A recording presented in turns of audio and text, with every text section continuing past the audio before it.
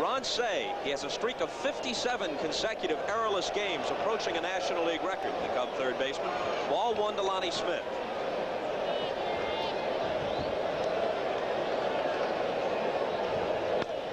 Fouled off 1-1. Although Smith's batting average is down, one saving grace is that his walks are up. He's drawn 37 walks this year, giving him an on-base percentage of .376, which is pretty good. Whitey Herzog was saying the irony of it all is to show you how goofed up we are. We're leading the National League in walks. Squib down to Durham. He'll take it himself for the first out. Cardinals basically have been pretty much of a free-swinging ball club. They hit and run a lot. They start base runners. They hit to all fields off you. They're not usually the kind of team that walks a lot. You wonder if they're become a little passive and not aggressive as a team with the bats in their hands.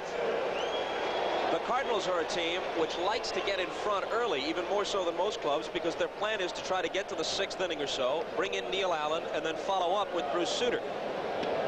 But the Cardinals, who have had trouble scoring runs generally, have been especially ineffective early. They haven't scored a first-inning run since May 30th. They've gone 19 straight games without a first-inning run. Tap foul.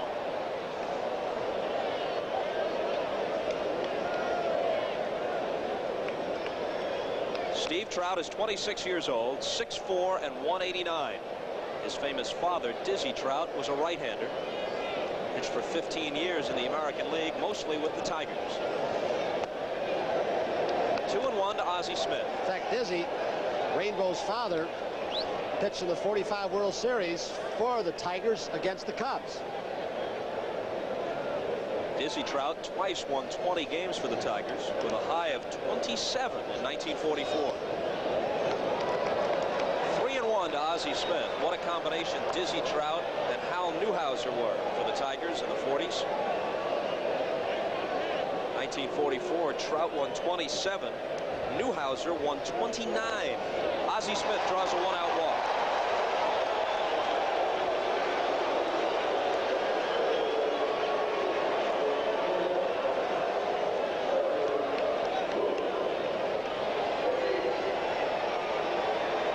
Nick Leyva is the first base coach, down there with Ozzie Smith.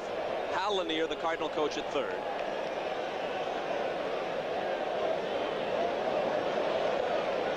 Willie McGee, 256 overall. Go to first and Ozzie back easily. Willie is not as good a hitter right-handed as left-handed. Has a tendency to chase breaking balls outside the strike zone when batting right-handed. And he's at just 196 from the right side this year. He went into one of those stretches, Bob, where they stopped throwing him strikes. They know that he swings at anything.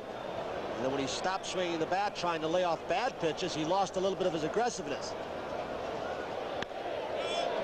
Fouled off 0-1. It's interesting, Bob. Yesterday before the ball game, we sat with the redhead, Red Shaney. He's been around the Cardinals for a lot of years. He was saying you will see more balls by our hitters, Cardinals, right-handed fouled off to the right side, left-handers fouled off to the left side. He said we just seem to be swinging late on all fastballs. Although the Cardinals' record this year is better against left-handed pitchers decision-wise than rights, left-handers do give them trouble. We cut their running game down a little bit. We turn the switch hitters around to the right side.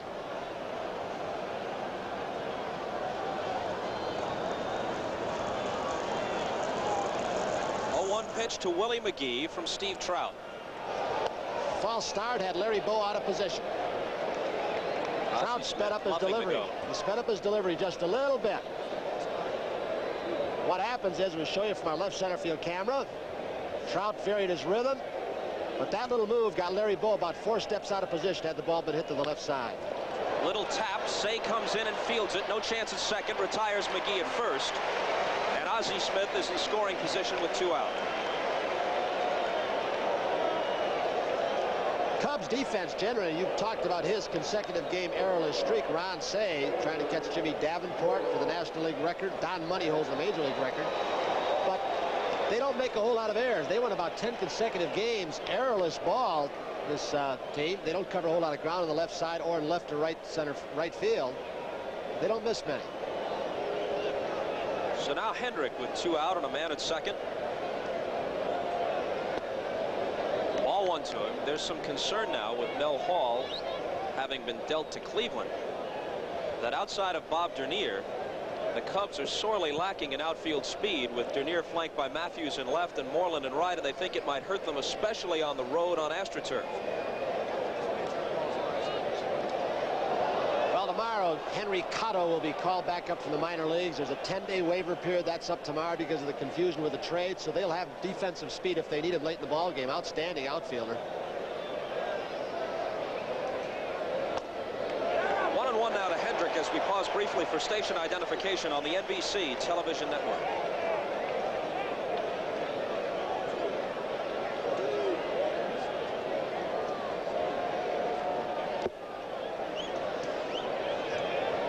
This ball is lined, and it is through there for a base hit. The Cardinals may have a first-inning run. Here comes Ozzie.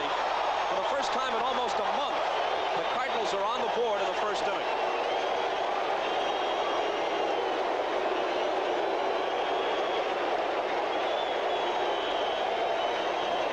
Well, this is the man they count on so for RBI production. A good low ball hitter. You can see the ball down at the knees with that straight up stance. Hendricks like to extend those arms.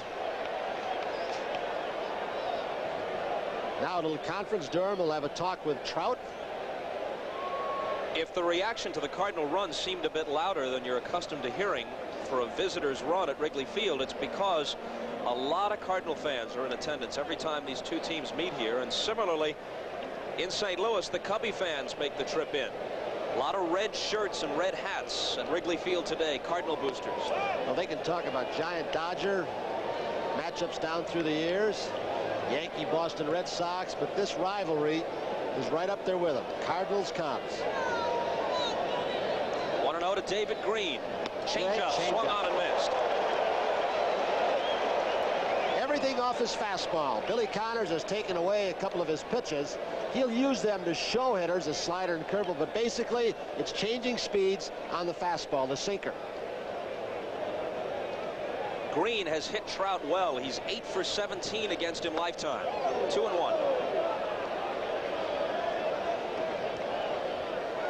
I'll tell you, Steve Trout doesn't miss a whole lot. With the help of Charlie Fox, an executive here in Super Scout, he's been into Zen Buddhism. He's been into the martial arts. Today he had a session with hypnotist Harvey Meisel out of St. Paul. He's covering all the ground, isn't he? Next thing you know, it'll be hot tubs and quiche.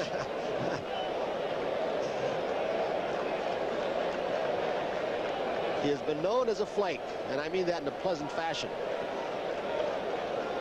He's too fighting. Whitey Herzog, who just a couple of years ago won a World's Championship with basically the same ball club. Different pitching staff. It's been changed a little bit. With LaPointe, of course, sore shoulder, Stupor suffering. And the big changes at the corners of the infield. Oberkfell gone and Keith Hernandez gone. Payoff pitch with the runner going, and Green is a strikeout victim. Cardinals touched Trout for a run in the top of the first on the RBI single by Hendrick. Lead it 1-0 with the Cubs coming up at Wrigley. Jackie Stewart, consultant to Ford Motor Company. I think the Ford Tempo looks perfectly at home in Europe. In the European tradition, it's compact outside, yet comfortable inside, as my family would agree. Its lines reflect advanced aerodynamics, its handling, its tight and controlled. Tempo reflects Ford's worldwide design expertise. Have you driven the best-built American cars? Have you driven a Ford lately? I tell you, playing polo is a lot tougher than it looks. Sure is. And even though the horses do the running, you still can work up a thirst. So after a chukker or two, we equestrians drink light beer from Miller. Yeah, light tastes great, and it's got a third less calories than a regular beer. And it's less filling. And that's important, because tomorrow we're going to try our hand at water polo. Yeah, I sure hope those horses can swim. Me too. Light beer from Miller. Everything you always wanted in a beer. And less. Ralph Citarella, who made a few relief appearances this past September for the Cardinals and actually pitched pretty well on that occasion, makes his first major league start against this lineup. Bob Dernier hitting .313, 26 stolen bases. He's developed into one of the game's best leadoff men. He'll start it for the Cubs, followed by Ryne Sandberg. What a 1-2 punch.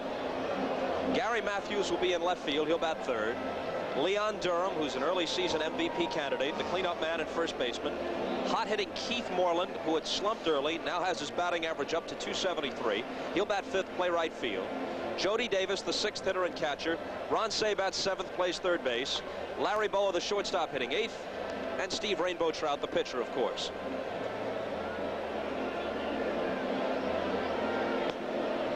Cinderella, his first major league start, will have this defense behind him, an awful lot of speed. Lonnie Smith in left, Willie McGee with a gold glove in center field, George Hendrick right field, Art Howard third, the Wizard of Oz, Ozzie Smith at shortstop, Tommy Herr recovering from knee surgery 3 times. He's had that done. His range has been cut just a little bit, or more his quickness, but he's still an outstanding second baseman. David Green at first base, Darrell Porter the catcher.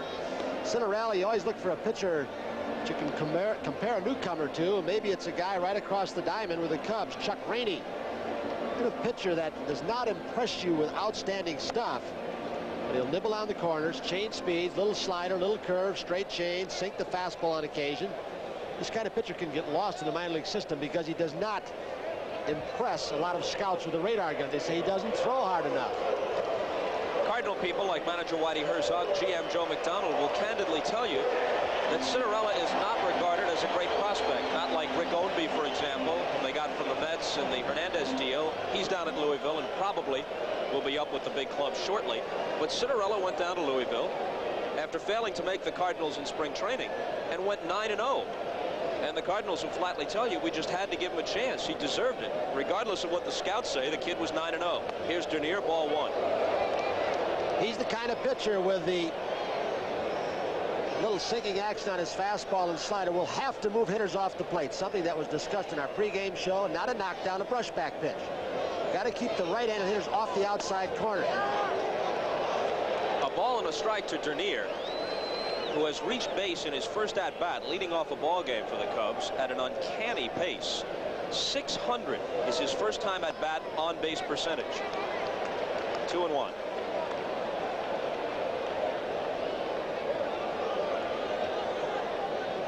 Dernier off a new pitcher, taking a few pitches, one he's never seen before, taking a look to see what his fastball does, trying to get a little scouting report that he can pass along back to the players on the bench when his at-bat's done.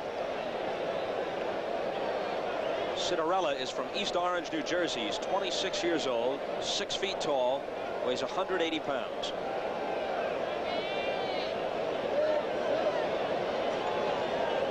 Two pitch to Dernier. Line drive, and he's on base again to start the game. Lonnie Smith fields it. Big turn by Dernier, and he settles for a single. I'll tell you, one of the fine advanced scouts in baseball from the Dodgers, Eddie Libertard, talking last night after the ball game about Dernier and Sandberg, the best 1-2 combination he feels in baseball. You sure got to think of Wiggins and Gwynn over with the Padres. What about Whitaker and Trammell in Detroit? Yeah, that's not bad either, is it? They'd give you an argument, but Dernier and Sandberg rank right up there. They compare Dernier's running speed out of the batter's box with Juan Samuel, a fine-looking young second baseman for the Phillies. I think Samuel's got him by a little bit. Dernier doing a little groundskeeping down at first base with some soft dirt after a rain yesterday.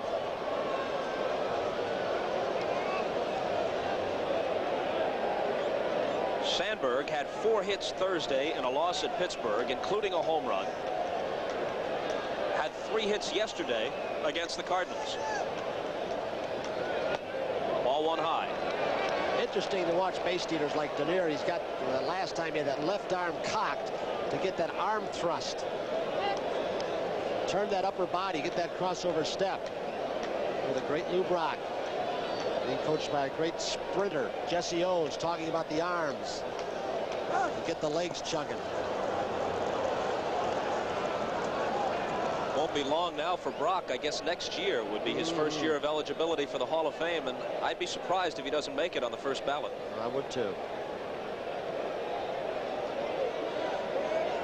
Sandberg, who can take the ball the opposite way, hit the gap, has learned to look for pitches in situations. This is one of them. 1-0 where he'll drive the ball more.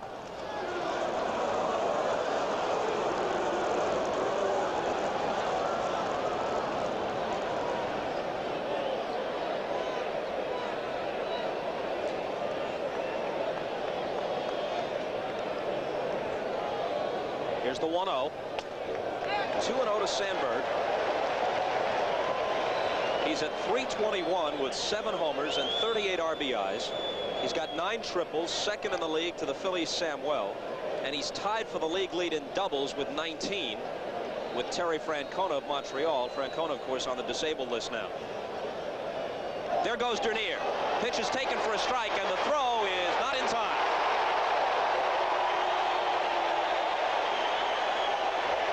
Darrell Porter did all he could. He caught the ball with 2 hands, got rid of the ball in a hurry, made the perfect throw, but Dernier stole it off Cinderella. Hurd covering the bag. Here it is from left center field. Heading straight for the bag. Some coaches have taught for years that you look over your shoulder and pick up the ball in case it's hit. That theory has become passé. You lose a step or half a stride, you're thrown out if you break your stride when you look over your shoulder. Now Cinderella is behind Sandberg 3-1. With the guy hitting as well as Sandberg has been, and ahead on the count 3-1, do you want to take a shot at right field still? He's got it. At least this strike ahead. Take a chance for a base hit. If not, he still advances the runner. It's just good team baseball. He'll do it, or he'll try to do it. Breaking ball for a strike. 3-2. Those are the kinds of pitches a pitcher like Cinderella has to make. Get the breaking ball over when you're behind in the count as a pitcher. The old Johnny Sain theory. If you can throw a breaking pitch over when you're behind 2-1, 3-1, 2-0, you can win in the big leagues. Now the hitter doesn't know what to look for. And the payoff. Line drive, base hit. Dernier rounds third. Zimmer says, come on home. Here's Lonnie Smith's throw, and he slides in safely. Sandberg takes second.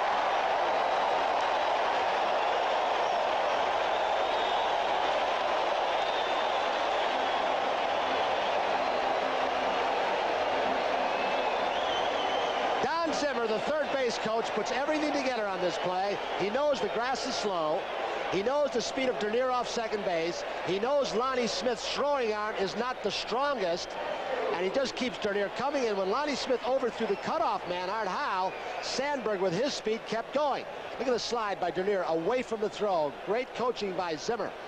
Great base running by Dernier and Sandberg. The added team speed this Cubs team has.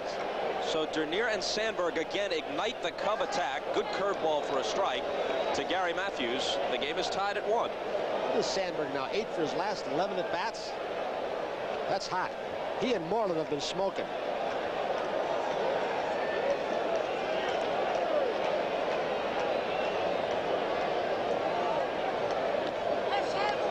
In the dirt, 1-1. Durham is on deck. Sandberg, you're looking at a second baseman. There's Durham, who's on a pace, and without the DH, you got the pitcher hitting in the 9 spot. He's on an 80 RBI pace for the number 2 hitter. When Yount had that great year, the year they played the Cardinals in the series, remember, he had a 9th place hitter who had a good year. I think Gantner hit almost 300 that year. 2 balls and a strike to Matthews. The whole lineup philosophy is different in the American League, where in effect you have 2 leadoff men. The 9th man sometimes used as a leadoff man, as the White Sox do with Julio Cruz, the Brewers did with Gantner, and often your number 2 man is an RBI man. But in the National League, to have that high RBI total is an even more impressive feat. Here it is on 2-1. Moves him away, and it's 3-1. Cinderella just overthrowing a breaking ball.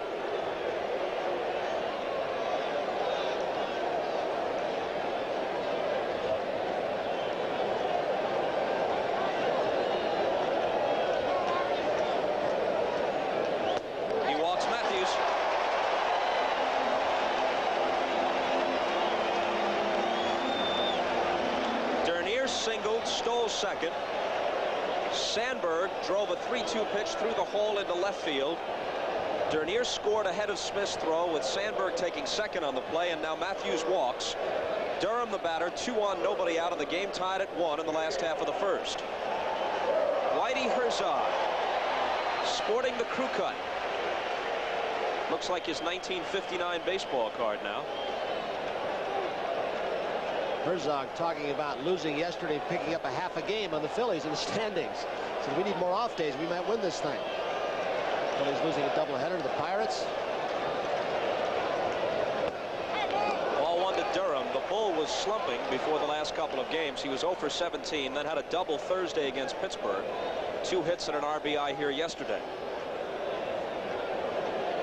This lineup is RBI deep. You go all the way down to Say in the number 7 spot.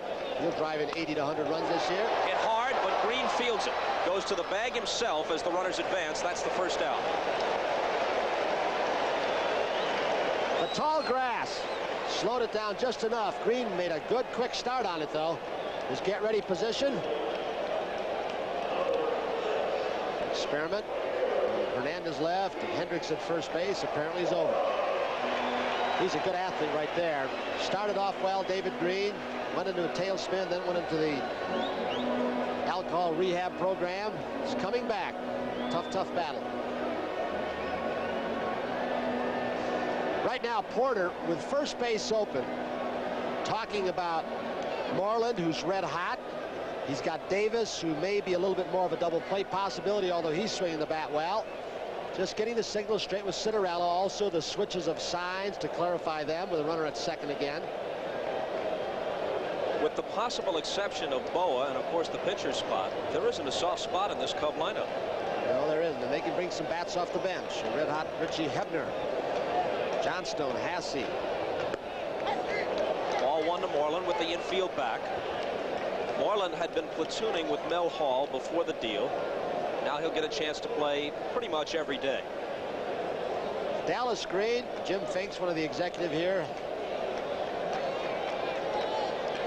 making some important trades. Controversial one recently with Cleveland. They've strengthened this ball club in every area. Bullpen, starting pitching. They get Sanderson and Ruthven back. They could cause a lot more trouble. He gets the curve over. It's 1-1. Well, both Ruthven and Sanderson have been throwing before games, and they're optimistic about an early return. Sanderson with back problems. Ruthven had some surgery for a blockage in his right shoulder.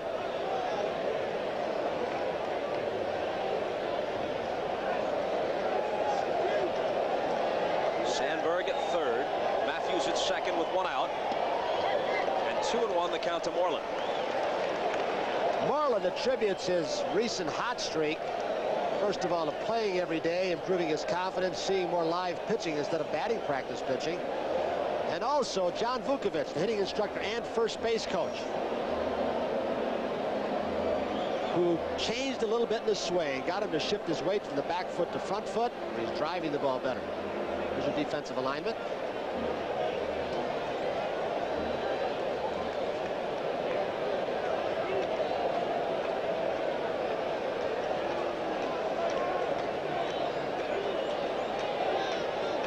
And the 2-1 pitch.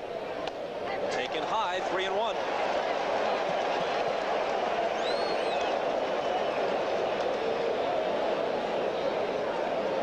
Well, you know Citarella's heart has to be pounding a little bit. First big league start.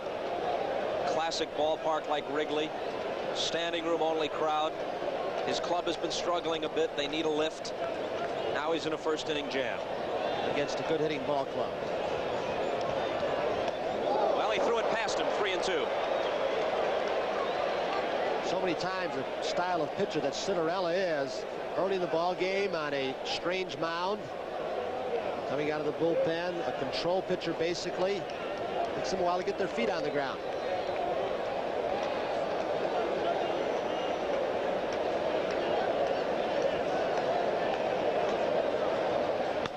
Two pitches popped up into shallow left field. Ozzie Smith back, Lonnie Smith in. Sandberg did not tag at third, and Lonnie will run it back in after the catch. Usually a tricky wind here in Wrigley Field. Sunfield right now. Left field, it'll move over as the game progresses. Late in the ball game, will be showing in the right fielder's eyes. We're sitting on the roofs across the street. Is that Waveland out there? Waveland Avenue, left field. And they're a little more alert when Jody Davis comes to the plate. They chant his name out there on Waveland Avenue. He's provided as many souvenirs for them over the last couple of years as anybody. He's hit a huge percentage of his homers at Wrigley Field.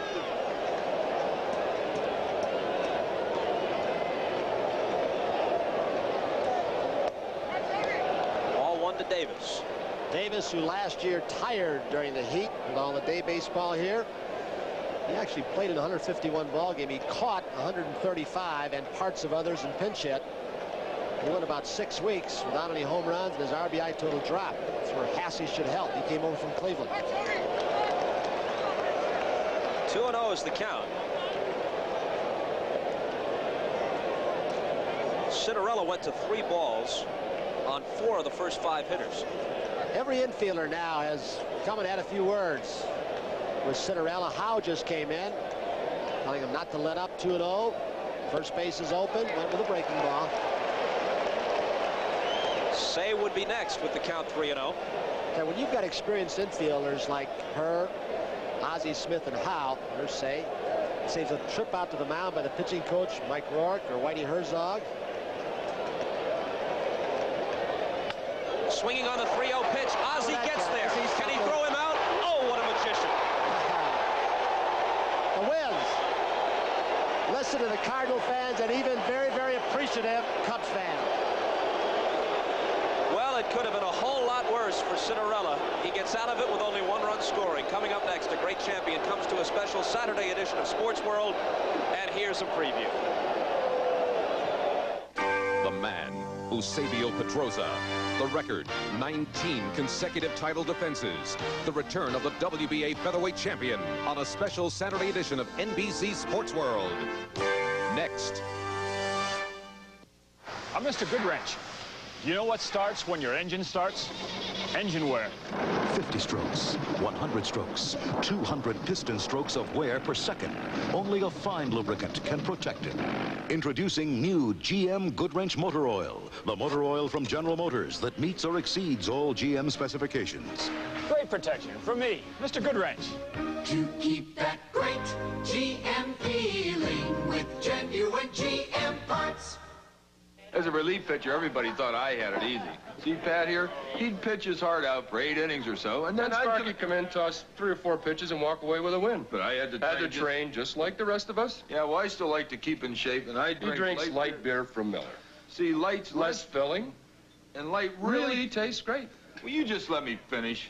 Why? You never let me finish. Light beer from Miller. Everything you always wanted in a beer, and less. Let me finish that for you, Sparky. There. That was the hot spot where the fire started. The Felixes lost their whole house, but now they're getting it all back again. From the shake shingles, to the oak cabinets, to the wallpaper in the baby's bedroom. State Farm will pay to replace it all because the Felixes bought State Farm guaranteed replacement cost coverage. So everything's going to be the way it was. And like a good neighbor, even if it costs more than anyone thought it would. State Farm is there. Well, with runners out second and third, it looked like when this ball left Jody Davis' bat, it was going to be a 3-1 ball game with the Cubs ahead. Until the wizard, Ozzie Smith, with a little help from the tall grass, with that quick start, acrobatic agility, he just robs a base hit and 2 RBIs from Davis. Marvelous, marvelous player, isn't he? I'll tell you, a great shortstop, which he is, some say the best of all time defensively, has got to want the ball in all situations, and he does. He never backs off, whether it's the 9th inning or the 1st inning. Tommy Hurst starts it for the Cardinals in the 2nd against Trout and takes a strike. It was interesting, Bob, for those who saw the '82 World Series, Cardinals against the Brewers, how deeply Smith played against the Brewer ballpark on the artificial surface. You could see on the dirt with the high grass, he was playing almost halfway even for a slow runner like Davis. Cut down the angle off the bat. There were fewer steps. Right through the wickets. And a leadoff single for Tommy Hurst. You've been watching cricket lately? Well, you take a look at this replay if we have it. It splits the legs of Rainbow Trout for a leadoff single. Good follow-through position, the glove in a good spot. But some people feel, in fact, Bruce Sutter before the game was talking about why he thinks the ball over the last few years is livelier. Not because home runs are going farther, he said, because more pitchers are getting hit. More good infielders are getting eaten up by ground balls that they used to catch. And pitchers can't react to baseballs hit back at them like that. The veteran Art Howe now, as Hurst chased back. A balk. A balk. Joe Webb. West down at first base calls a balk on Trout. Wonder if it was because of the step. It may have been. Trout wants to know what. He is saying, I believe, that your right foot went beyond the pitcher's rubber. Once your lead foot for left-hander goes beyond to the outfield side of the pitcher's rubber, you've got to go home. You cannot go to first. And now Harvey is out explaining it to him. Watch the right foot. If that right foot went to the outfield side of the rubber, because the step was not too deceptive. He did not go too much toward home plate. It must have been the foot. The outfield side of the rubber. So a runner gets advanced to second on the ball.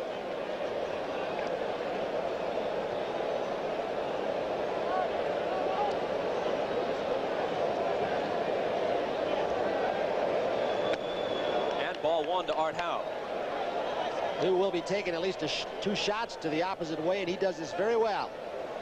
A good role player, Art Howe. Play first base, pinch hitter for you. Play third base as he is today.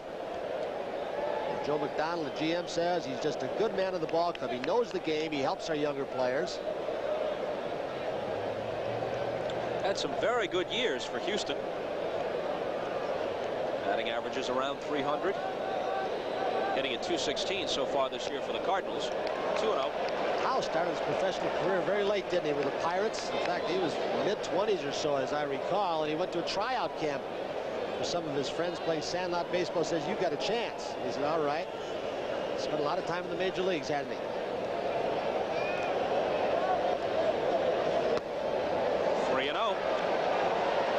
Darrell Porter is the on-deck hitter.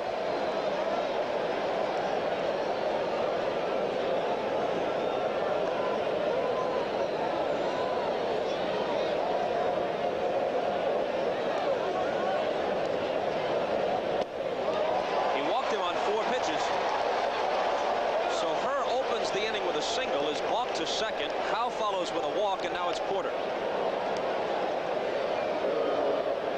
Ruben Amaro, and it's now Billy Connors will make a trip out. That's where Billy Connors wants Trout to miss. When he misses out of the strike zone, he wants him to miss low.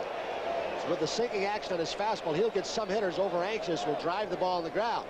If he starts missing up toward the belt, he's in bad trouble. Billy Connors has had to be a psychologist with his pitching staff. Remember the Mets at one time. Confidant of Nolan Ryan, Tom Seaver. He studies this game, has done an outstanding job with his staff.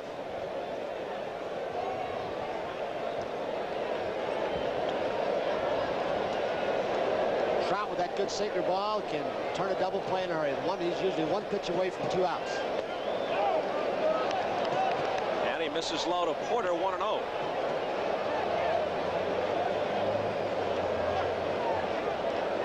Porter has been one of the more consistent hitters on this Cardinal ball club. He's hit the ball hard. Doesn't reflect his 260-some average. Tries to go the opposite way down the left field line and out of play. The book on Porter is pretty much that he's a dead pull hitter, but remember the ball he hit in Game 2 of the World Series against the Brewers? Corner. Off Don Sutton, as I recall. It really turned the series around because the Brewers were on the verge of blowing the Cardinals out. They'd won the first game 10-0 or 10-2, something like that, and were leading in the second game before Porter came through with that hit. Get down towards second base, and slowly they'll have to settle for the play at first as the runners move up. So already a couple of times in this ball game we've seen the Cardinals team speed. Her leading that one. Howe with a good jump off first base, keep out of double play situations. Howe had to make a big decision right there. He could have waited and gotten in a rundown, but he decided to outrun Sandberg in the ball. Cut in front of him where he couldn't tag him. So that did not allow Sandberg to get the lead runner at second.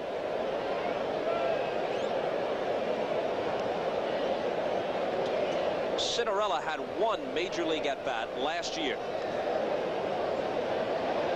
This is his first in 84 as he taps it foul.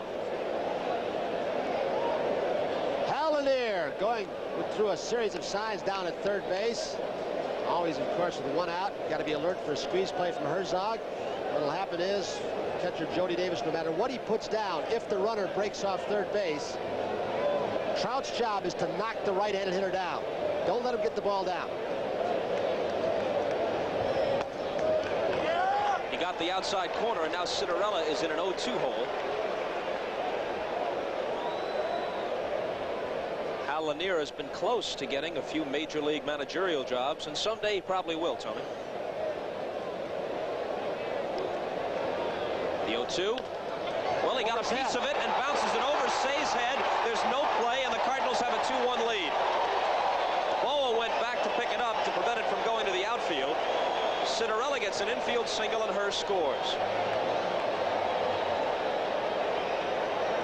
Trout did just what he wanted to do, keep the sinker ball down, but instead of getting it caught in the high grass, he bounces it on the hard dirt surface and was saved with 2 strikes, thinking, hey, what if they still decide to have a safety squeeze, cut down his range a little bit. He couldn't get back, but Boa did save a run. Kept Howe at second base. Cinderella has to feel pretty good about things. He was really on the ropes just a few moments ago. Here's Lonnie Smith, who fouls it off. Ozzie Smith bailed him out with a spectacular defensive play. Now he's able to help himself with a chop base hit. He was staring at a 3-1 deficit a few minutes ago, at least, and maybe more. Now he's ahead 2-1. And that gets by Say. Howe is around third. Lanier waves him home, and it's 3-1 St. Louis.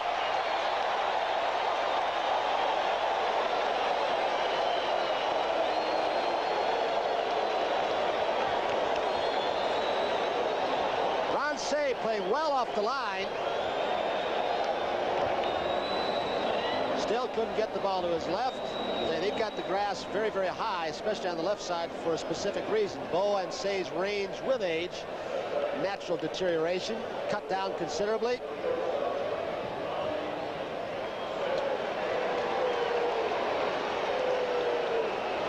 So now Cinderella is at second, Lonnie Smith at first.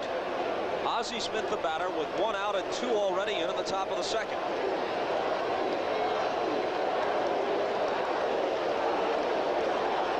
Cardinals not usually a team that scores run in bunches. They don't have the home run power of the Cubs.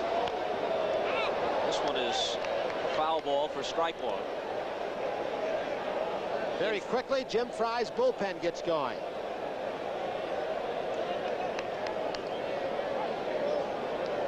In fact, the Cardinals have scored 2 runs or less in 31 out of 70 games this year.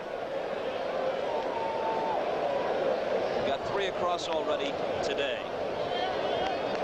1-1 to Ozzie. Rich Sporty begins to throw for Jim Fry.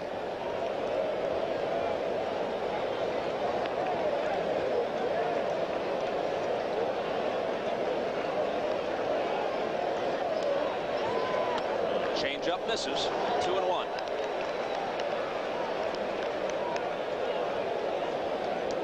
We'll have to see with Cinderella, but this is the kind of thing that can give a guy a lift.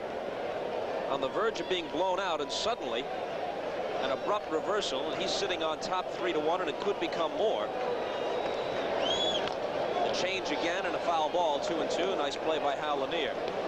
Trout missed the start. That injury to the finger, did it swinging the bat, jammed it, got some numbness in his finger for about a half a dozen days. I don't know if it'll affect his sinker ball or not.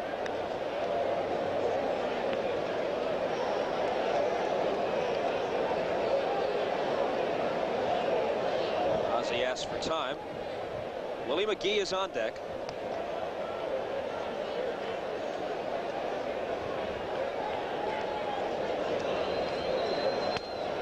Jammed him. Look at another foul ball. Look at another bat, Ozzie. You're all the way up here. Look at that waist. He must have about a 27-inch waist. Let's see, did you see his first game of the year this year? Did he go out and do his traditional flip before the first game, and before that 7th game of the World Series when he did his back flip, double black flip, right behind the pitcher's mound before Game 7 of the World Series started against Milwaukee? He must have been some kind of tumbler when he grew up and went through high school. I've never seen anybody who can bounce up after the diving play and release a throw more quickly than Smith. The man is the greatest defensive showman since Willie Mays. And a shortstop, you get a lot more chances than a center fielder. 2-2 pitch with 2 on and 1 out. This is inside, and the count is full.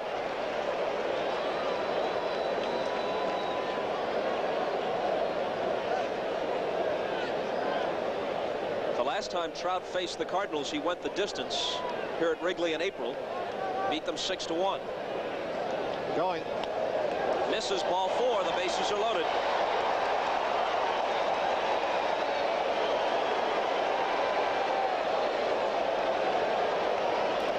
Cinderella is at third.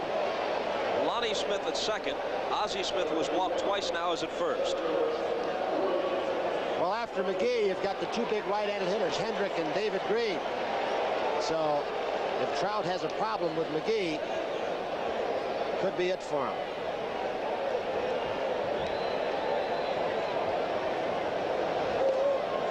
Ball 1 to Willie McGee.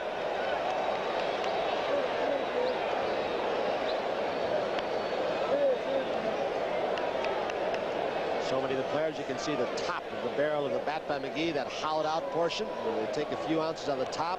Hitters feel their bat has more balance. Get more weight in the hitting area. Oh, this could be in there down the right field line. Moreland won't get there, and it'll clear the bases. Cinderella scores. Lonnie Smith right behind him. Ozzie coming in. Willie McGee will be in with a triple, and it's 6-1 St. Louis.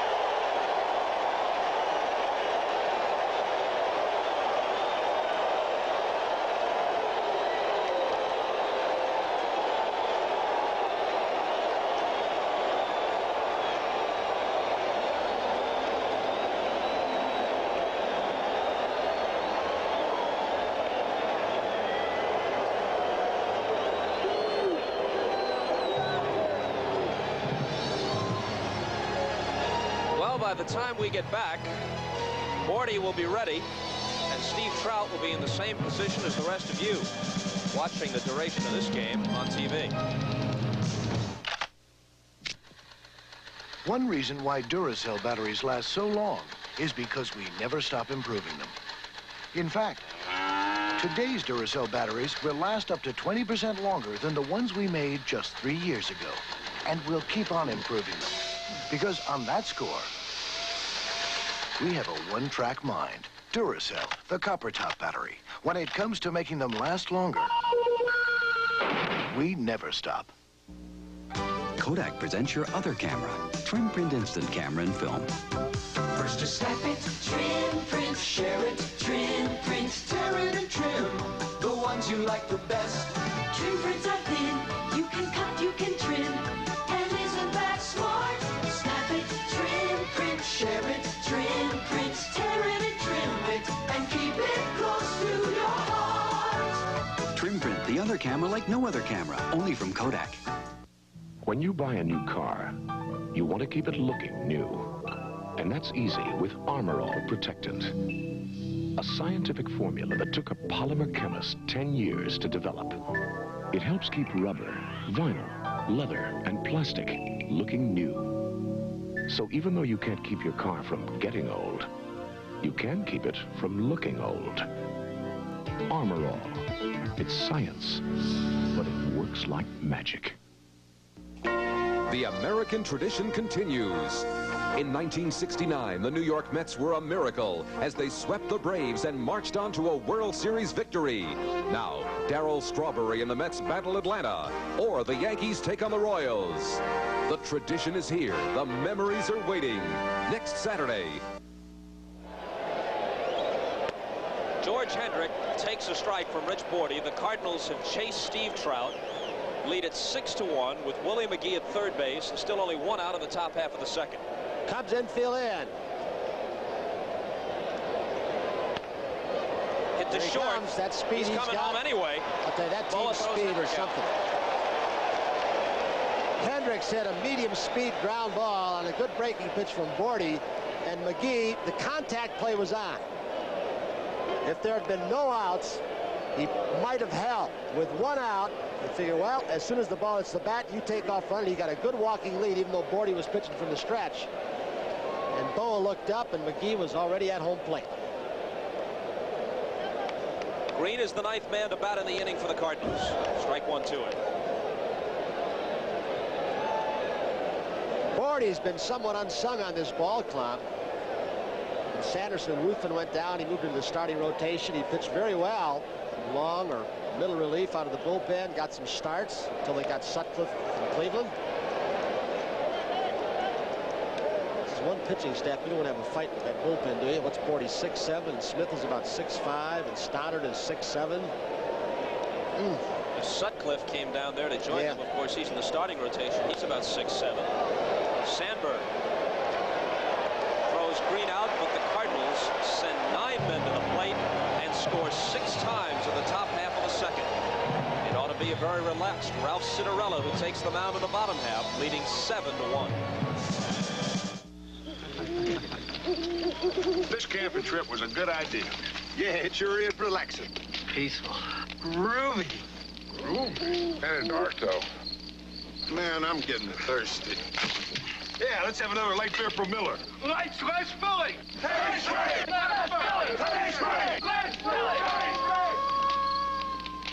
What was that? The creature. What creature?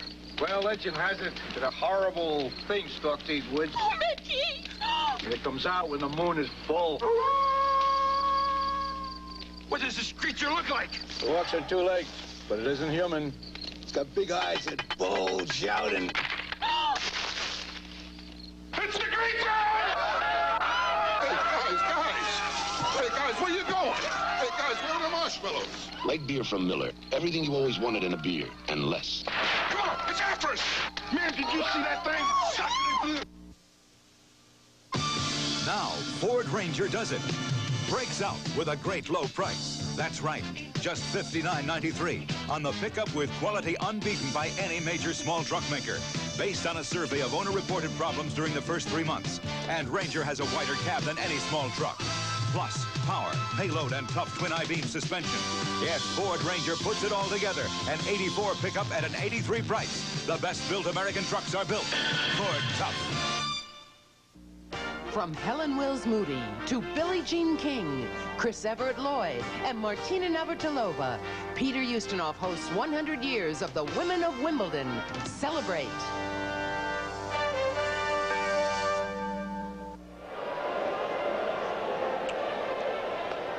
Well, at this point, it's the Cardinal fans among the sellout crowd at Wrigley Field who are doing the laughing. How some of them wish that the real Keith Hernandez was still wearing that number 37. One of the most controversial deals ever made in that city, wasn't it? Some said that when Hernandez left, cut down George Hendricks' RBI production. Hernandez hitting in front of him with a high on-base percentage. I know one thing, you'll never replace a glove like that at first base. He's as good as you'll ever see. And he's really done a job for the Mets. Had 4 hits for them the other day as they beat the Phillies 10-7. Made a couple of sparkling defensive plays. Now it's the Cubs who have to try and climb out of a hole, but they have plenty of time to do it. We're only in the last half of the second. 7-1 St. Louis. Say, Boa, and the pitcher spot. And strike 1 to Say. Well, Herzog would like to get at least 5 out of Citarella, because once he goes to his bullpen, this ball club's tough to overcome. The bullpen's been outstanding for Herzog. The greatest finisher this game's ever seen in Bruce Sutter. 2 quick strikes. Got Neil Allen who can set it up for him. I'll tell you, the Cardinals going into the 7th inning in games they've been ahead, I think they've only lost 1 game all year. Doug Harvey doesn't like this, and Say gets out of the batter's box, and they're on him from the dugout. Harvey answering the Cubs dugout back. Jim Fry all over him. Harvey is about as authoritarian a figure as you'll find among Major League umpires. He won't take too much nonsense. He rarely raises his voice, but he makes his point.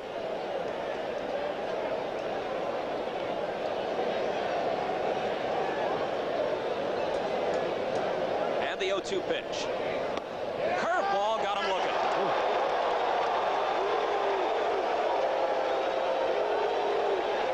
Ron Say does something umpires don't like. He just lets his bat lie right in the batter's box. Watch Citarella paint the outside corner. Outstanding pitching job on Say. He was in with a pitch with a fastball, and he was right back out there on the black. Doug Harvey was involved in an interesting call earlier this year. 9th inning, Lee Mazzilli tags up for the Pirates. Tries to score from third on a sacrifice fly with what would have been the winning run. Comes across. The Pirates are already celebrating. The Mets appeal at third, and Harvey says, yeah, you left too soon. Pirates lost the game in extra innings. Chance to see Larry Bowa with his new glasses on. He's had them about a half a dozen games. He found that his vision in catching balls, he was reaching for balls and they weren't there defensively. He wasn't seeing the ball. And today with the bright sun, he's wearing a different kind of glasses that adjust according to the light situation with this bright sun. This crew also is involved in another decision. Wasn't it Joe West, the first base umpire, who kicked out the camera crew or something in Shea Stadium? Said or somebody who showed a replay on the board that was somewhat controversial, which is taboo. 3-1 now to Boa. Joe West. He's done about everything. He's caught a robber, purse snatcher. Was it last year? Chased him down, held him for the police. Lifts it into short center field on the 3-1 pitch, and Willie McGee is there. 2 gone. Well, you're seeing 2 center fielders today who can cover a lot of ground in a hurry, and Bernier and McGee. Ooh. This telecast is presented by authority of Major League Baseball and may not be reproduced or retransmitted in any form without the express written consent of Major League Baseball. Some people feel this center field is easy to play because it's shallow in the power alleys. I think it makes it tougher. You know, you'd make a long run and you can run into those concrete walls and into those vines. Bordy bats for himself with 2 out and nobody on. Ball 1 to him.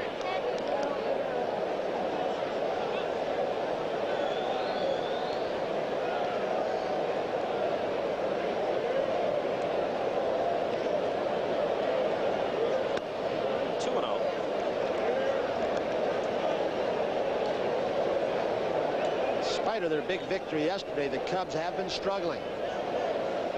Some people in this city have been disappointed so often and talked about a June swoon. In this Eastern Division, the way Dallas Green's improved this ball club, they've got an outstanding chance to be in this thing in September.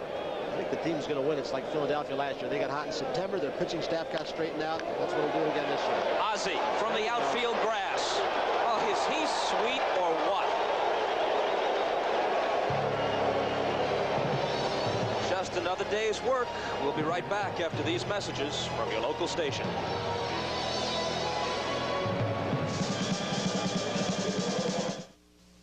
Tonight, James Coco will do anything to please his family.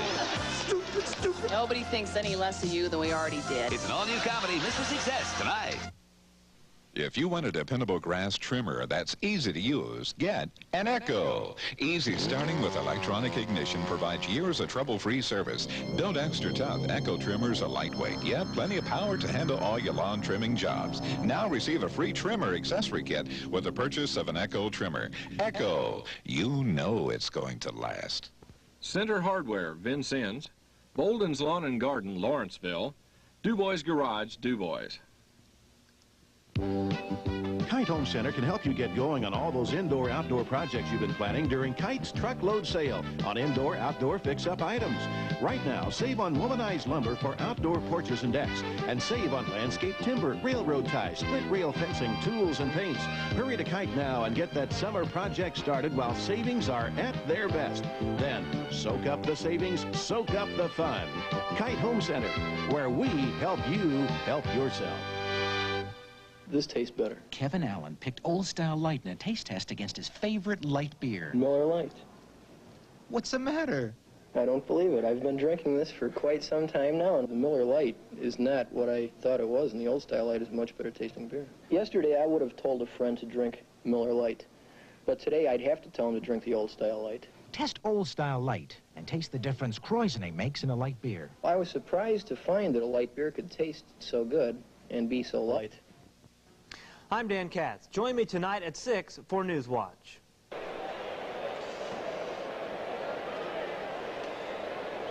Those flags, of course, beneath Old Glory, are aligned according to the standings in the National League. On the left, the National League East. On the right, the West. Padres are atop the flag on the right. The Mets in first place in the East, with the Phillies a game back. The Cubs trailing by a game and a half. In the West, San Diego's lead is 1.5 over Atlanta, 4.5 over the Dodgers. A favorable pitcher's win. Keeps some balls in his ballpark. Now blowing almost dead in from center field off Lake Michigan. A ball and a strike to Tommy Herr, leading off the third. He was the guy who started the 6-run second with a single to center.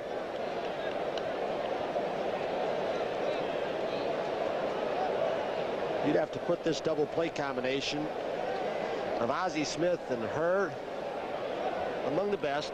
Whitaker and Trammell, of course. I'll tell you, he's played great ball up in Toronto. Damaso Garcia and Alfredo Griffin. And yet they still have to say to themselves, what do we do with Tony Fernandez, the kid they've had on the farm at Syracuse? And he's ripe. He's ready to play in the big leagues. Well, Bobby Cox has been working him in, playing him a game here and a game there, trying to rest Griffin, or when a little injury crops up. Little pop-up. Boa chasing after it. It's trouble if it's fair, and it's foul.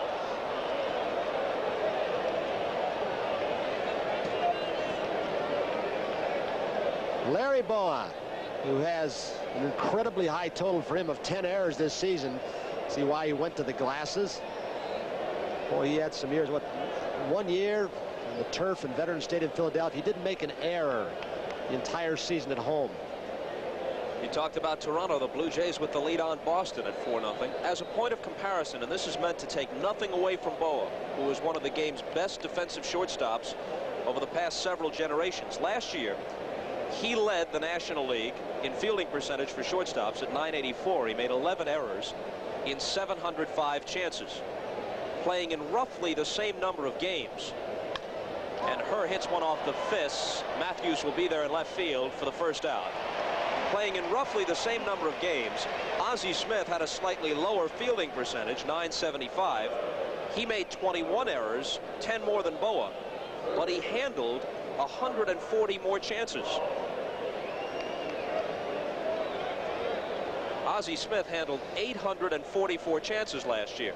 So there is none more sure-handed than Boa, but nobody has the range of Ozzie Smith and makes as many plays. I don't think Larry, even in his prime, nor any other shortstop that I've seen in a long, long time, maybe back to Apparition in his prime, have had the range of an Ozzie Smith. That kind of quickness. That first step of Ozzie Smith, he is at full speed. He's become a much better offensive player than they ever felt. And Whitey Herzog had the bets with him to keep his strikeouts down, to keep him popping the ball up. It helped him. He's driving the ball to that turf. 1-1 now to Art Howe. I still like Mark Belanger. Not better than Ozzie Smith, but as well as over a 12-year period or whatever Mark played. Played on dirt and grass most of his career and didn't make too many errors.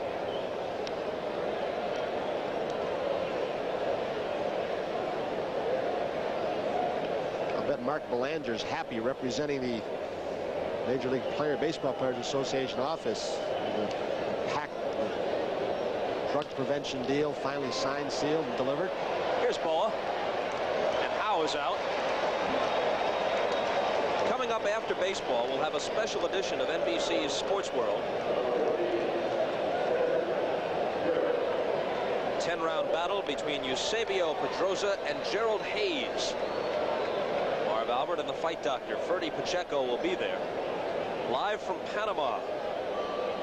They had some troubles with the site of that bout. They're going to switch it to Las Vegas. Now they're back in Panama. Pedroza against Hayes after the baseball action today on NBC. Strike one to Porter as Bordy took something off. Bordy will sink the fastball. He'll throw the slider. So while he go that four-seam fastball and try and run it in on the fists. Porter has done some adjusting in his batting stance, hasn't he, Bob? I think way back, well, until a couple of years ago, he was more up on the plate. Had the stance slightly open. He's closed it a little. Moved off the plate, and I would think that he would probably take some pitches up the middle a little bit more than he did in the past. There's the change. The outfield bunches him toward the middle. Matthews gives him all of the line in left. Moreland gives him most of it in right. And they pinch in towards center field. So they play him straight away the outfield, or just about, and play him slightly to pull the infield. And he draws a 2-out walk.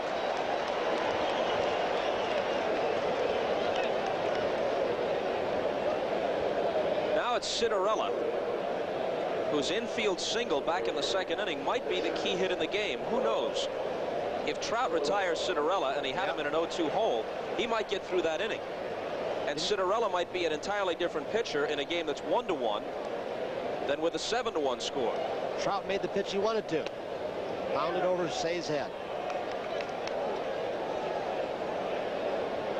So you say to yourself, if this score holds up, well, Cinderella had a good day and Trout really didn't have it. But sometimes it's just these little things. You change one or two of them, and the entire direction the game takes is altered. Quickly 0-2. Durham down at first base. The catcher on base and the pitcher up hitting, playing behind the runner. Leon Durham back at home in his normal position, first base. He's not a bad first baseman either. No, he isn't. He's really scooped a lot of balls out, and he is aggressive. He goes after balls. Doesn't just hug the line like so many first basemen who have the bad reputations.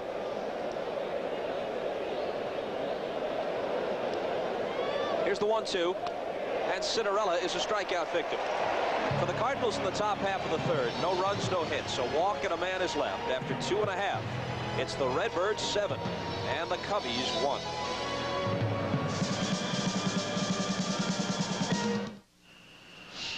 Don't talk to me about high tech. You fellas know I'm used to some pretty sophisticated filter systems. Test pilot Chuck Yeager for AC Delco. Now, I don't care what kind of car you drive. The filters you want to buy are AC filters. An AC oil filter can serve you up to 15,000 miles. An air filter, clean up to 30,000 miles. The choice is yours. But for my money, it's AC Delco, the smart parts. A day in the life of a Commodore 64.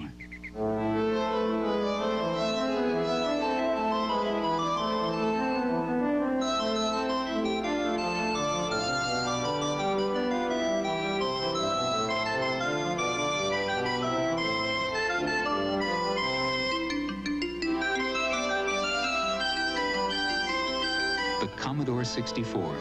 Once you get it, you'll wonder how you got along without it. Sure feels good taking it easy. Boy, what a day. I don't know what's tougher, roping steers or rationing them. It's times like now, God really appreciates his scold. Just a pinch gives you real tobacco pleasure without lighting up. And that wintergreen flavor, that's really top notch. This is a mighty fine way to unwind. Go smokeless with Skoal or Copenhagen. A pinch is all it takes. Bob Costas and Tony Kubek back at Wrigley Field in Chicago. In the other game NBC is televising today, Vince Scully and Joe Garagiola there. In Atlanta, through 4 innings, Fernando Valenzuela has struck out 9 Braves and has a perfect game going. How about Dwight Gooden yesterday, striking out 11 one more time? Eddie Liberatore, the Dodgers scout, saying it's the best first-year pitcher he has ever seen. That takes a lot of territory, doesn't it? I was surprised when he said it last night as we were visiting with him. I said, even better than Fernando? He said, yeah, he impresses me as a first-year pitcher even more than Fernando Valenzuela. And Liberatore is a Dodger scout, so if anything, he ought to be partial toward Fernando. That's what Cinderella has done so far. Very clever by the guys in the truck. Well, it might be a Cinderella story for Cinderella. A youngster who is not that highly regarded and no longer really is a youngster in baseball terms. 26 years old after toiling for a long time in the minors. Even a year that he had where he won 15 games in the minor leagues, his ERA was very high, almost 5. Never been much of a strikeout pitcher. Never really had a good low walk total. Top of the order, and Dernier takes a strike. It's a man who triggered the 1-run rally in the first for the Cubs. He singled, Sandberg singled.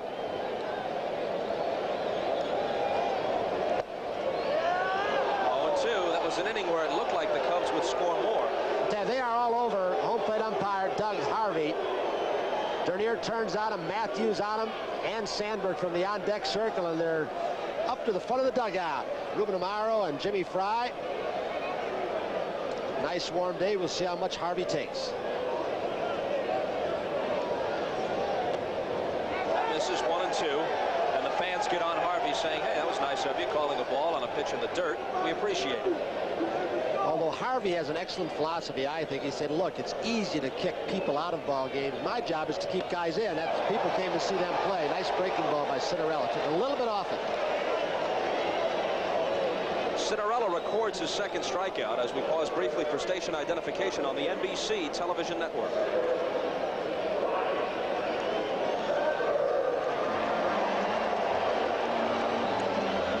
Started to say that back in the first inning, you mentioned that Dernier started a rally for the Cubs, which accounted for only 1 run as it turned out.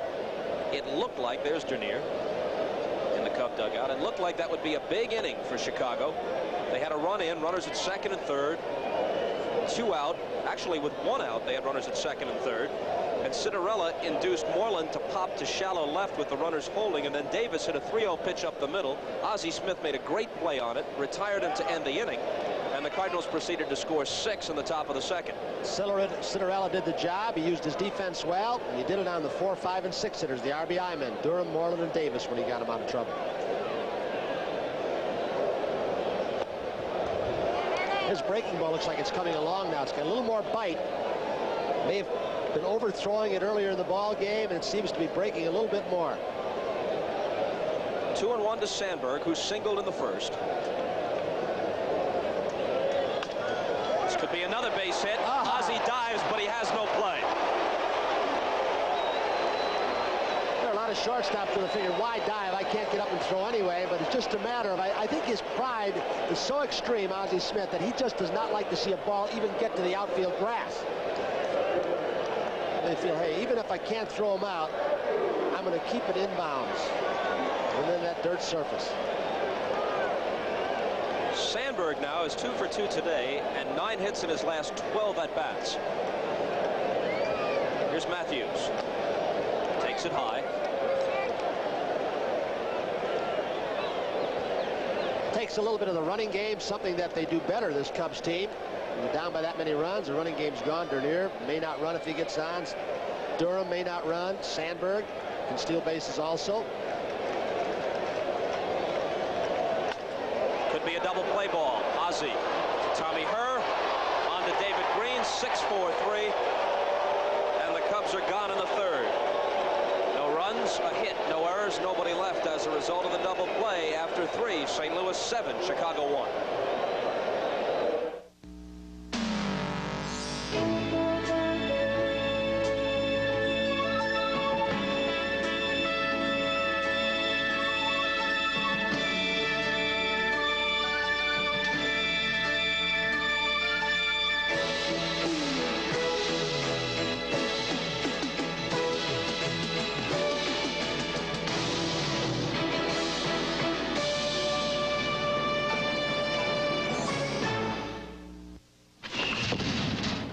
How can a guy 5'9" have an unfair advantage over these guys?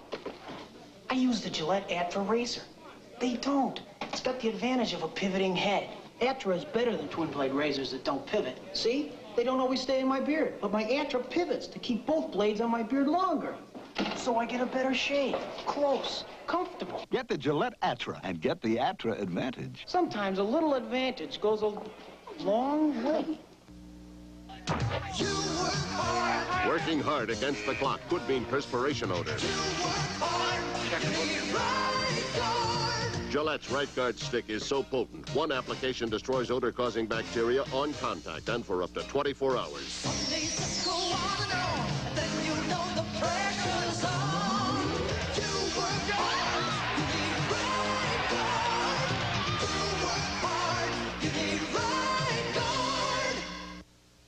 Sunday, it's a night in the slammer. Michael night, that is. Will Kit's attempt to get him out land them both on death row? They'd never take me alive. Sunday.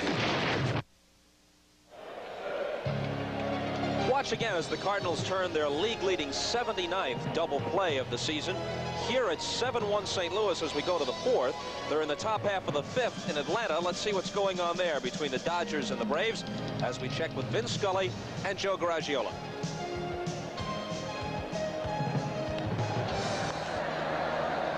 Fernando Valenzuela striking out the side in the 3rd inning has struck out 8 batters in 4 innings, retiring 12 in a row. The only people to hit the ball, Ramirez grounded a short, fly to right, and Perry grounded out. Everybody else has struck out. In the words of a veteran New York writer who once said, "I would love to write it. It was a dull game. Everybody struck out." It's anything but dull here. 2-0 Dodgers, and the Braves trying to get something going. Murph 0 for 1. Hitting .260. Fastball whacked into the left field corner, and it's off the top of the fence. Murphy on his way for 2. The throw to Sachs. He's in there.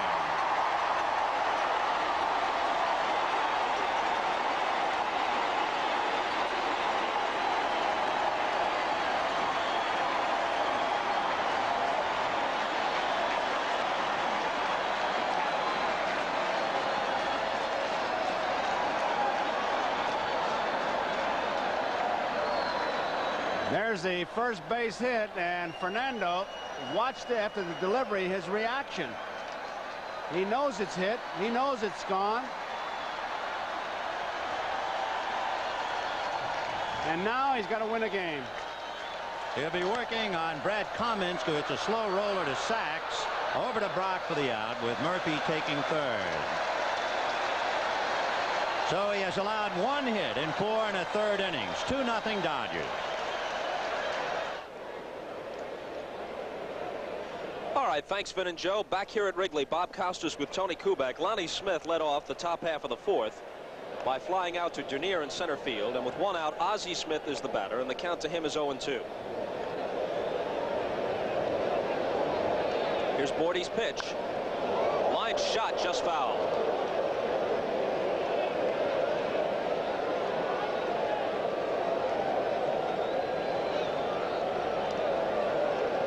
About Cinderella's hit in the 2nd. That walk given up to Ozzie Smith in the 2nd also kept the rally going, setting up that triple, 3 RBIs by Willie McGee. Smith has walked twice and scored both times. This one fouled right back toward us. And a near souvenir for statistician Steve Horn, who neglected to leave the play to others just to his left.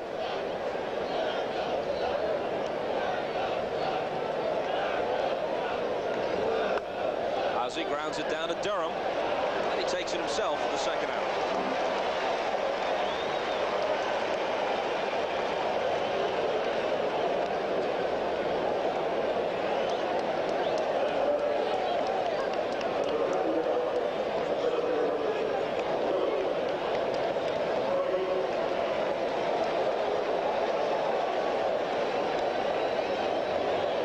Willie McGee now with 2 out and nobody aboard.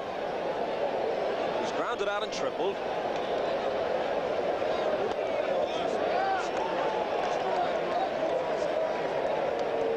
Of interest to Cardinal fans, Ken Obergfell just singled home Dale Murphy in the 5th inning in Atlanta for the Braves' first run off Fernando Valenzuela.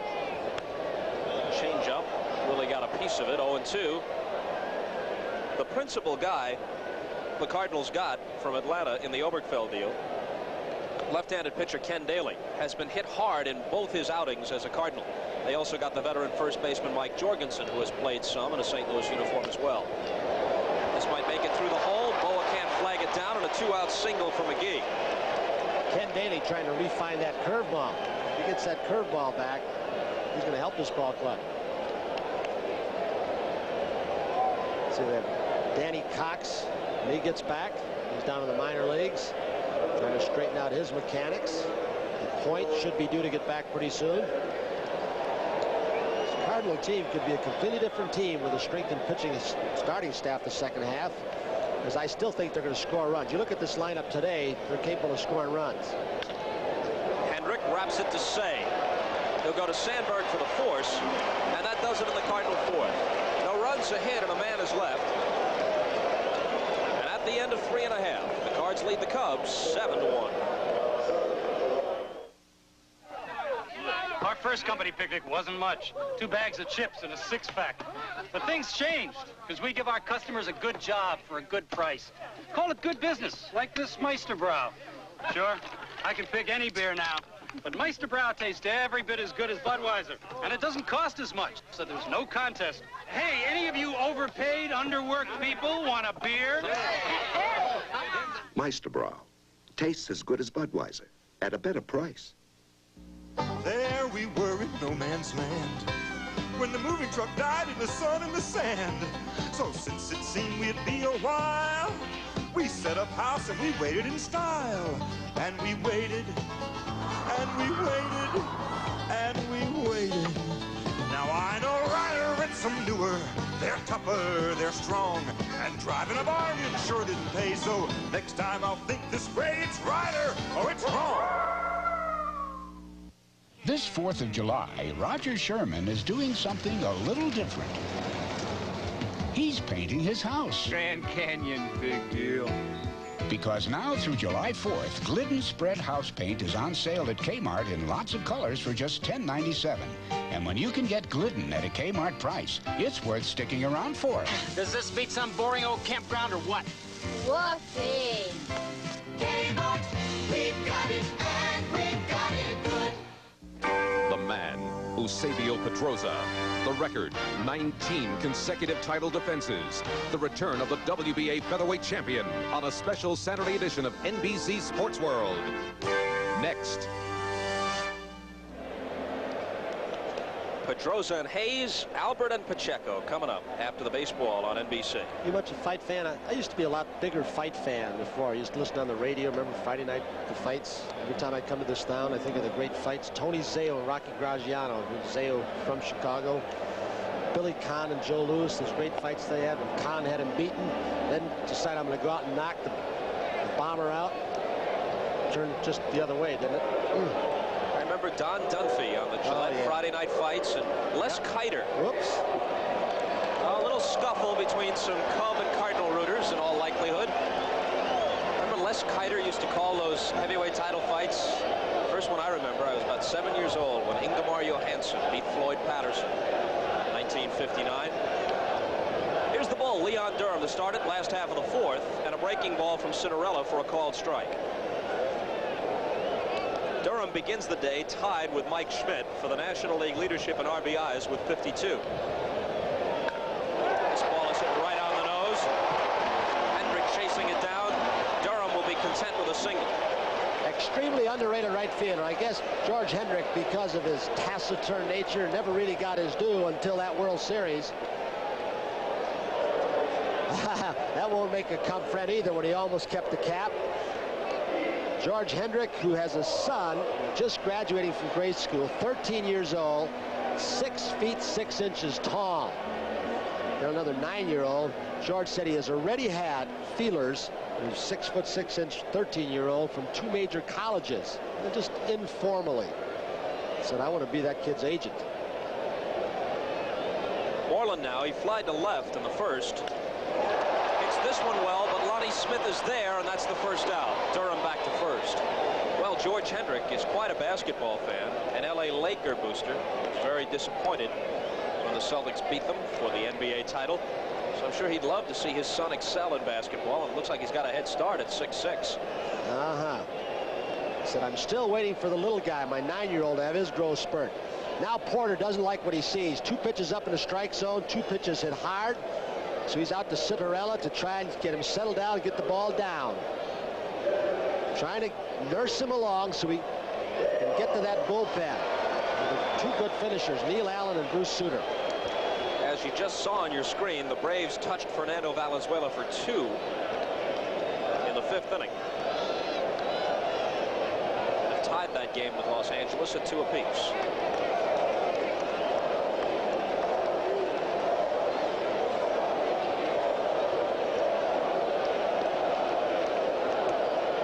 Davis with Say on deck.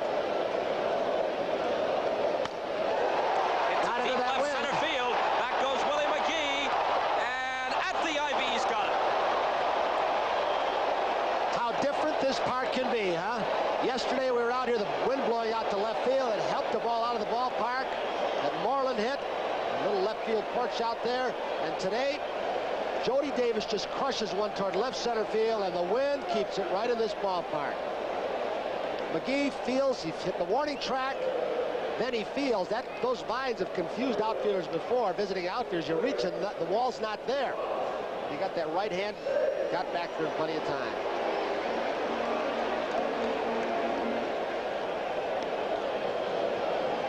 Say struck out in the second.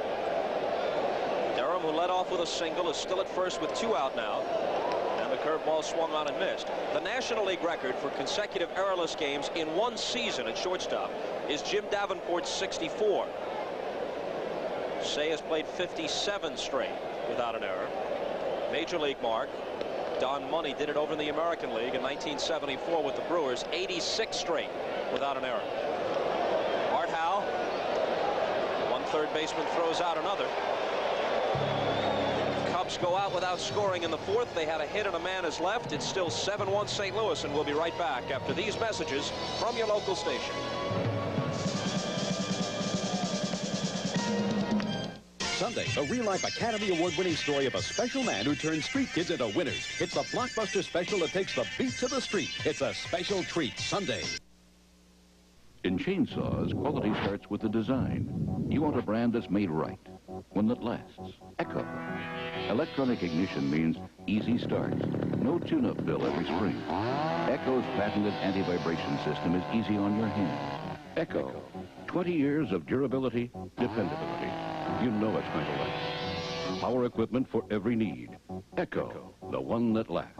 Available at Tri-State Lawn and Garden, Muth Equipment, and Bivens Saw Shop. Pure and genuine. We say it on every can and bottle because we brew old style with only the finest grains and hops. And we use only sparkling, pure, virgin spring water. Water that has been deep beneath the earth for thousands of years, protected by nature. Water that's naturally pure. Try pure, genuine Heileman's Old Style. It's pure brewed with virgin spring water, slowly and naturally.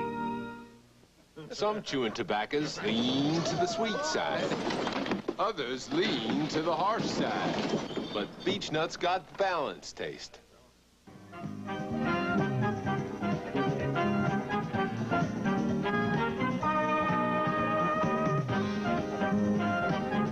Wheel of Fortune, weeknights at 6:30.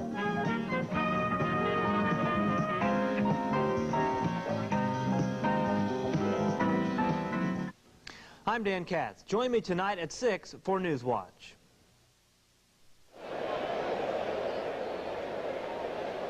Ralph Citarella walking along the bench. You just saw him a moment ago. He hopes he doesn't need this man, Bruce Sutter, today. Citarella on the long end of a 7-1 count as the Cardinals bat in the 5th. And ball 1 to David Green from Rich Bordy.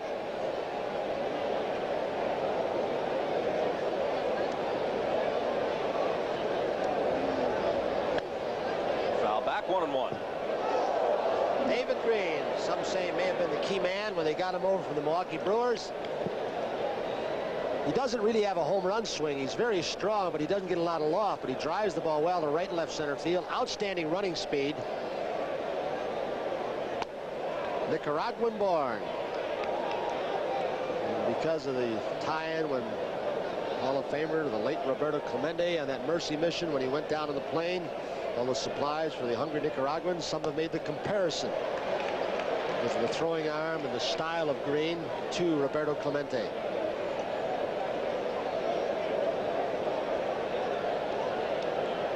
In baseball, I guess there's a tendency, even for the most knowledgeable people, to make comparisons based on style and appearance and maybe on potential. But usually it doesn't pan out that way. They call Kirk Gibson in Detroit the next Mickey Mantle, and while Gibson's a good player, looks like he'll never quite measure up to that caliber of play. And David Green will have to go some before he deserves to fairly be compared with Roberto Clemente. Full count. But isn't that one of the charming aspects of this game, where a hitter gets up to the plate and you look at the feet and the way the bat's cocked and the stance and the way a guy swings or throws or fields a ground ball and the inevitable comparisons. So many other sports you can't do that. Constant action of basketball or hockey or 22 guys in a relative bunch in football in the middle of the field. You are exposed in this game, and it's like golf. It is a very humbling sport. The payoff pitch, and we'll do it all over again. Yeah, this is definitely the game that calls forth the individual. Everybody has their moment in the spotlight.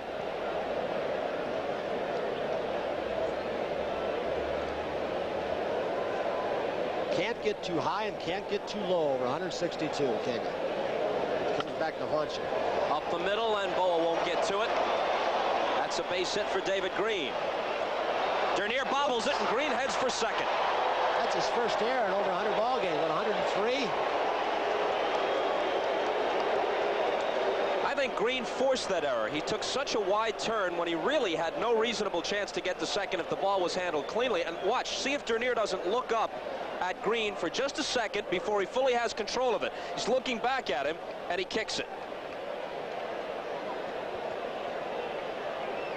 And another one of Clemente's trademark. You can still see him, I'm sure, rounding first base and coming into that slide halfway between first and second when the outfielder fielded it cleanly, then he double back to first. So a single and an error, and here's her. Strike one on the foul ball.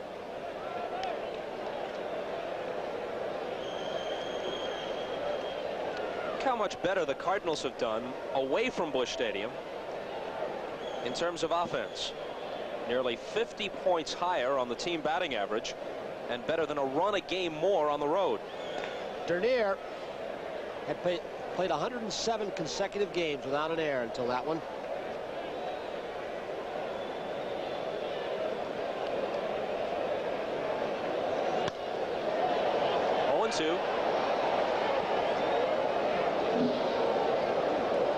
Well, we were here a week ago. Cubs taking on the Phillies, and the Phils scored 5 in the first, went on to win it 8-2.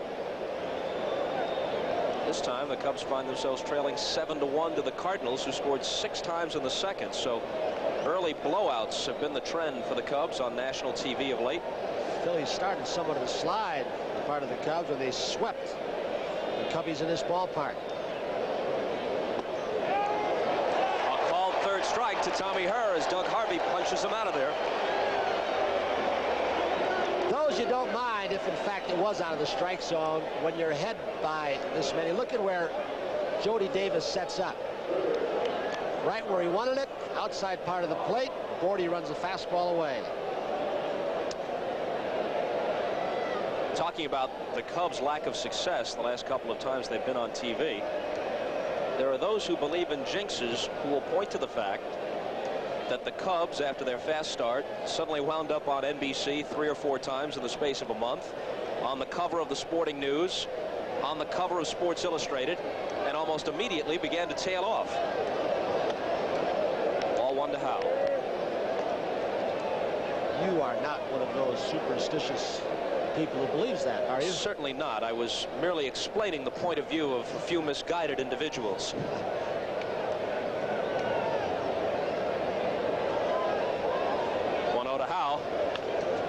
Down to Say, looks Green back and throws Howe out. The two things Ron Say has always had: very, very sure hands and a very accurate throwing arm. And in spite of a man nicknamed Penguin, Tom Lasorda says, you think of him not having a lot of speed, but Ron Say at one time was a very good runner. I'm not talking about a blazer. They covered a little more ground now. They're playing on a pretty rocky infield in Los Angeles. And one thing he's here for is to drive in runs. After a slow start last year, Say ended up with over 80 RBIs. Some people were about to bury him. Yeah, this year, Say's average is low, but his power stats are respectable. He's got 10 homers. And he's driven in 40, although his batting average is under 240. He is one of those who down through the years has disproved the value of a high batting average. You want run production. Ron Say's always given it. Bordy misses high with the change. It's 2-0 to Porter. And now they're just going to walk him. They'll go ahead and throw the other 2 outside. And pitch to Cinderella.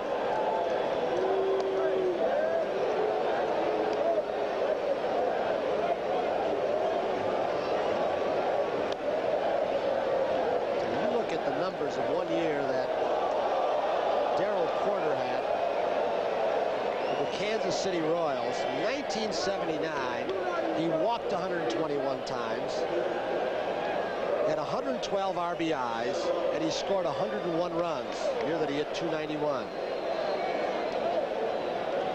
Those are outstanding numbers for a catcher to score that many times. Strike one, swinging to Cinderella. He doesn't look like the greatest hitter in the world, but it was that single he chopped back in the second inning over Say's head. It was a big part of a 6-run Cardinal outburst. They lead at 7-1. 0-2.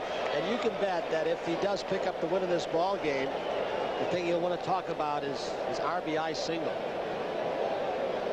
Dizzy Dean would love it. He might owe Ozzie Smith a dinner as well. 1-2.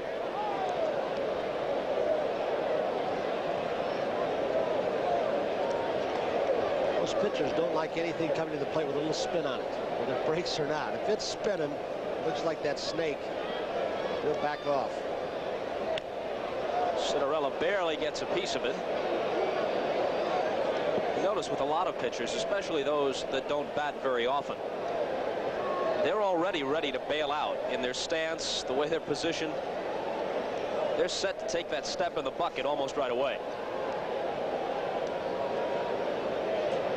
Not too many will crowd the plate.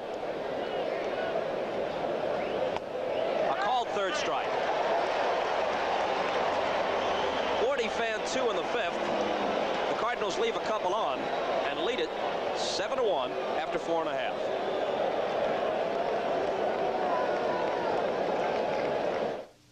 Hey, see this? It's the big Ford F-Series pickup, the world's best-selling pickup. It's big, and it's tough, with plenty of engine choices, too. Yeah, big Ford pickup, the heavyweight champ. Hey, hold it, Larry. Check out the small-size Ford Ranger.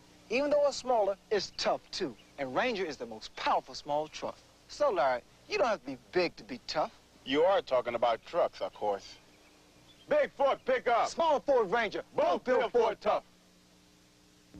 We're your type for memos and manuscripts, love letters for labels and laundry lists. If words are the way you write, we're your type. Typewriters, IBM, for hundreds checks, for doctor's orders, for company checks, police headquarters, for offices big and businesses small.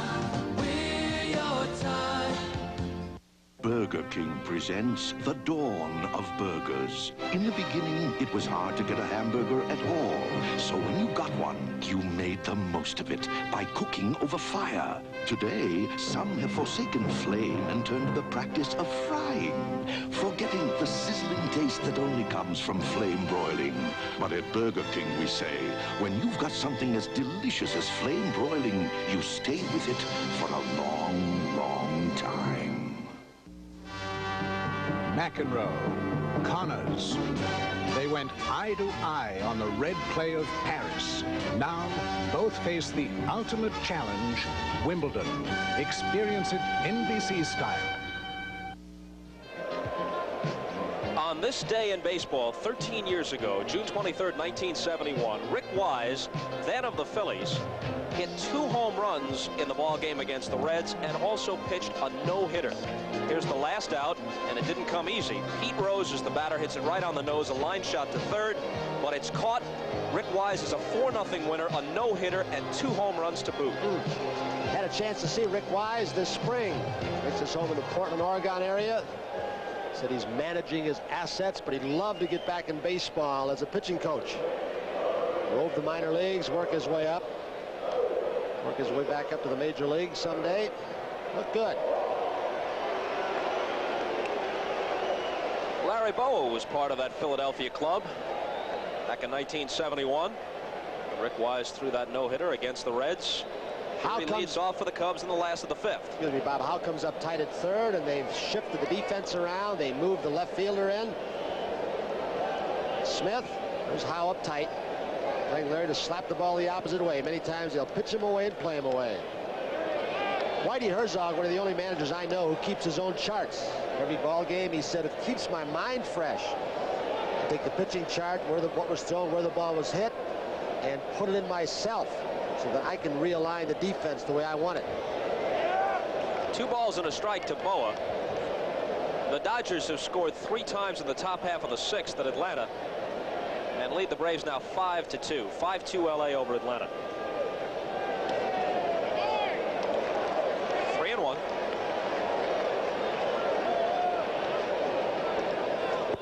So pinch hitter will be next.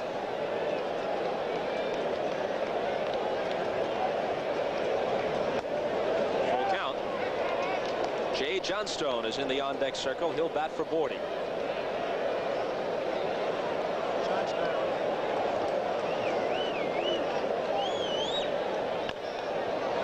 Little tapper towards second base. Her in quickly, and the flip to Green retires Boa.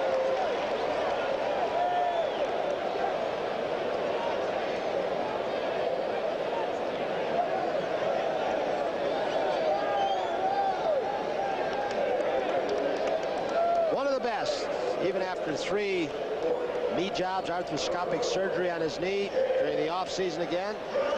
Some felt that after his second knee operation, Tommy Hurt tried to come back a little too quickly. I think it may be a year before he gets all his quickness back, but he has to re-strengthen all those muscles. Johnstone is the pinch hitter, and he takes a strike on the outside corner.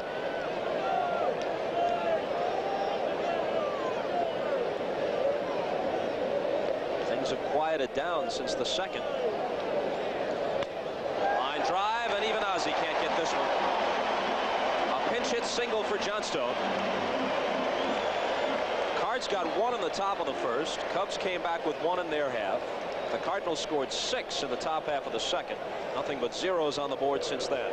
Before the ball game, there's Dickie Knowles. He'll be the new pitcher for the Cubs when they take the field. Before the ball game, Jay Johnstone was starting to rile up the bleacher bums in left field. And some of the Cub people standing around the batting cage started thinking back to '69 when Dick Salma did it out of the bullpen. And Ron Santo, after every victory, was running out to left field, clicking his heels. Lou DeRocher just couldn't seem to get that team over the hump. Of course, the Mets got awfully hot too, didn't they? Dernier is 1 for 2. He takes a curveball for a strike. Those 2 clubs passed in 1969 like 2 ships in the night. There never really was a race. The Mets were down by 9. They caught the Cubs going in one direction while the Cubs were plummeting down, and they wound up winning it by 8 or 9. Good bunt by Dernier. Howe will never get him.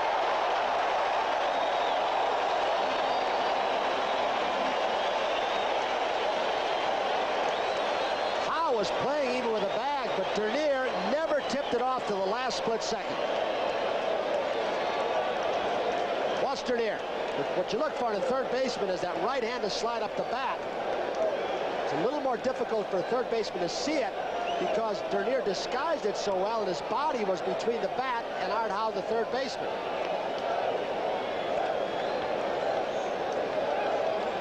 And that's a thing that Richie Ashburn, Phillies broadcaster, worked on with Dernier. They tried the switch hitting experiment, Pat Corrales. They thought that failed.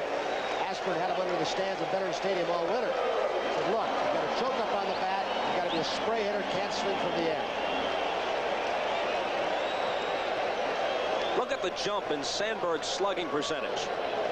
He's not only upped his average, but he's driving the ball like never before this year. Suddenly the homers and the doubles and triples are part of his act, and he's among the league leaders in slugging percentage.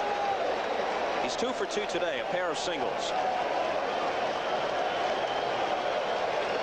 2 on, 1 out. And it gets away from Porter. He can't find it. The runners move up. Porter tried to smother it, but that breaking ball, you see the right-hander's curveball with a spin on it. Right-hander's curveball, and you're looking at it from the catcher's viewpoint with all these bounce, or usually bounce, to the left. Porter tried to smother it, but it hit a cloud of dirt and scooted away. Probably a wild pitch. Maybe a telltale sign that Whitey Herzog sees that Cinderella's starting to try and overthrow and maybe tiring. And they're going to get that pen going.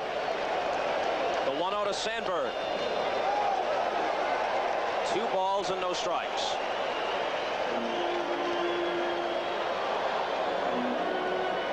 We're still checking to find out whether officially that's called a wild pitch or a pass ball. Our guess is a wild pitch.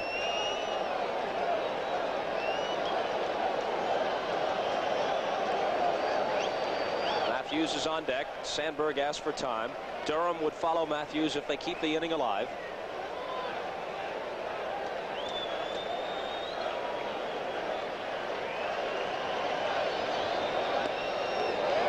Two balls and a strike now. Dave Van Olen begins to throw down to the bullpen. Herzog has 3 left-handers he can use out of the pen, although Ken Daly pitched a lot yesterday. Dave Rucker over from Detroit, and Dave Van Olen's now up. Allen, Lottie, and Suter from the right side of the pen. Ozzie Smith throws Sandberg out. Johnstone crosses the plate at 7-2, and Dernier moves on to third with 2 out.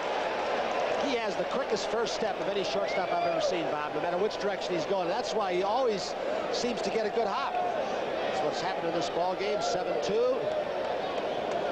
Ozzie reads hops off the bat as well as anybody.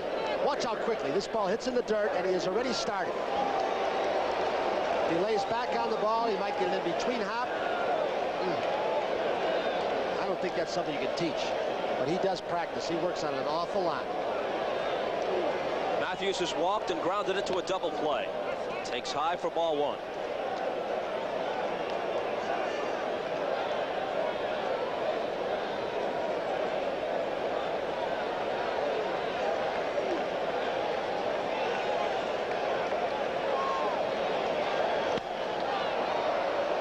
Foul back, 1-1.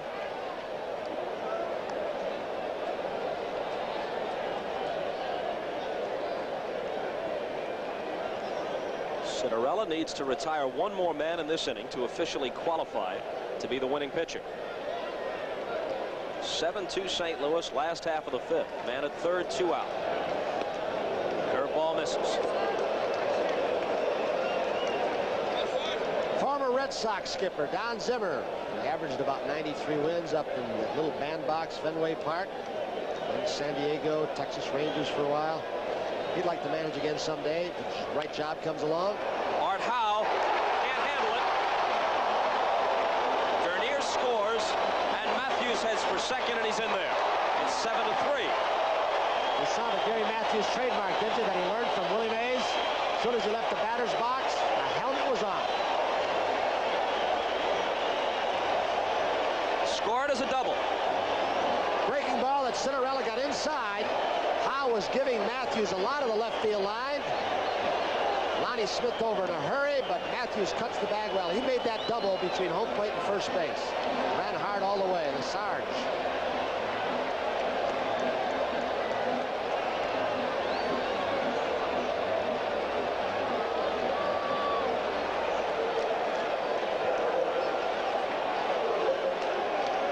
Look at Matthews' batting average going in about 270. There's Neil Allen. With a curveball sign. He's loosening up in a hurry. Van Olen has sat down.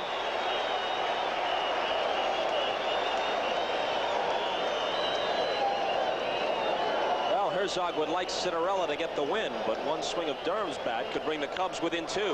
He got under it, and this should end the inning. Lonnie Smith says, "I'll take it." And he does. The Cubs scored 2 in the last half of the 5th inning and closed to within 7-3 after 5 at Wrigley. People ask me, Helmut, what German plug should I put in my German car? I say for short trips, you need a hot plug. Helps stop misfiring. For long trips, a normal plug. Then I show them this plug with the longer power tip. Gives it a wide heat range. Works like 2 plugs in 1. Hot and normal. They say, wonderful German plug. I say, not wonderful German plug. Wonderful American plug. Autolite. Autolite, yeah. What makes Peerless America's #1 do-it-yourself washerless faucet? It goes in fast. It's built to last. It's even warranted. It lasts a long, long time. No tools to use. You just can't lose. And look, it doesn't drip. It lasts a long, long time. Peerless washerless faucet installs in no time. It lasts a long time. It lasts a long, long time. Peerless installs in no time, lasts a long time. I mortgaged my house to get my first tug. Believe me, the Genie T needed plenty of work. Good night, Skipper. Today, I own 2 others just like her, because we give our customers a good, honest pull for the money, and that pays off. People who make Meisterbrow work the same way. These days, I can pick any beer I want. This tastes as good as Budweiser, and it doesn't cost as much. Gentlemen, the drinking lamp is lit. Meisterbrow.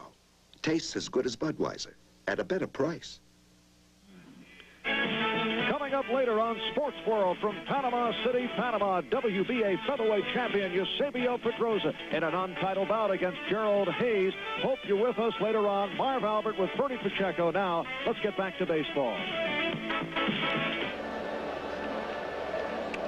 Of course, if your team loses, it doesn't hurt quite as much if you don't have to pay for your ticket. 7-3, Cards lead the Cubs after 5. Coming up after baseball, 10-round junior lightweight bout. Title on the line. Eusebio Pedroza versus Gerald Hayes. Marv Albert and Ferdy Pacheco to call it. After baseball today on NBC. Gerald Hayes, I guess that'd be an upset if he beat Pedroza, wouldn't it? Of course, he's done it before. Didn't he defeat WBC featherweight champ Juan Laporte back in '83? You thought I knew that off the top of my head. I really read it off this promo sheet that was handing me. I was amazed. Dickie Knowles. He was projected to be one of the starting pitchers for this Cubs team coming out of Arizona. Boy, he has struggled. He's not striking out many, and he's walking more than he's striking out. It's been a struggle back for Knowles. Lonnie Smith is 7 for 10 lifetime against Knowles, his former Philadelphia teammate. Hit this one off the fists. Gary Matthews called off by Bob Dernier, who makes the catch. Dernier, who very quickly has learned to take charge of this outfield, and I'm sure he learned an awful lot watching the Phillies' great center fielder Gary Maddox all those years, playing behind him.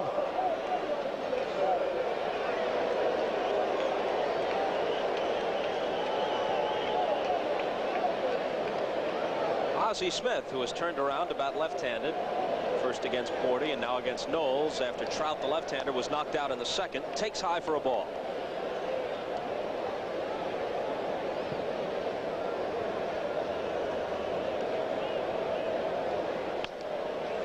Slapped into the Cub dugout, sends them scattering in there. It's got to be a towel flash pretty soon, isn't it? That's the traditional sign.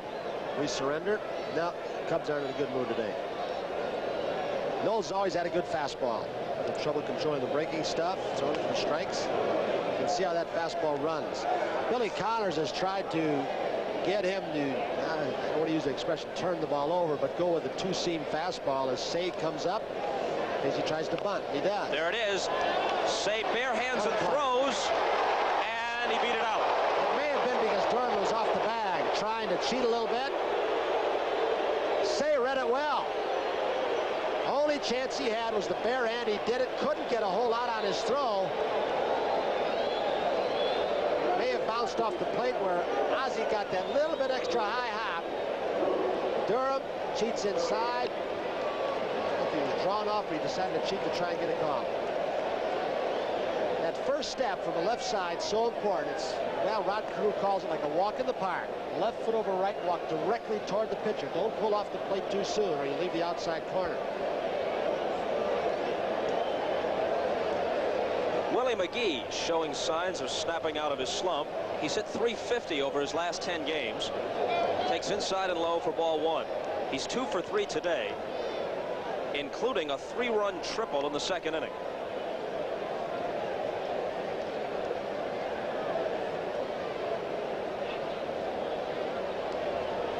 Ozzie Smith at first with 1 out in the top of the 6th.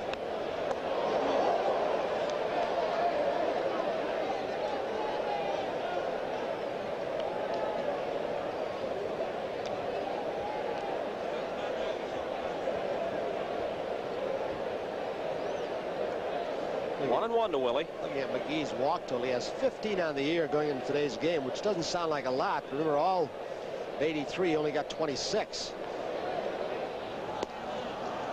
82, he got just 12. About 450 plate appearances. We've said it before, one of baseball's most overlooked and most important statistics, walks and on-base percentage. Well, that's where Gary Matthews is so outstanding. Matthews has never really walked a whole lot in his career in the major leagues. He'd walked 60 times. He's in the mid-40s already for the Cubs, so a .268 batting average doesn't reflect the on-base percentage. The true worth of Matthews hitting in that 3 spot, keeping things going. There goes Ozzie Smith, and the pitch gets away from Davis. Ozzie thinks about going to third, but stays at second base.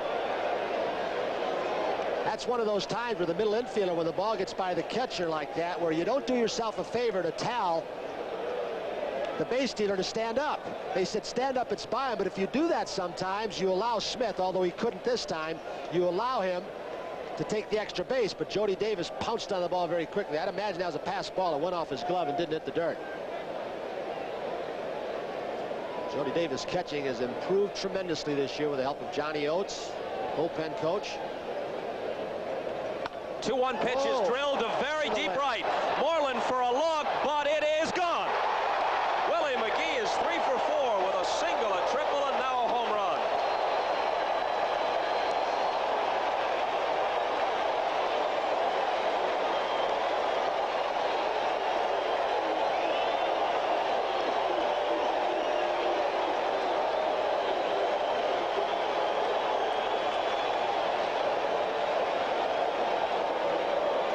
Still see those home runs Willie McGee hit. Postseason play, the Cardinals championship year, and there were similar kinds of pitches. Left-handed, balls down and in. I want to correct something. We're talking about a pass ball. You know, Jody Davis, of course, is a stolen base. Smith didn't advance to third, so there's no pass ball or wild pitch given on that. We'll just correct that. Stolen base for Ozzie Smith before the home run by Willie McGee. Tell you what, for a frail-looking guy, he can generate a lot of power if the pitch is in his zone, can't he? Ask Pete Vukovich about it. He touched him for 2 in Game 3 of that World Series back in '82. Became, as I recall, only the 3rd rookie ever to hit 2 homers in a World Series game. One was Charlie Keller, and the other was Tony Kubek. Hendrick draws a walk on 4 straight pitches. Like McGee, you had your 2-homer performance at Milwaukee in a series between the Yankees and Braves. That had to be satisfying for you because that's your hometown. More so from a father. Or as much so, he played professionally for the old Milwaukee Brewers in the mid-30s. Next Saturday, either the Braves or the Mets or the Yankees versus the Royals. Bob and I will be in Kansas City. Joe Garagiola, Vin Scully, be at Shea Stadium. Cardinals lead the Cubs 9-3, which was yesterday's final, with the Cubs winning. Cubs won 9-3 yesterday. Reversed here in the top half of the 6th. Cubs have their bullpen going again.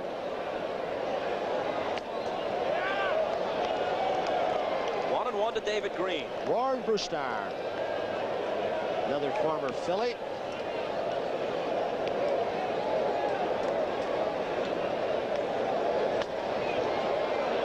Lofts it into shallow right. Moreland coming on. Look at the sun. And Keith has it. Sun in the wind, and Moreland had the glasses down and had to battle them both.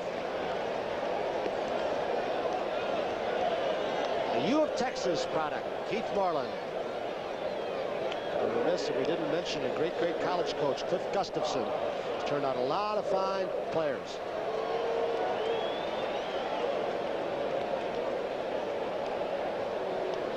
Tommy Hurst singled to start the 6-run second. Since then, he's flied out and struck out. 2 outs, Hendrick at first, and ball 1.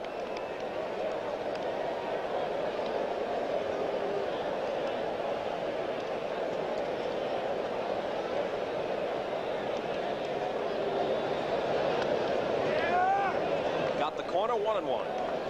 Cardinals, we've talked about it before, not much of a home run team. team with the lowest total of home runs in the National League, Houston with 21 before today. Cardinals were tied with the Pirates before this ball game, each for second last in the National League in home runs. Each of them had 29. Well, the homer by McGee was the Cardinals' 30th, and to give you an idea of how Busch Stadium affects power hitters, 21 of the 30 Cardinal home runs have been hit on the road, only 9 at home. Line drive almost took Noel's head off. Hendrick will stop at second as Dernier plays it back in, and Herr is now 2 for 4. Auto pop Jim Fry. Now this is the lineup with a little bit of platooning maybe at third base. Andy Van Slyke and Howe against certain left-handers that Whitey Herzog would like to stick with all year long. Because this is his best all-around team with a balance from the left and the right side. Combination of speed, outstanding defensive team, especially on the turf. So Brewster will come in. Knowles departs, Brewster enters, and we'll be right back. 17 hours. That's how long it took us to paint this house with a brush. Then we painted it in just 6.5 hours with a Wagner Power Painter. This wicker chair took over an hour, but less than 5 minutes with a Wagner Power Painter. A shutter that took 20 minutes, a Power Painter finished in only 3.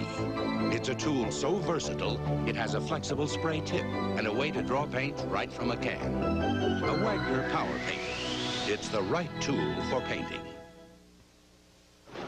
I started delivering beer in 1893. At the time, Milwaukee was teaching America how to really brew a quality beer. Well, guess what? Times haven't changed all that much. This is today's Milwaukee's best, with a smooth old-time taste, old-time quality, and a real fair old-time price. Milwaukee's best. It's one of the best deals I've seen around here since 1893. Introducing Milwaukee's best. Old-time quality at an old-time price. Say goodbye to America's favorite can of motor oil. That Quaker State quality America has trusted for over 70 years now comes exclusively in this unique, easy-to-pour plastic bottle, made to cost you nothing extra. So long, Spouts. See you, dirty hands. Goodbye, oily rags. No more leaky cans. Get Quaker State's pen-grade protection and no mess, easy to open, pour, and reseal. Today, you need an oil this good in a package this good. The American tradition continues. In 1969, the New York Mets were a miracle as they swept the Braves and marched on to a World Series victory. Now, Darryl Strawberry and the Mets battle Atlanta, or the Yankees take on the Royals. The tradition is here. The memories are waiting. Next Saturday. Warren Brewster will make his 18th appearance all in relief on the year. See his numbers. It's pretty much in middle short relief.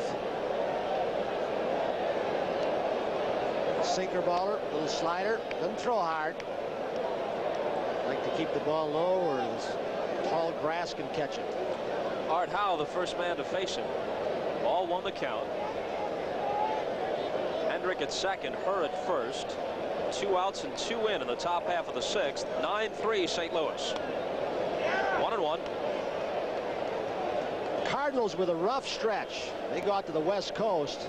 I think before today, in 17 games before the All-Star game, 14 around the road. Herzog would like to get through that, playing at about a 500 or better pace. And get his pitching staff, starting staff shaped up. This Cubs team has given them fits this year, haven't they?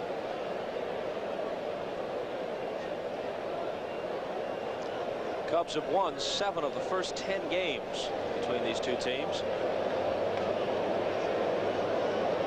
Here's the 1-2 to Howe. A called third strike on the breaking ball. But on the second homer of the year by Willie McGee, the Cards tack 2 more on the board, lead at 9-3 after 5.5 at Wrigley Field. Ask Al Holbert, 1983 Camel GT champion, what it takes to win. And here's what he says. It takes a lot of things. Skill, nerve, preparation, and the best performance products I can get my hands on. That's why Al Holbert demands high-performance CRC chemicals. CRC, the professional's choice. I wouldn't settle for less. The complete line of performance chemicals from CRC for cars like yours. This is an apology from Ford Escort to Fred's Garage, now Fred's Produce. To George's Friendly Service, now George's Video Arcade. And to all the other garages and service stations that have gone on to better things. But how are we to know that when we engineered Ford Escort to be fuel efficient and to require less scheduled maintenance than any leading Japanese import, it would come to this? Have you driven the best-built American cars? Have you driven a Ford lately? Hi, I'm Nolan Ryan. I always get a thrill from seeing baseball's great players in the All-Star game. That's why I urge you to help choose the starting lineups for the 1984 All-Star game in San Francisco on July the 10th. This will be the 15th year that you can vote for your favorites in baseball's All-Star election. Ballots are free. A few years ago in Kansas City, this man found himself trapped in a monumental problem. He wrote a book about it. We asked him why. Well, Tony, I wrote the book because I know that there's a problem in America today with drugs and alcohol, really all over the world. And I've tried to really direct it to the youth of America and just show them exactly what drugs and alcohol did to me. I'm really not trying to preach to anybody in the book, but I want them to show the negative effects that drugs and alcohol can have on a human being. He has come back from that, hasn't he? Problem that is a societal problem, not just an entertainer's problem or the entertainment field, which some people consider ball players to be. And I like the approach that the commissioner's office, Commissioner Bowie Kuhn, who's pioneered that program, has taken. They're no longer trying to beat people on the head. They're showing some compassion. Yes, there is discipline involved. They're trying to rehabilitate human beings, give them aftercare. Strike one to Moreland, leading off the last half of the sixth. They'll be followed by Davis and Say. The Cubs are in a 6-run hole, 9-3 St. Louis. Look out. Look out. That was just a breaking ball or a changeup that somehow squirted out of his hands. Well, if it hit him, it wouldn't have hurt.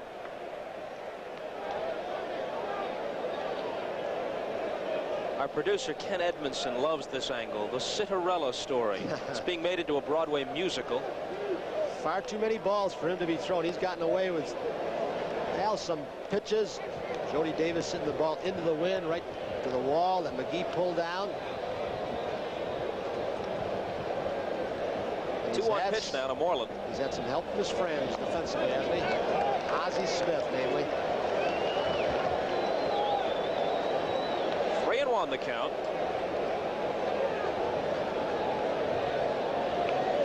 Still too early for Suter.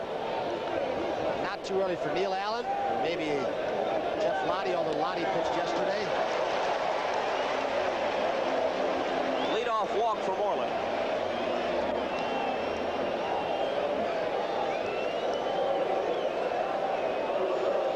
And now Mike Rourke, the pitching coach, makes the walk out to talk to Cinderella.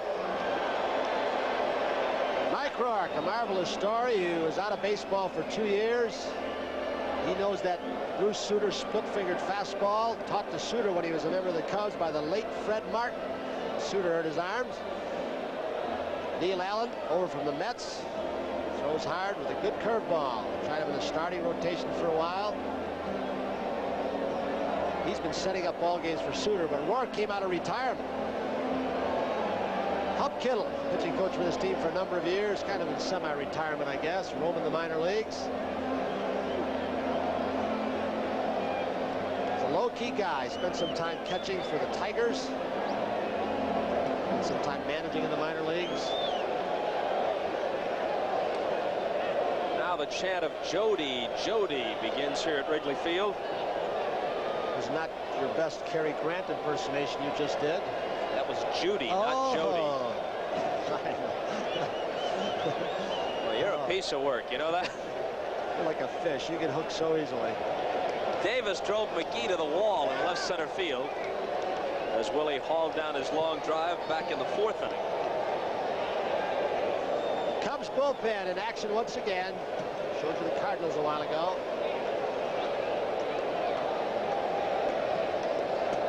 1 pitch. 0-2.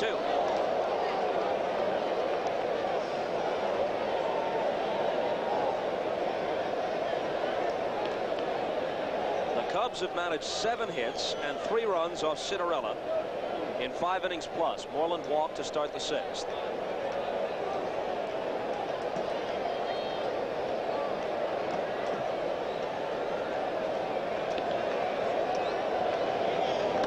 Off-speed pitch for a called 3rd strike. That's what Cinderella does best. Change speeds on his breaking pitch. It was a hard curveball, maybe a little bit too hard early in the ball game. Excellent motion. Never changes his arm speed or his motion when he takes something off the curveball, and boy, he hit a perfect spot also. Cinderella has fanned 3. He's walked only 2, despite the fact that he's gone to 3 balls on many hitters. He's thrown a lot of pitches, as Tony Kubek mentioned earlier. Say is 0 for 2. Hit him. Bad spot, too. Right on the hand. Ronnie may not even go down to first base. He'll be very, very solid. And a fastball in to move him off the plate. It could be a bad one. By Say's reaction as Tony Garofalo comes out, the trainer, along with Jim Fry. Just trying to keep Say off the outside part of the plate. He runs a fastball, and you can see Ronnie not reacting quickly. He may have been looking for a breaking ball or something away.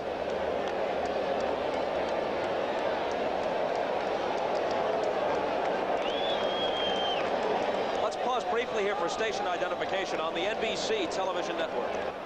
Your station for sports information, WFIE-TV Evansville.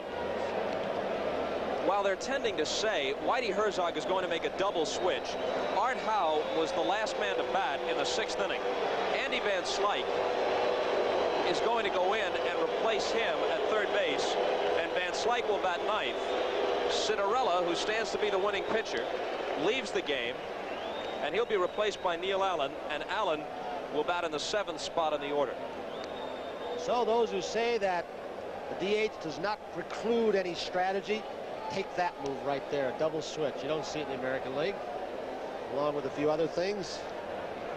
The strategy of judgment, when to take a pitcher out, not extend them too long. Neil Allen.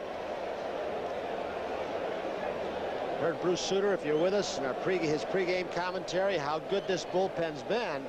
Allen, 3 wins, 1 loss. His 25th ball game, 25th appearance.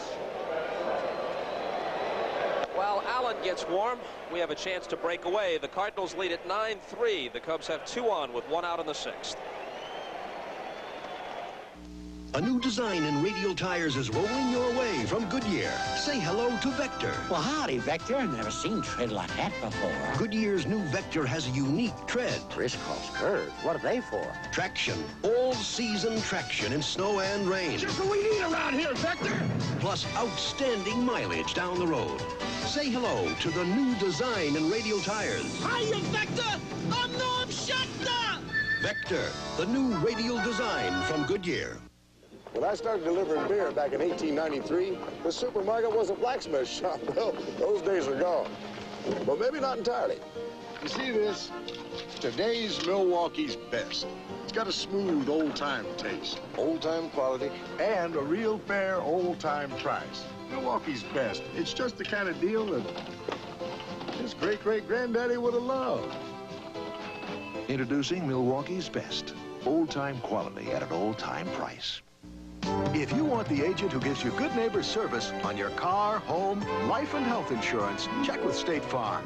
I'm State Farm agent Carl Cox. What sets State Farm apart is no secret. It's that good neighbor service State Farm is famous for. With State Farm, you have affordable protection that respects your budget. One agent who can do it all. Life, health, home, and car insurance. And just one number to call for that good neighbor service. Check with State Farm. And like a good neighbor, State Farm is there.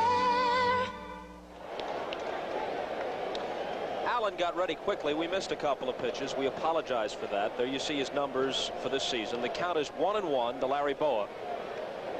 Richie Hebner is in the on-deck circle. To bat for Brewstar. 2-1. Cardinals bullpen has 19 saves. You just saw the 3 Neil Allen has registered this year. Guess who's got the other 16? Bruce Sutter leads the National League in that category. The 2-1. Fouled off and out of play.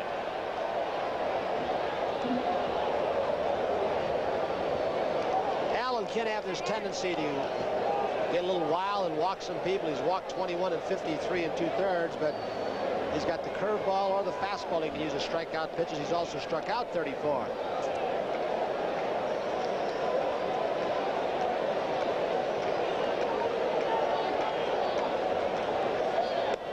Full count. A walk to Moreland and a hit batter. It was Say who was hit by the pitch. Have put 2 on with 1 out. And now the count is full to Boa. In between Moreland's walk and Say being hit, Davis struck out.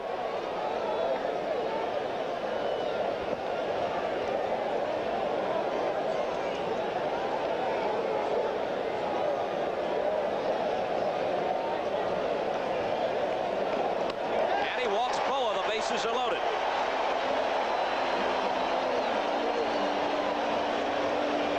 It'll come a red-hot bat.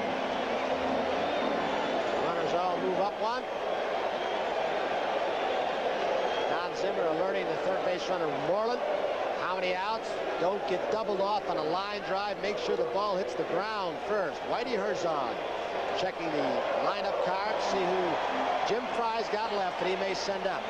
He'll send up Rich Hebner. Good low ball hitter, Hebner. One time he was a dead pull hitter. Now he'll shoot the ball the opposite way on occasion. In fact, they're playing him a little bit over toward left center field. McGee in center. Takes high. Out comes Mike Rourke. Try and get Allen down in the strike zone. Hebner pinch hitting. Has a home run, 3 RBIs. He's 6 for 18. And overall, 368 as he's also played a little bit of third base. Ron Say has been bothered off and on by a groin pull the past several weeks. What's he telling him? I'm trying to read Mike Rourke's lips. So Jeff Lottie now pops up in the bullpen. He was in the ball game yesterday. The old hat thing that when a pitcher's high in the strike zone, that pitching coaches have always said, or you hear out yelling from the bench, is bend your back. I don't know how you pitch when you bend your back. It's kind of one of those old hat expressions, but he's trying to get the ball down for some reason. I don't know what that was, pointing to his cheek or face. I'm not sure. Last of the 6th, bases loaded, 1 out. Cubs trail by 6. Hebner has 4 career grand slams. 2-0.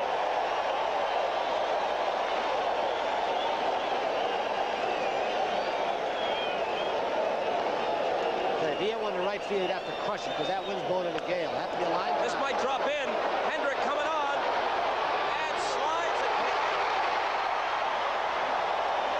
They moved 1 base at a time because they couldn't tell whether Hendrick would make the catch or not. Moreland scores. It's 9-4 and the bases are still loaded. I'll tell you whose judgment was outstanding on that. He could not get help from the coach. It was Larry Boa down in first base because he had to read this play perfectly and react. You could see the ball short hop Hendrick's glove. Herr picks it up and says, hey, I may get Boa on a force out at second base. So Boa had to react. He went halfway. If it was caught, he would have had to get gotten back to first. He saw it hit. He scooted to second. Very, very smart base running. Prevented the force out. Now Dernier, who's 2 for 3, singled and stole a base in the first, struck out in the third, beat out a bunt in the 5th. Strike 1 call on the fastball.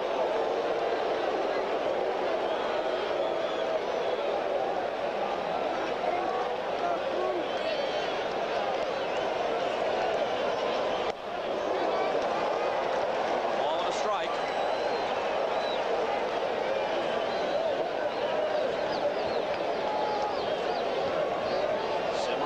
Base coaching box. Sandberg is on deck. 1-1 pitch from Allen to Dernier. Down the third base line and a fair ball. bases. 2 runs will score. Hebner winds up at third. It's a double for Dernier, and it's 9-6.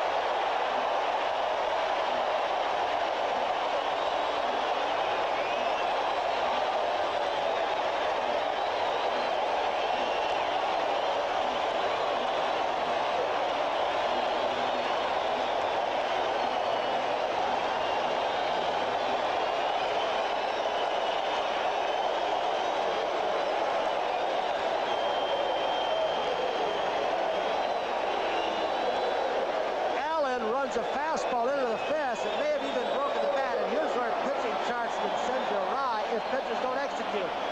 Van Slyke was giving Dernier a whole lot of the third base line. They pitched him inside, and he turns just a little bit to get it by him.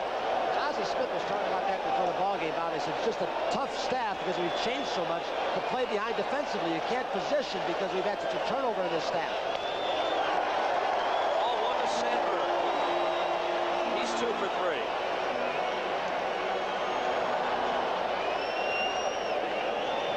Tying run at the plate. Matthews on deck.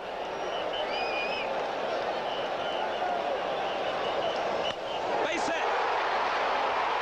1 in. Dernier waved home. He's gone. No count. They get him at second. They do. Van Slyke cut it off and got Sandberg at second. But 2 runs scored. It's 9-8.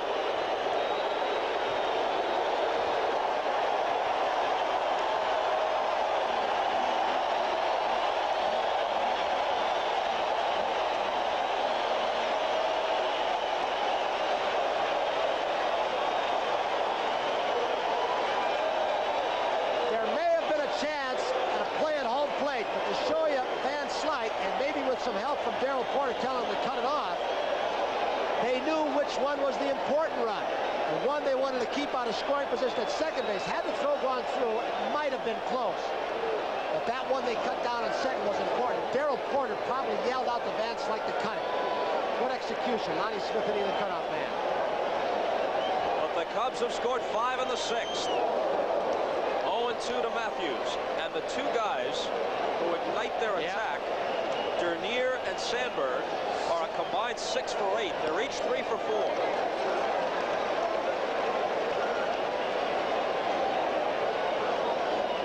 1-2 pitch now to Matthews. Did he hold up? He didn't. Porter couldn't handle it, so he had to put the tag on him. Those 2 also have 6 RBIs between them, Dernier and Sandberg. We've got ourselves a ball game. It's 9-8 after 6. They're rocking at Wrigley, and we're coming back after this from your local station. What are Ernestine, Judith, Purvis, Edith, and Lily Tomlin doing? They're all hosting Saturday Night Live on NBC. Save on everything you need for home improvement. You can do it. Check our circular in this week's mail.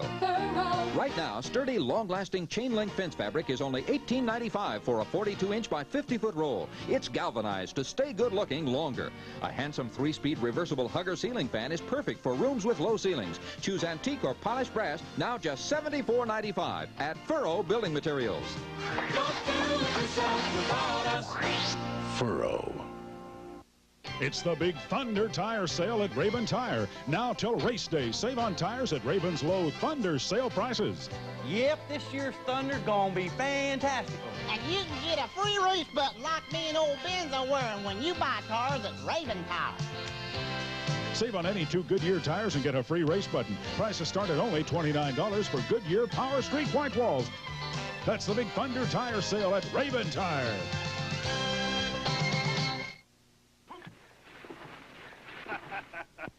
Hogan's Heroes has marched into the afternoon lineup on Channel 14. You seem to have dropped something. My compliments, Colonel. That is one of the grenades we will be using in our war games. Oh, tell me something. How did you know it was a blank? Easy. For a live grenade, you would have been the first to run. Hogan's Heroes at 4:30 following the adventures of Grizzly Adams. Great afternoon entertainment weekday afternoons on Channel 14. I'm Dan Katz. Join me tonight at 6 for Newswatch. Here's what happened on the base hit by Sandberg to Lonnie Smith with men on second and third. Van Slyke in proper cutoff position. He's the third baseman. Porter, as you saw, may have been yelling as the runner skids across home plate to cut it off and get Sandberg, who's heading for second base. That was the important run, the tying run they kept out of scoring position. He erased it completely. Good execution. Whitey Herzog teams are usually very fundamentally sound teams. Tim Stoddard is the new come pitcher, and Porter greets him with a drive to right, but Moreland is there, and it's the first out. The Cardinals have had leads of 7-1 and 9-3. It's 9-8 now, top of the seventh. In the 5-run Cubs sixth, they really hit only one ball hard, Tony. They had 2 walks, a hit batter, a bloop single by Hebner in a pinch hitting role, a double by Dernier down the line, which was really a ball he hit off the fist, but Van Slyke didn't think he'd pull Allen and had him played way off the third base line. And the only ball that was hit on the nose, the 2-run single by Sandberg. Stoddard, who has refound that slider he had a few years ago in Baltimore, which makes that fastball look much harder, having a nice year. 2 saves, 4 wins, 1 loss. Van Slyke's first at bat. Replaced Howe at third base on a double switch, an inning ago. 1-1 to him. And like Neil Allen does so well, usually for Bruce Sutter, this man Stoddard sets up ball games for the Cubs, and Lee Smith in short relief. Looks like it'll be out of play, and it is.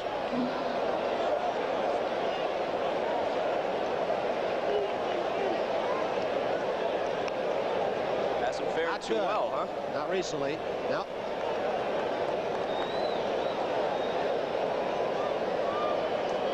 Fry has watched his club get back into it. 1-run ball game now.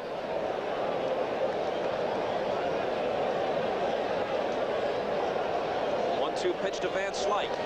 This is high, 2-2. Van Slyke has started at 5 different positions this year. First base, third base, all 3 outfield spots. Coming up after baseball, the fight, Eusebio Pedroza versus Gerald Hayes from Panama. Right after baseball on NBC. Did he pull it up? No, he's a strikeout picker. Bob Davidson down at third base says that Van Slyke went far enough around. Okay, Van Slyke coming into his own, and Dave Green coming off the rehab program, a reason for the Oberkfell deal. Took something off a breaking ball. Ooh, I don't know. I don't either. Looked to me like he checked it. I've said this often this year in our telecast that more often than not, in fact almost all the time, on any kind of check swing situation, umpires are calling strikes, punching guys out, more than I've ever seen it. I don't know if there was a directive came from the Blake Cullen, supervisor of umpires in the National League, or what. Just maybe an appearance that I had. Well, it's Stoddard's job to keep the Cubs as close as they are, within 1 run. He's retired the first 2. The count is 1-1 to Lonnie Smith. 2-1.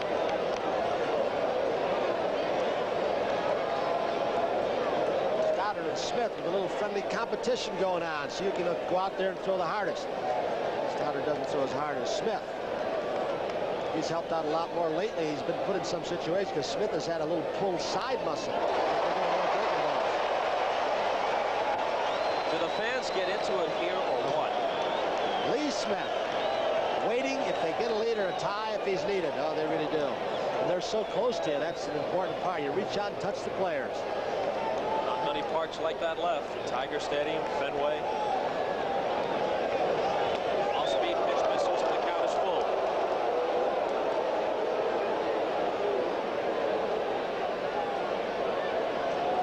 That Bill Beck had something to do with. I think he was one of those as a young kid, helped build that scoreboard in center field. Hand carried a lot of the equipment, some of the bricks. Smith draws a 2-out walk, a threat to run. He swiped 16 this year. Tim Stoddard, of course, was a member of the 1974 national champion North Carolina State basketball team, which featured David Thompson, Monty Tao, Tom Burleson. He played a forward spot for them.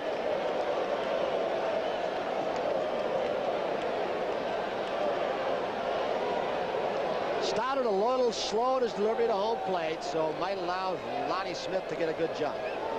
Hebner in on the grass. Lonnie bunted for a base hit his last time up, or Ozzie, I should say, bunted for a base hit his last time. See if Ozzie takes at least 1 pitch to try and give Lonnie Smith a chance to get in scoring position. There he goes. He bluffs the bunt. Here's Davis's throw. Skips into center field. Smith continues to third, and Janier won't throw. Number 17 for Lyon. He didn't have a very good jump. His feet gave way. They call him skates.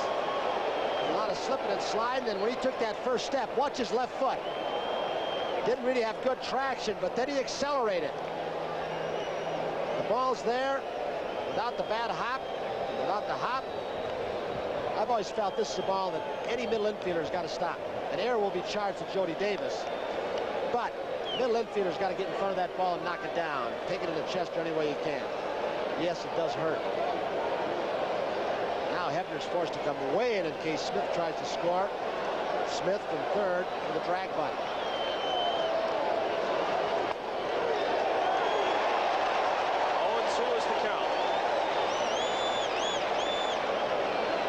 Have made a couple of errors today, and each was occasioned by the speed of the Cardinals. They were forced into both miscues. Smith strikes out swinging. So Lonnie Smith is left at third as Ozzie Smith fans a 9-8 ball game, and if you can hear us over the din, we're bringing you another edition of 7th inning stretch. Old Spice presents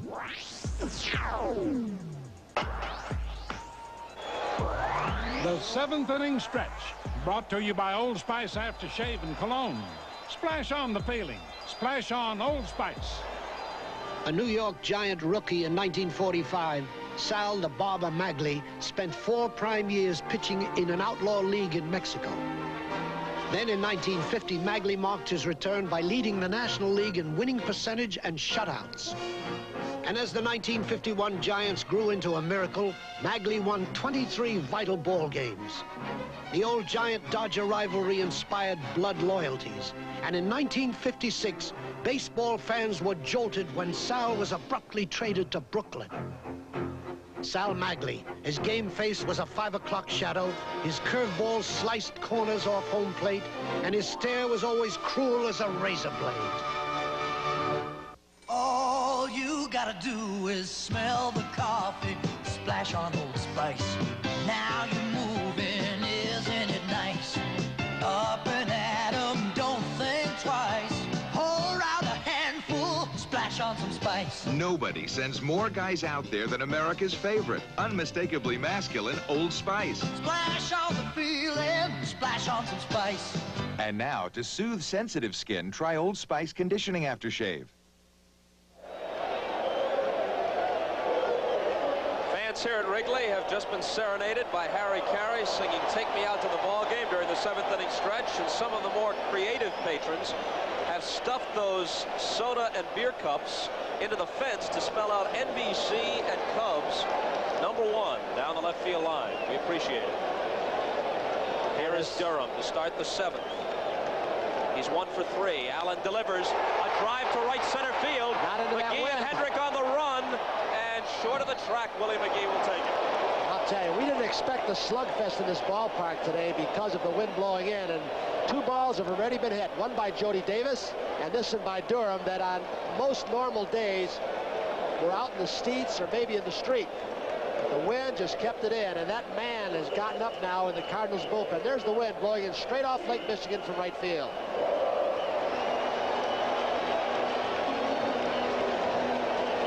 Here's Moreland. His walk started the 5-run 6th. Takes up and in from Allen for ball 1. Herzog won't wait too long if Allen gets in trouble. He's got Suter up. Breaking ball for a strike.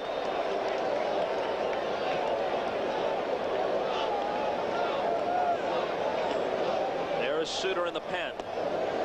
And a called strike. 1-2 to Moreland. Bruce Suter will become a free agent after this year. I don't know if his agent, Cardinals brass, are talking. He went fishing for the curveball, and fans.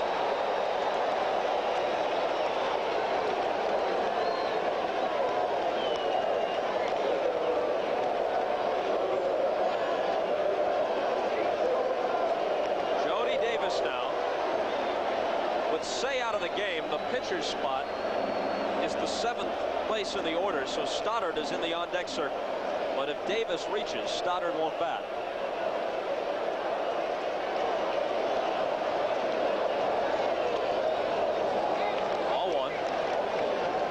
Trying to protect a one-run lead at Wrigley, and you've got to face Sandberg, Matthews, Durham, Moreland, and Davis, each of whom is a very legitimate home run threat. That lead is in the balance on every pitch. You know, the thing what happens with a team like the Cubs, and Jimmy Fry's more aware of it than anybody, I'm sure, is even a victory, if they should come back like this, it becomes a Pyrrhic victory because you use 5 or 6 pitchers and you burn your staff out in this park for the next day or sometimes the next 4 or 5 days. Be very careful. 3-0 is the count to Jody Davis.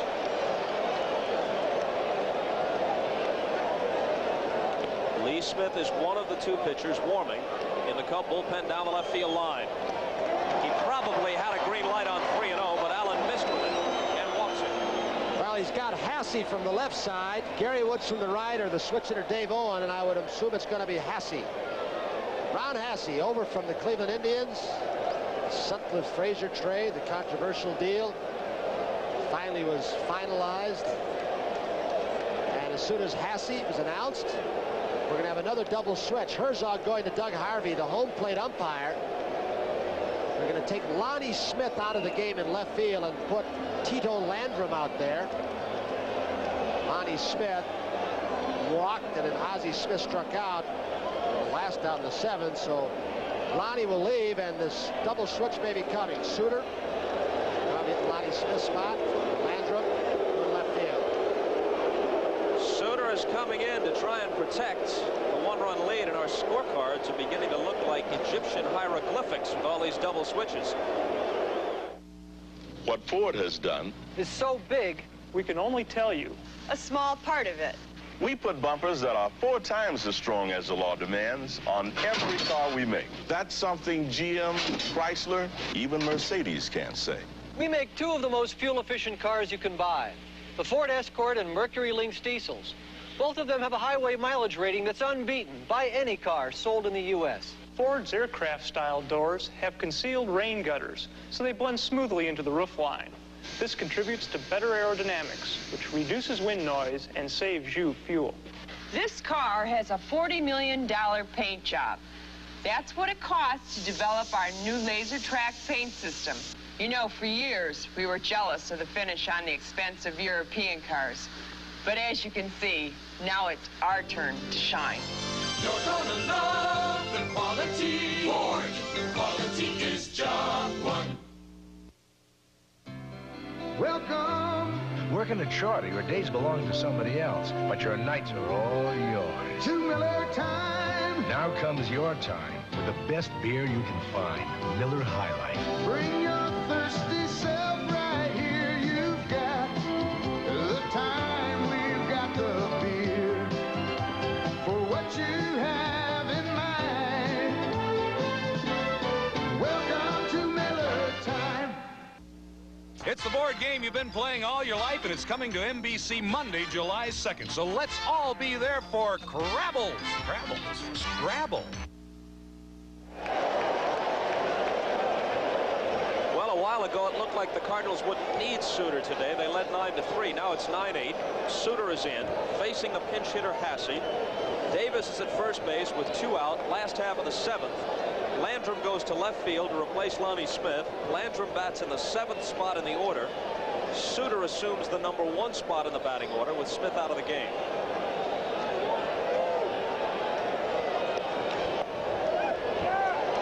And Hasse takes a strike.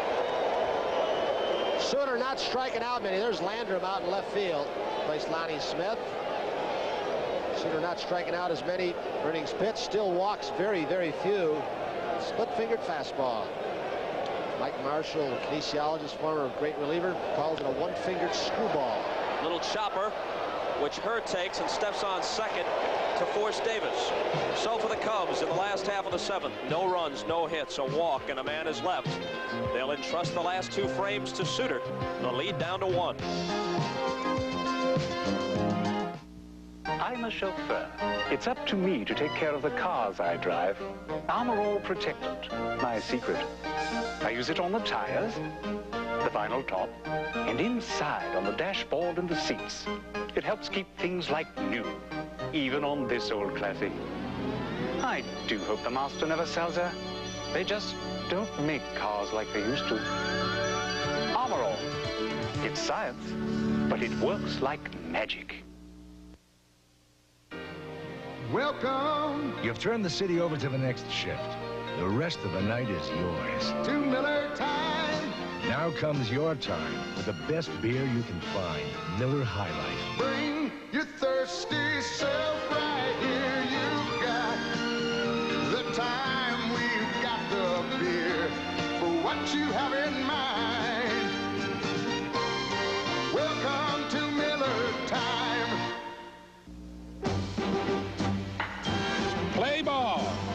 You've got such style, such flair.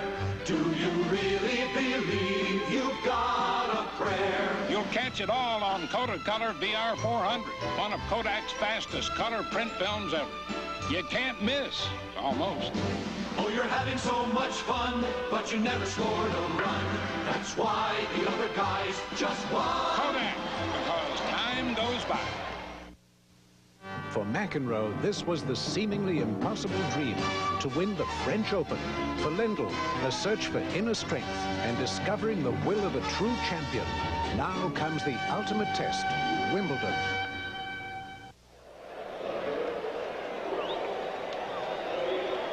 After this brawl is decided at Wrigley, we'll head for Panama, and Eusebio Pedroza will take on Gerald Hayes. A couple of junior lightweights set to slug it out on NBC with Marv Albert and Ferdy Pacheco to call it after baseball. And very shortly, Jim Fry, the Cub manager, is going to run out of the pitchers with George Frazier taking the mound. Number 6. He's only got Lee Smith left down in the bullpen. Willie McGee fouls it off on the first offering from Frazier. He's only pitched 7 innings since coming over from Cleveland. There's the big man, Lee Smith, saying, "Where did you all go?" It is a lonesome feeling down there in the pen right now. What a day for Willie McGee.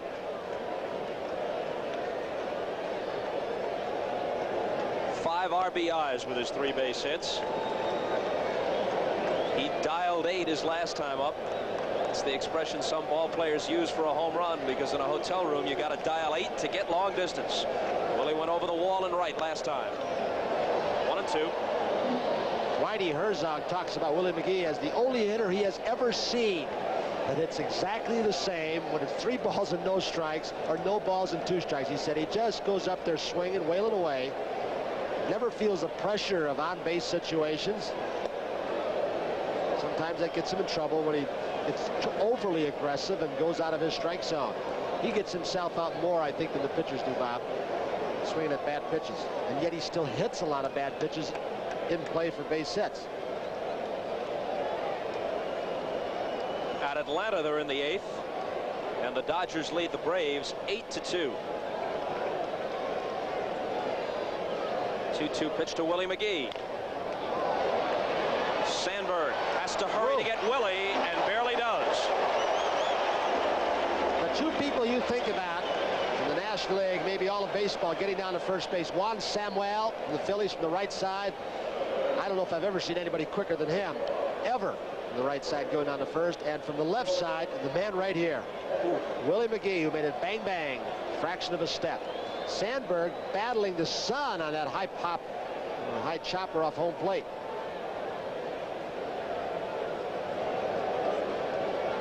Hendrick is 1 for 3 with a walk and has a couple of RBIs today.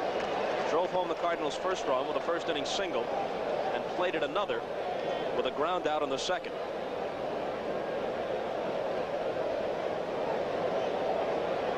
A 1 pitch. Curve misses 1-1. Trout started, lasted just an inning and a third for the Cubs. He was followed by Bordy, Knowles, Brusdar, Stoddard, and now Frazier, the 6th Cub pitcher.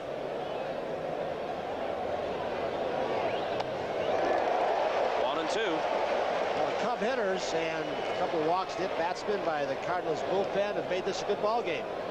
Like it was going to be a blowout.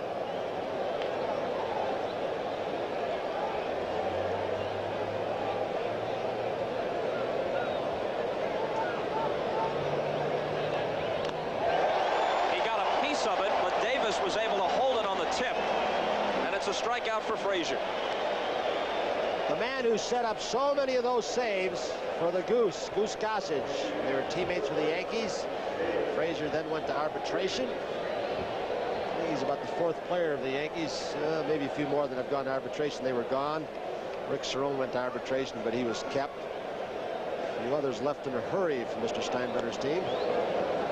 Ball 1 to David Green. It was in 1981 that George Frazier lost 3 World Series games. And I was tremendously impressed. I was in the locker room after that 6th and final game of the World Series, the Dodgers beating the Yankees. As you might expect, a herd of reporters around Frazier. Must have taken an hour and a half for the crowd to thin out. Green hits it on the nose. Sandberg plays the short hop and throws him out. But Frazier stood there and calmly and politely fielded all the questions, showed a lot of class in a moment of adversity, and retires the side in order here. This is Mr. Goodwrench. Did you know that your GM car's engine uses more air than gasoline? For every sip of gas, it takes 15 gulps of air. That's why a clean air filter helps keep you from wasting power or damaging your engine. So let Mr. Goodwrench check your oil, fuel, and air filters. Chances are you'll save gas and money, too. It's another of Mr. Goodwrench's good ways. To keep that great GM feeling with genuine GM parts. When IBM personal computer owners look for good software, where can they turn? To IBM for programs that help you keep up with modern times. Business programs, entertainment, productivity, education, and more.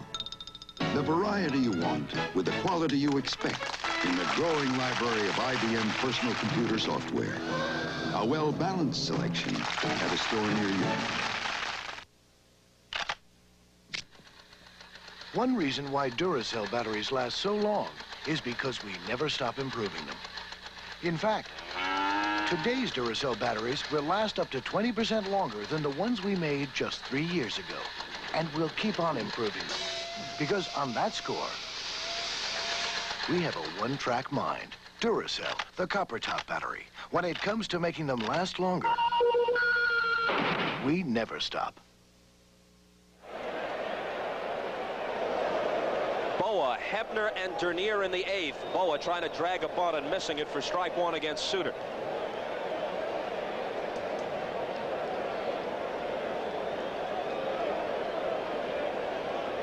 Suter, you'll notice, pitches out of the stretch, even at the start of an inning. Nobody on base. That's how he feels most comfortable. Green with Suter covering, and they barely nip Boa. And Boa barely or almost nipped Suter's leg. He got a lot of the bag, and Larry avoided spiking him.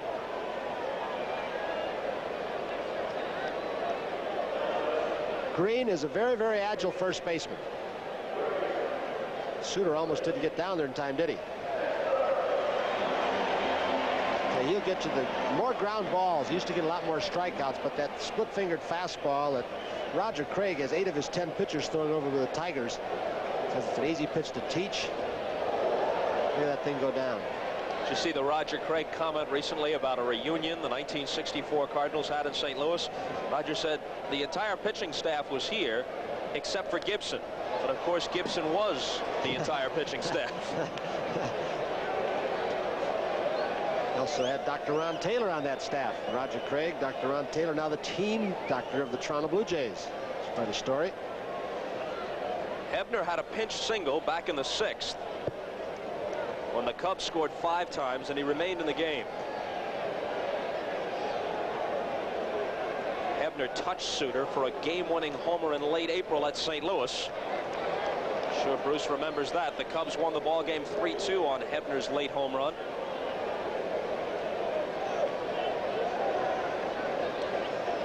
One and 2 the count. Outside 2-2.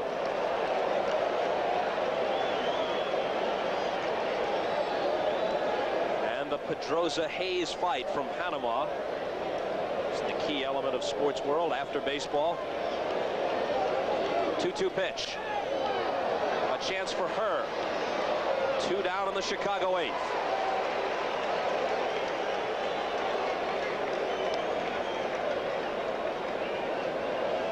come the people who've done the damage. On the Cubs side. 6 for 8, 6 RBIs between Dernier and Sandberg.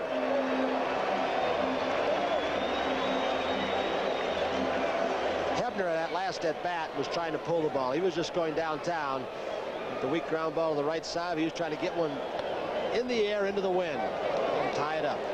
Let's take it a step further. You saw that Dernier and Sandberg are 6 for 8 today. Our statman Steve Horn tells me that over their last 3 games, they're a combined 17 for 28. 2-0 to Dernier. If he should reach, you can bet he'll be running.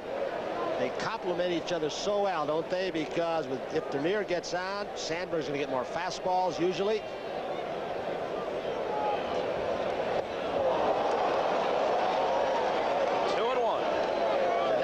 So hard to lay off. There's Sandberg. And maybe the single most devastating pitch, finishing pitch that I've seen in a dozen years. The knuckleball's great, and the hard fastballs, and the Gossage, and some of the others. But this silly thing here starts at your waist. By the time you swing it, it's at your ankles.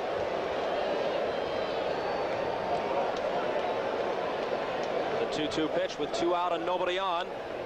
And Dernier gets a piece of it to stay alive.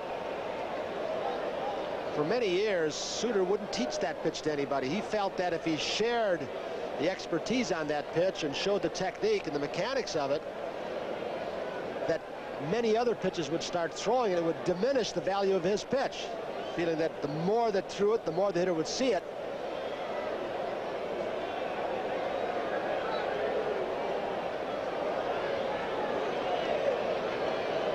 Again, the 2-2. Dernier hits it hard, but Van Slyke comes up with it. And the Cubs are set down 1-2-3 in the 8th by Suter. The Cardinals cling to the 9-8 lead as we head for the top of the 9th. We're your type for memos and manuscripts, love letters for labels and laundry lists. If words are the way you write, we're your type. Typewriters, IBM, for contract checks, for doctor's orders, for company checks, police headquarters, for offices big and businesses small. We're your type. Welcome to Miller Time. At Miller High Life, time is everything. Beer drinkers come to us because we've been brewing in extra quality for the last 129 years. That's a lot of our time. But it's the reason you spend your time with us when you want the best beer you can find. Miller High Life.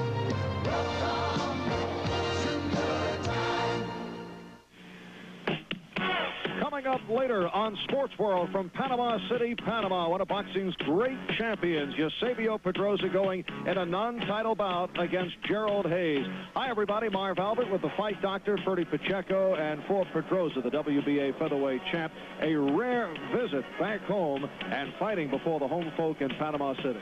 Well, there's no doubt about it. He's now the #1 sports hero in Panama with the retirement of Roberto Duran. And I think he loves to be in Panama. He wants to fight more fights in Panama. He's also testing the water to see if he can get in the higher weight to fight Rocky Lockridge. That combat should be something to see in Panama. And he's going up against a spoiler in Gerald Hayes. The bout coming up on Sports World. Hope you're with us, but right now let's get back to baseball. I hate to disagree with the fight doctor, Ferdy Pacheco, but the #1 sports hero in Panama is Hector Lopez, isn't it? Your old Yankee teammate. Yeah. Hector Lopez, number 11, that closed stance. Good right-handed pinch hitter. Tommy Hurd leads off in the top of the 9th. Cardinals looking to give Suter some breathing room. They lead it 9-8.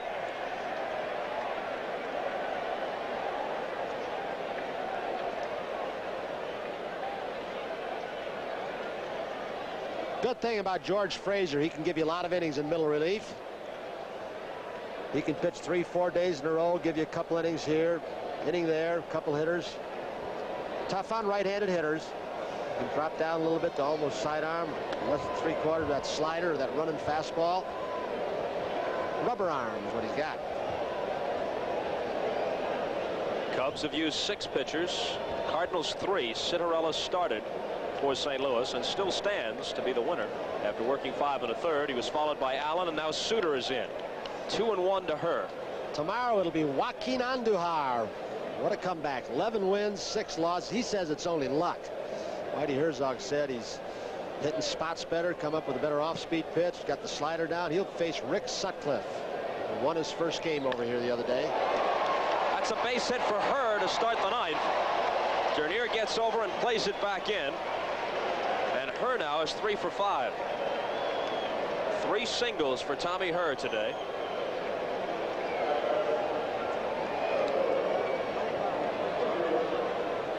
So they'll be looking for the sacrifice. You remember this man? They do on the other side of town. Britt Burns does, after Burns pitched a brilliant, 10 innings, and Landrum came up and jolted White Sox fans and the White Sox. 10th inning homer at Comiskey, game 4 of the American League playoffs. Herr gets back ahead of Frazier's throw. Snapped a scoreless tie. The Orioles won that day to claim the American League pennant, and of course went on to win the World Series in 5 games over the Phillies. Tito squares to bunt, and it's foul. You mentioned Andujar. I heard some talk that the Cardinals might switch to left-hander Ricky Horton for tomorrow. Herzog was reluctant to pitch a left-hander against the Cubs. The Cubs have the best record against left-handed pitching in the National League so far this year. Their lineup loaded with right-handed power hitters. Here's Whitey and a brief glimpse of the crew cut beneath that Redbird cap. But I think Whitey might switch to Horton tomorrow and then use Andujar Monday in St. Louis. That Whitey's had trouble with his starting staff since the beginning. When Bob Forsch went down, and they're talking about the possibility of lower back surgery on Bob Forsch. Forsch had started rather slowly, but he's been kind of one of the nucleus of the staff for years. So we've got Danny Cox, and we're looking at several others they're trying to work in the rotation. But Point's shoulder sore. Stupor struggled yesterday again. Landrum lays off. It's 1-1. I'll tell you, they're getting to the point now with Landrum up, with Hebner and Durham charging, so Herzog may be thinking of a switch. Boy, if he drops this ball down, you may see a hit and run. Let's see what they decide.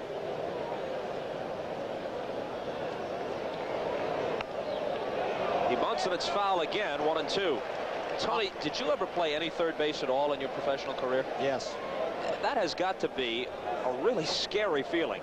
Charging in on the bunt and knowing there's always the chance that they take the bunt sign off and a right-handed batter swings away, and I don't care who you are, Brooks Robinson, Clete Boyer, you get that close and somebody hits it right on the nose. If it happens to be right at you, heaven forbid, could take your head off. Well, knowing what you just said, I just never charged. Much to your manager's delight. More so on the artificial surface now, where the ball get on you in such a hurry. Landrum takes outside and low. 2-2.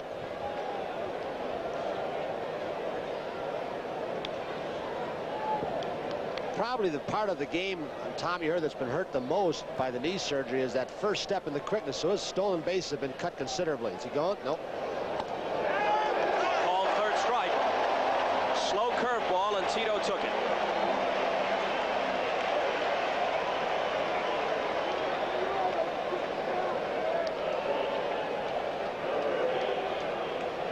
Now Bo and Frazier with 1 out, talking about who's going to cover, how they're going to pitch Porter. Bo will probably say with a left-handed hitter up, I'll be taking the throw. Any ball hit back to you. May go back and pass the word to Sandberg and run the ball in on Porter, keep it away, and play him accordingly. Staying away.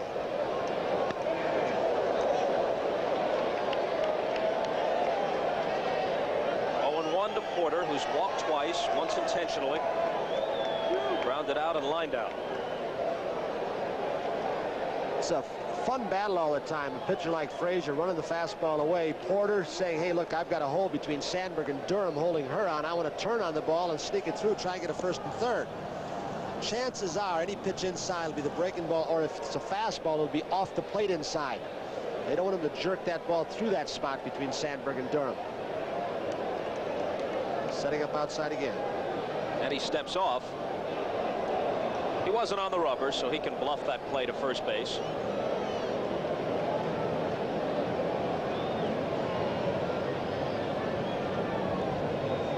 Sandberg, Matthews, and Durham will be the hitters in the last half of the ninth for the Cubs.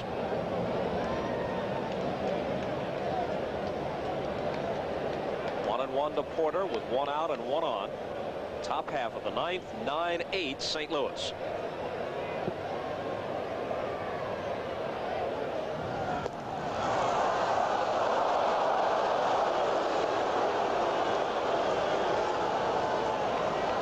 You think about it, Tony, it remains to be seen what will happen in the last half of the ninth, but the cutoff play looms as a big one now in the sixth when Van Slyke cut off the throw to the plate and nailed Sandberg trying to advance to second on Sandberg's hit, which produced 2 runs and made it 9-8.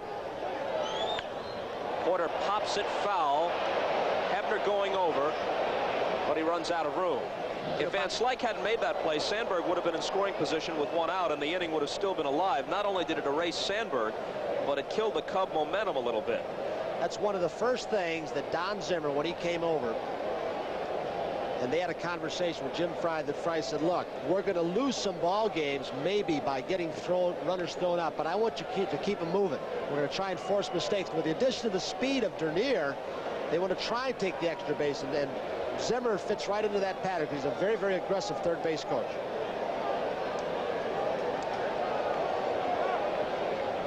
Porter steps out. Well, sometimes you live and die with that speed. Some said the White Sox last year in the League Championship Series. Too many runners thrown out. They were overly aggressive. But those are the guys who mess around with numbers. Try and force mistakes, and sooner or later it's going to pay off for you. Going to keep the pressure on the defense. I said Baltimore's defense wouldn't crack last year. St. Louis hasn't today. 2-2 to Porter with Van Slyke on deck.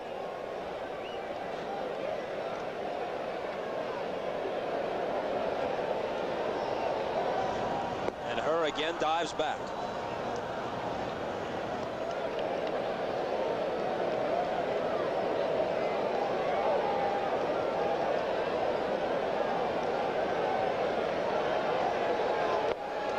He lays off and the count is full.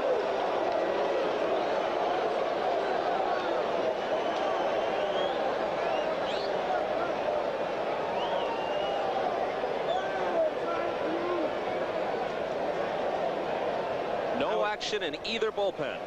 For about the first time all day, isn't it? Assuming that he's going to be going off first base, trying to open up a hole for Porter. Porter is shortened up on his bat an inch or so, choked up a little bit. He's trying to put the ball in play.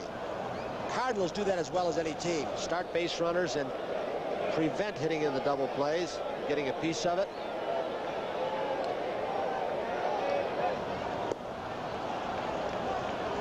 What is it they say? If you don't have to dive back, the Dodgers are having their own way with Atlanta. You don't have to dive back, your lead isn't big enough. It's a little Maury Wills theory, wasn't it? Take a long lead and take a stride in the dives.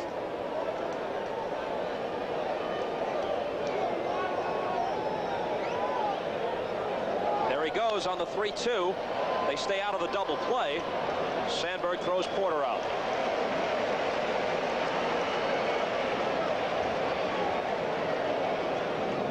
Probably would have been a double play ball if Herr had not been running, considering the fact that Porter isn't the fastest guy in the world. Now they're going to walk Van Slyke intentionally because this pitcher spot is due next. Suter is hitting in the leadoff spot, having taken Lonnie Smith's position in the batting order on one of the many double switches that each club has pulled today.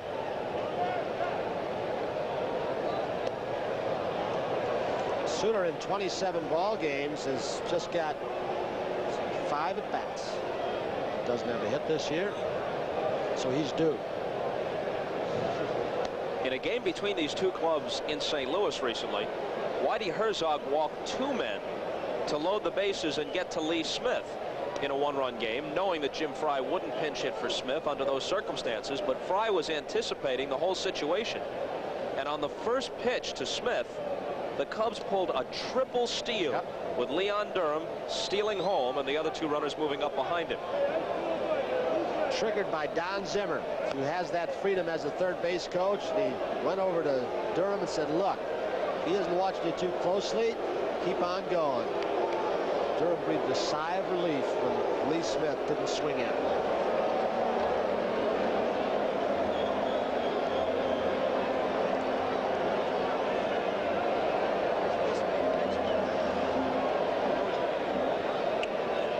Earlier we mentioned Rick Wise with the 2 home runs and the no-hitter on June 23rd, 1971. Another hitting milestone for a pitcher, June 23rd, 73. Ken Brett, one of the best hitting pitchers in recent times. Suter taps this one foul. Hit home runs in 4 consecutive games. Ken Brett, George's brother. I know you've got, well, we've got a little time while Frazier gets ready again. The runners go back. The other big day, what, how many years ago today was the Babe Ruth thing, wasn't it? 66 years ago today, June 23rd, 1917, Babe Ruth, then pitching for the Red Sox, was thrown out of the game. 0-1 pitch to Suter, taken for a strike, 0-2, thrown out of the game after walking the first batter. Ernie Shore came out of the bullpen. There we go. The man who was aboard was thrown out stealing, and Shore retired the next 26 in a row. Greatest relief job in baseball history. In effect, a perfect game. Only 27 men came to the plate. That's what you call long, long relief, isn't it?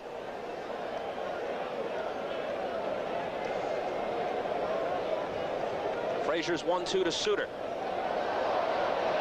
And the count holds. I'll tell you, the camera crew and the guys in the truck been sharp today. Producer Ken Edmondson. Director, what's his, oh, Bucky Gunn. What's his name? Bucky Gunts. Yeah. Bucky Gunts. Yeah. Someday we're going to have to ask him how he got his nickname. Steve Horn, our statistician, helped by the Cubs. Ned Coletti. Good job, guys. Great camera work. And you get a lot of base runners like we've had today, and a lot of things happen. You've had it from every angle.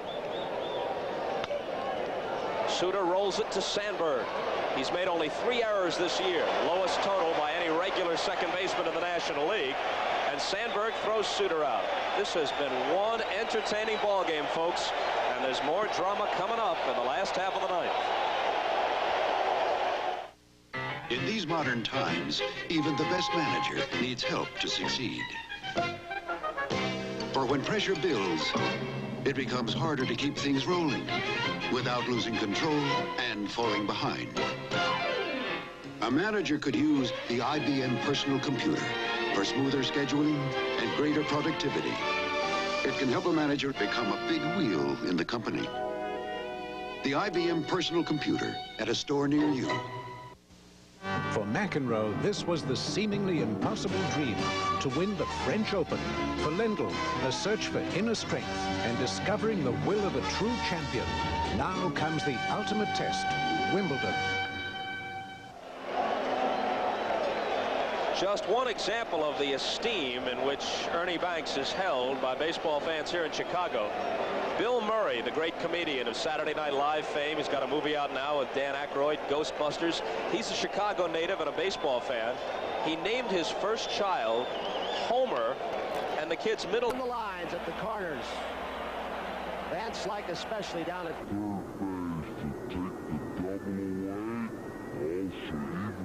Bag.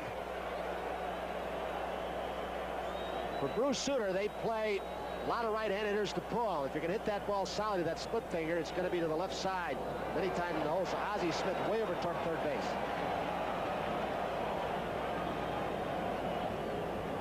Tito Landrum playing Sandberg very deep in left field. On the outside corner, 1-1. Another bit of defensive strategy. Herzog moving the outfield back. You're going to give the looping single to try and keep that hitter out of scoring position. So they're deep in center and left. Prevent the double or triple. Into left center field and deep. This is a tie ball game.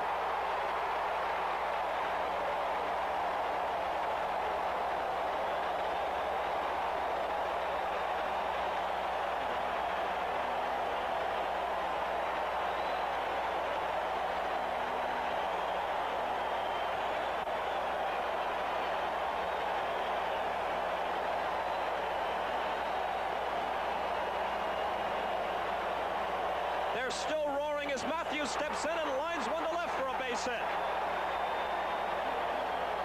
The winning run is on.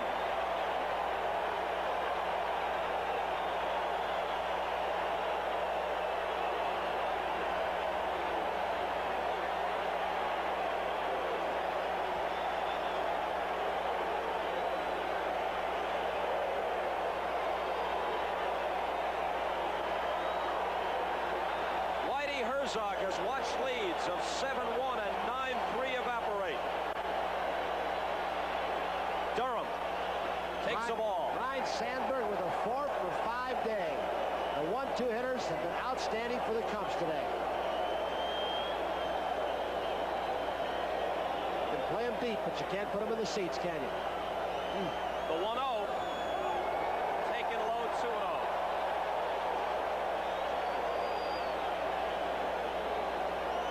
Gary Matthews and Hendricks both in this ball game leading the league, and that'll get Lee Smith up for the Cubs. That's a strike. 2-1.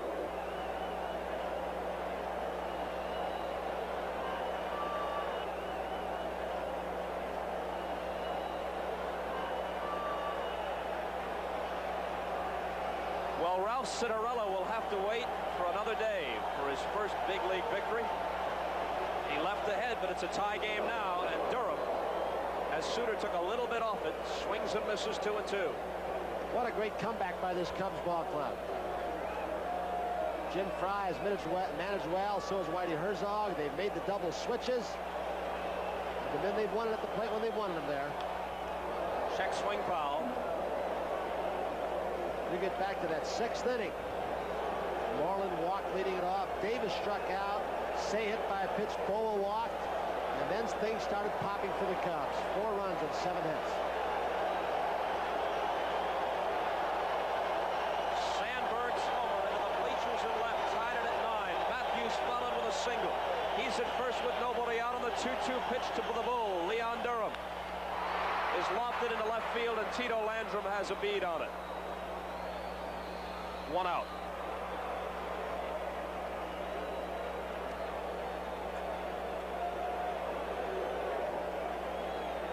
Keith Hernandez told us a few weeks back we did a Mets game that they're the best offensive team in the Eastern Division. Showing it with his comeback today. Moreland had a homer yesterday. Hitless so far today. Takes a strike.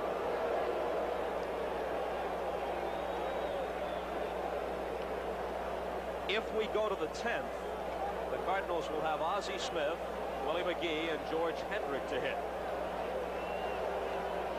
The 0-1. The runner is going. Swing and a miss. Here's Porter's throw. And he beat it. Oh, he dropped the ball. He dropped the ball. Herr really didn't see Matthews coming. I don't think it was a delayed steal, but Matthews did not appear to have a great jump. And Herr tried to hold his ground as long as he could, not give that second base spot up. He took the throw on the run, a hard slide. When he made the swipe, the ball scoots out of his glove. Good call by the second base umpire, Jerry Crawford. He didn't call it too soon. He waits to make sure that Herr has possession.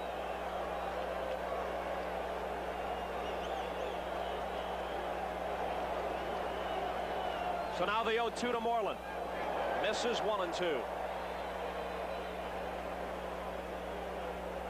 Jody Davis is on deck.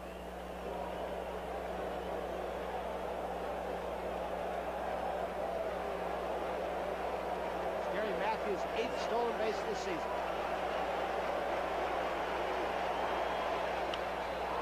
Ozzie Smith to his left, flags it down, and throws him out. Moreland just threw his arms up in the air as he approached first base, saying, if any other human had been patrolling shortstop, I would have just had a game-winning hit. It's not so much that he throws his arms up, I think, at the fine play by Smith. I think a little bit in disgust at this high grass in the infield. That ball had base hit labeled all over it, and the grass just stopped it. It was hit fairly sharply, but another outstanding play by Smith. Whitey Herzog once made the comment that Smith, and this is an exaggeration, I think, 100 runs a game. I don't think he saves 100, but he saved about 3 or 4 already today, hasn't he? 100 a season, I guess. Is Whitey's thought. Gary Woods has moved into the on-deck circle. Right-handed batter. Walk him intentionally. Whitey's not going to put the decision in the hands of even a veteran pitcher and catcher like Suter and Porter. He knows that Woods, once he's announced, the only other pinch hitter they have left is switch hitter Dave Owen, shortstop. And we mentioned it earlier, because of the waiver thing. Henry Cotto cannot be called up and be activated till tomorrow. Fry is playing with just 24 players. He's got 11 pitchers. Verizon out disabled. He finally had the cast removed. Herzog knows this, that Fry is one man short. Ryne Sandberg started the inning with his 4th hit of the day, his 11th hit in his last 3 games, 4 Thursday in Pittsburgh. Whitey with the instructions. 3 yesterday afternoon and a 9-3 Cub victory. 4 today. And that home run, number 8 on the year for Sandberg, tied it at 9. Now the Cubs trying to do again what they have done so often this year, rally and win in their last at-bat. Gary Woods 4 for 13 as a pinch hitter, hitting .333 on the year. I'll tell you, they both managed brilliantly today and put the right guys in the position in the right spot. Whitey Herzog's bullpen has failed him in middle relief.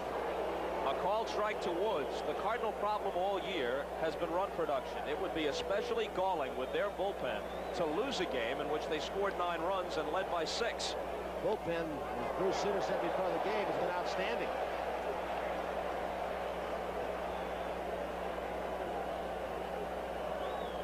Sometimes teams just have those kinds of years where they can't put the defense, the pitching, and the hitting together at the same time.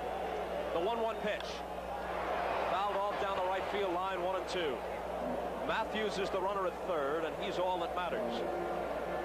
Davis, who received an intentional walk, is at first. 9-9, last half of the ninth. Davis down at first matters in this. He is not being held down by Green at first base. And any slow hit ground ball, if he can get a good jump, he can beat the force out at second base or force them to make the long throw across the diamond. So he's been giving a little leeway. Green playing behind him. The 1-2. Ozzie Smith has it. Puts to her and will go to extra innings. There's nobody like him. There have been stars galore. Sandberg, Dernier, Willie McGee, and certainly this man, Ozzie Smith. Extra innings in Wrigley, tied at 9. Lee Smith, who pitched an inning and 2/3 yesterday, struck out 4. He got a lot of those strikeouts yesterday with a slider. 7th pitcher used by Jim Fry and the Cubs. His bullpen is gone. Although I'm sure somebody might volunteer. He's got Rainey, Russell, Eckersley, and Sutcliffe. Sutcliffe scheduled tomorrow. Russell started yesterday. Rainey, if this gets to be long drawn out, extra inning game, might volunteer and help out if needed. It's Ozzie Smith who leads off in the 10th. Foul ball, strike 1. Trying to slap it by. Hebner playing in tight at third base.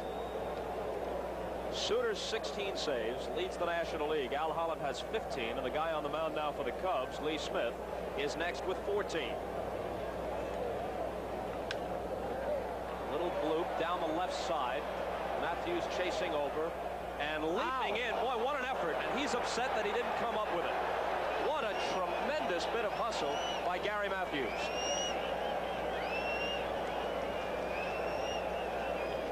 He had a long run, and he's battling the wind and looking almost into the sun. Now he goes from the sun to the shade, and the fan just got a piece of it. But once Matthews put that glove in the stands, he's fair game. No fan interference can be called then.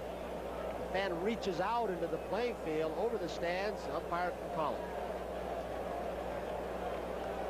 it. Lee Smith delivers to Ozzie Smith. Foul ball, same direction, still 0-2. Ozzie Smith is 1 for 10 lifetime against the Cubs' towering reliever Lee Smith. Throwing all fastballs till this point.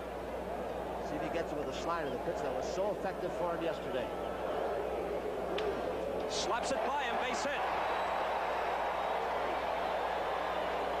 That was interesting. Hebner, before that pitch was thrown with 2 strikes on Ozzie Smith, looked into the dugout to see if he should move back a little bit. Somebody probably said, nope, stay even with the bag. We still want you to guard the line and take the double away. And you guard the line, you give ground to the left. Smith shot it through. So Ozzie now has a couple of hits and also a pair of walks. And here's Willie McGee. 3 3 for 5, a single, a triple, and a home run. 5 RBIs. Just trying to find out something with McGee. See if the hand slides up the bat to tip off the bunt. Hebner in tight, and Durham will be charging.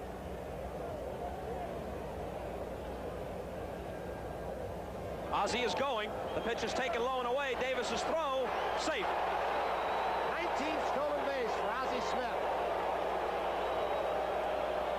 He's been caught just 5 times. The little guy's played one heck of a game today. Left-hand hitter McGee gives a little bit of an advantage to the base stealer. Catcher has to throw over the top. This seems like a simple thing, but look at how straight a line Ozzie Smith uses from first to second. I'm saying simple geometry, but so many guys just kind of waver off a step or two, and they get just thrown out bang bang. He'll be trying to pull the ball, but he doesn't. This could be a base hit. Matthews racing toward it, can't get to it. Ozzie Smith rounds third and he'll score. Willie McGee has a 4-hit day, and he has hit for the cycle. Willie McGee had a triple in the second, a single in the fourth, a homer in the sixth, and now a double in the 10th. 6 RBIs for Willie McGee.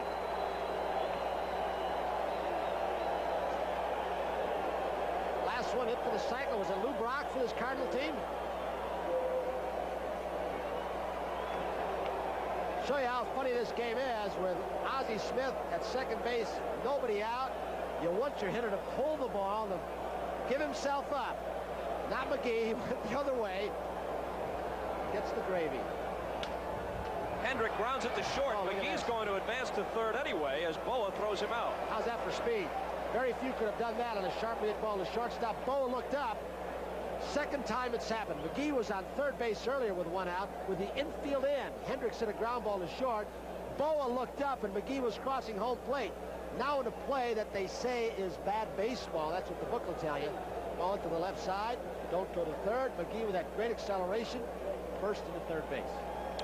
You're right, by the way, Tony. The last time a Cardinal hit for the cycle, it was Lou Brock against San Diego at San Diego in May of 1975. Willie McGee has done it today.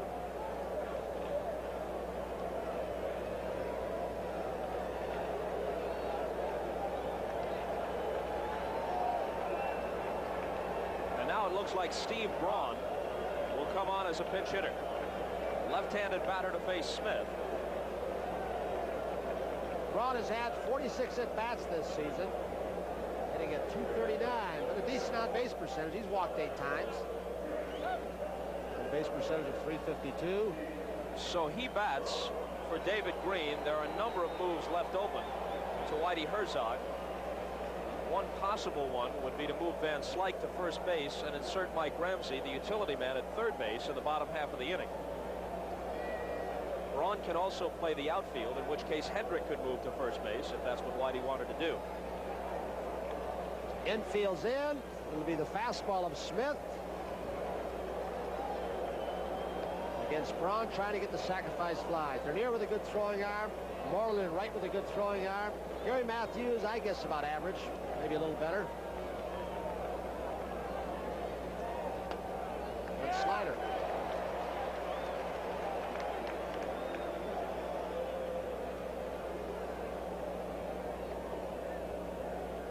Lee Smith not throwing quite as hard. He's had a pulled muscle in his side. It's bothered him over the last few weeks.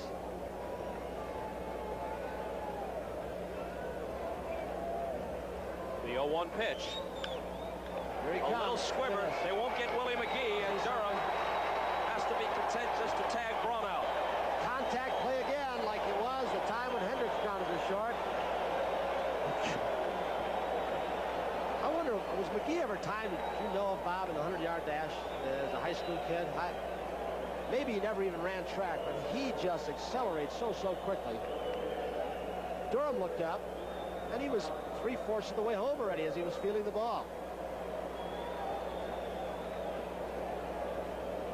So he's gotten some RBIs with that speed. Got one on the ground out to short for Hendrick. Just got an RBI with that speed for Braun. Tommy Herr is 3 for 5, 3 singles.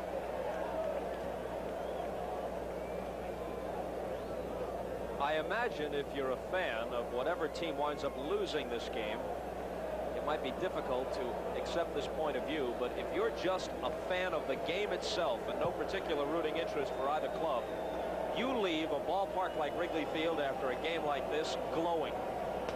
This has just been a great ball game. It's a long time since we saw Cinderella, who started for the Cardinals, and Trout for the Cubs. Now you wonder what's going to happen to this Cubs bullpen now. They've got to get some complete games out of somebody. They've used 7 pitchers. Hurd gives one a long ride, but Moreland is going to be there. Ball is not carrying in that direction. The Cardinals come up with 2, and Willie McGee was the key man in the inning. They take an 11-9 lead to the bottom of the 10th. Is it safe today? Don't bet on it. Boa leads it off and takes a ball from Suter. Unless something should change drastically here in the last of the 10th, this week's player of the game is Willie McGee. A strike, 1-1.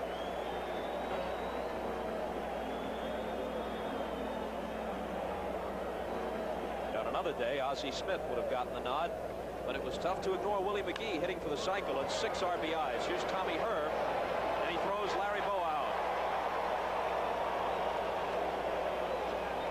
These are the kind of days where, when you're on the losing team, which looks more and more likely with the Cubs, there's Mike Jorgensen at first.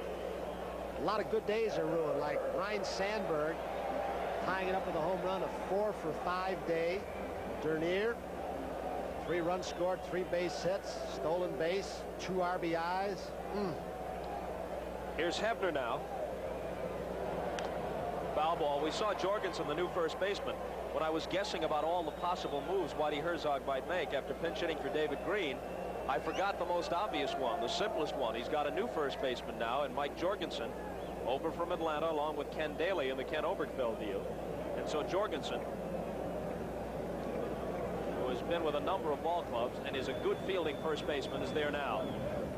Well, Herzog's got some extra moves he can make if he needs to. He's still got Glenn Brummer, a right-handed hitter, extra catcher, Mark Salas, a left-handed hitter, switch hitter Mike Ramsey.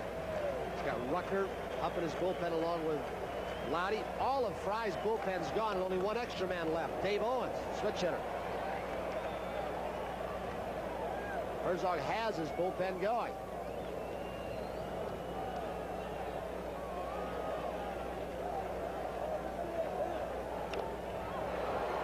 Fouled at the plate, 2-2.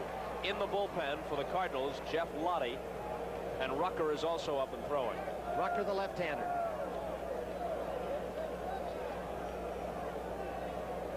Hebner gratefully got a little bit of a piece of that split-fingered fastball that shot down from Bruce Sutter. Interesting to see if the Cardinals re-sign him. Maybe one of the reasons they went out, in case his demands they may feel are exorbitant, they went out and got Neil Allen. Yep. Here's a chance for Jorgensen. He'll take it himself. And the Cardinals are 1 out away from winning a wild one. The 8 out Suter has gotten thus far have all been ground ball outs. So when he's the best, when he keeps the ball down. Dernier trying to get on and give Sandberg another chance. Takes a ball. Suter gets so many hitters out with pitches out of the strike zone. You just can't lay off the split finger. But he continues to throw it even when he's behind. There it is. Dernier may be instructed. 2 runs down to go up and take a strike.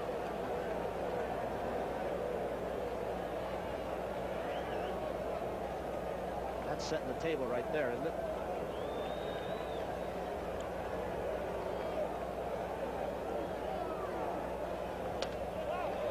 And it's 3-0 now.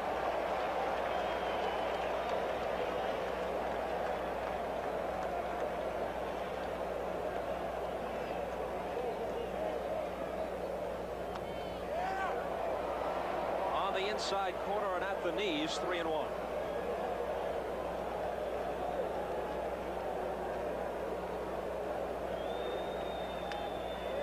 I'll tell you, in spite of some of the protestations by the Cubs early in this ballgame when Trout was on, Doug Harvey's called a heck of a ballgame.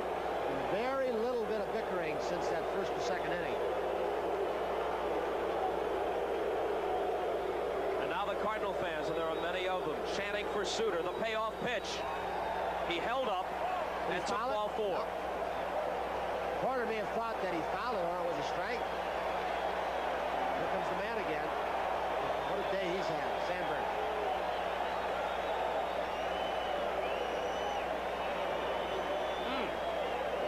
He checked it.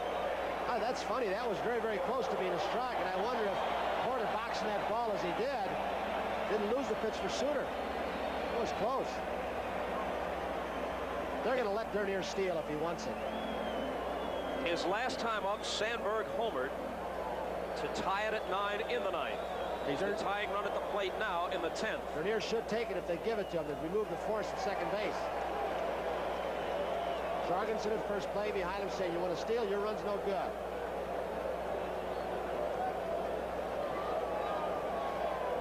The 1-0 pitch.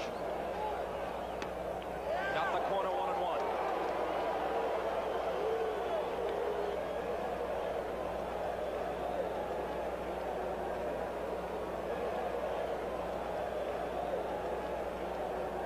Pitch. He hits it to deep left center. Look out! Do you believe it? It's gone!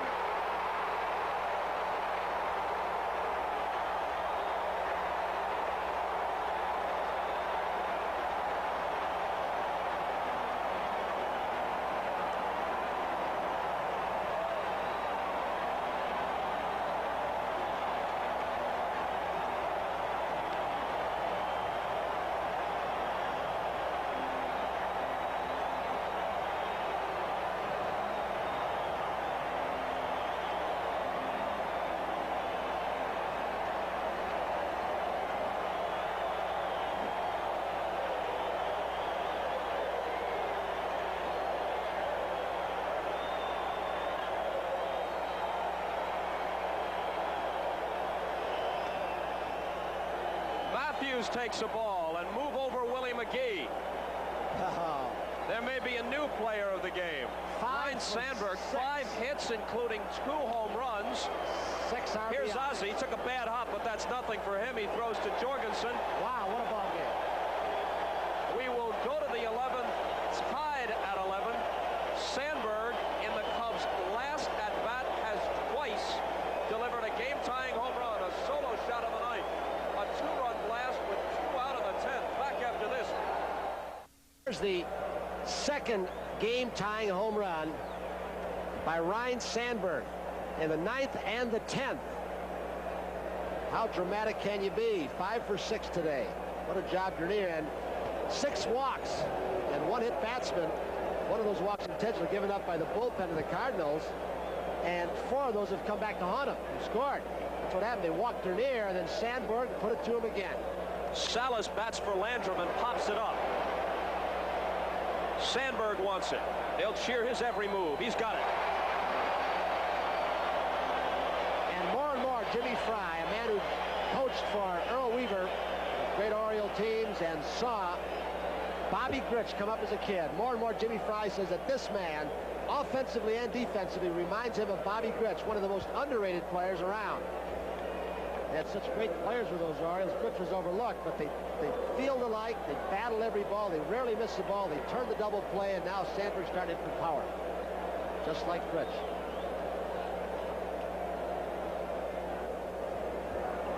Darrell Porter now.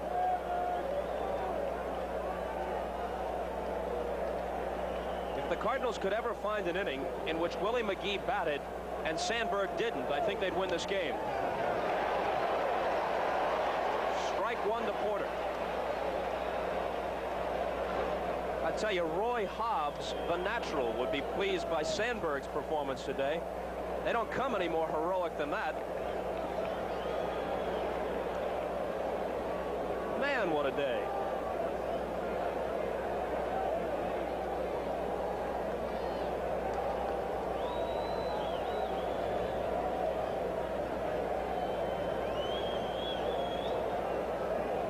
Packed house at Wrigley, one of the great ballparks. Perfect day for a game weather-wise. 11-11 in the 11th. Smith to Porter. Misses just outside, 2-1. Not too often in the ball game you see the first and second hitters, Dernier and Sandberg, in this case, driving in 9 runs in the game, huh? Between them.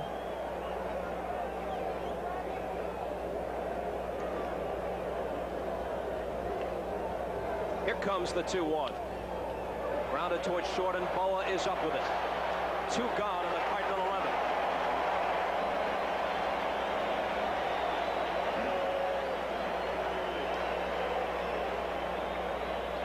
Whitey Herzog won't sleep too well tonight, whether they win or lose.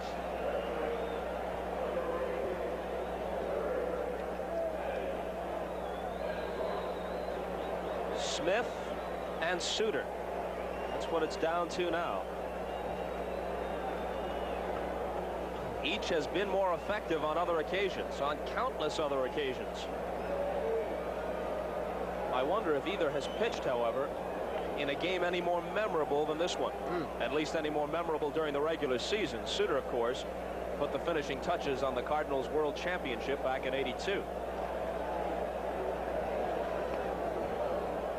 2-0 to Van Slyke. Well, Herzog has other people to go to if he wants to. In case Suter weakens if this game goes on, he's got somebody left in his bullpen. Rucker, Van Olen, Lottie, Daly if he decides to use him again, although I doubt it after yesterday. But for Jim Fry, he's down to starting pitchers now. Rainey, Russell, Eckersley, and Sutcliffe. Sutcliffe scheduled tomorrow.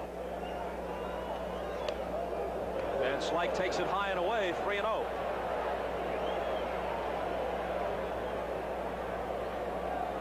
The pitcher's spot is next, and Mike Ramsey has moved into the on-deck circle for the Cardinals.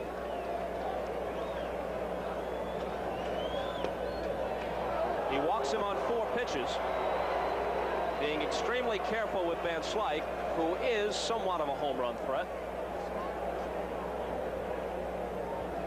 So Suter's not going to finish this ball game for the Cardinals. Ramsey's going to pinch hit.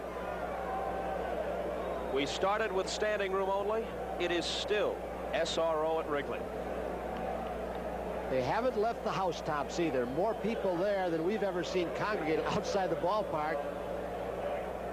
I'll tell you, this is a telephone game, Tony. This is the kind of game where you pick up the phone, you start calling your buddies. Say, you won't believe this. You got to turn the game on. Or if you live on Waveland, get up on the roof.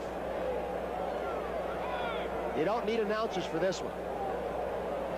But we're glad we're here. Oh.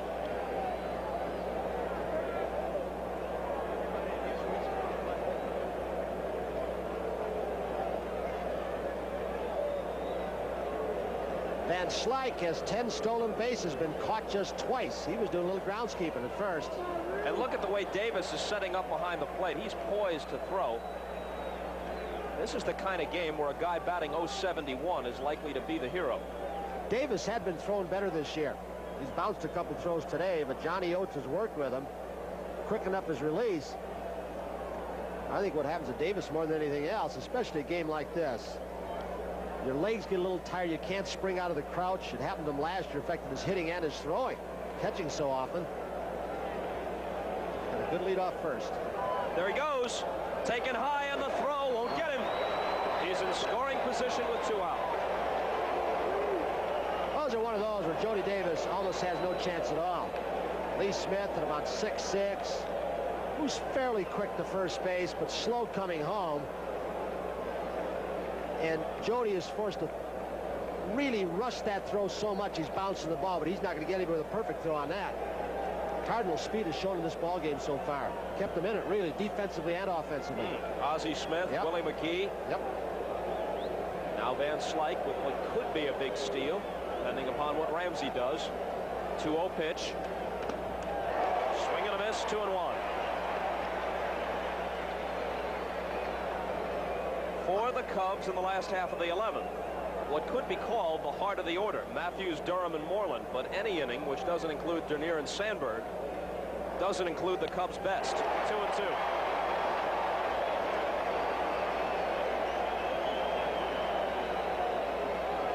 At least not today. Dernier and Sandberg have been the offensive story for the Cubbies. 2-2 pitch with 2 out. Sandberg. He can do no wrong. Back with the last half of the 11th. Wrigley Field in Chicago after this. We'll return in a moment to the Diamond Collection on ESPN Classic. Check out the ESPN Classic website at www.classicsports.com. Rucker came on to pitch for the Cardinals and walked the leadoff batter Leon Durham. That's never good. Only 2 position players haven't been used yet. The Cardinals' Glenn Brummer and the Cubs' Dave Owen, Spike's younger brother. We join the game in the bottom of the 11th with the score tied at 11. There's 1 out, 1 on, and Jeff Lottie is in to relieve Rucker.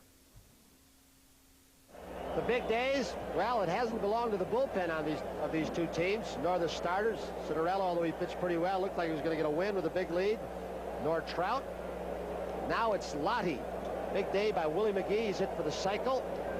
6 runs batted in already in this ball game. Sandberg has 7 runs batted in. There he is. It is early to start talking MVP. All that he has done, aside from winning a Gold Glove last year, his first year, full year at second base, that is the man that Dallas Green wanted in the trade with the Phillies. He said, I'll make the deal if you throw in the kid, Ryne Sandberg. They threw the kid all right, didn't they? Oh. You can smile, Ryan. It's your first 5-hit game for your career, and the 7 RBIs is also a 1-game personal high.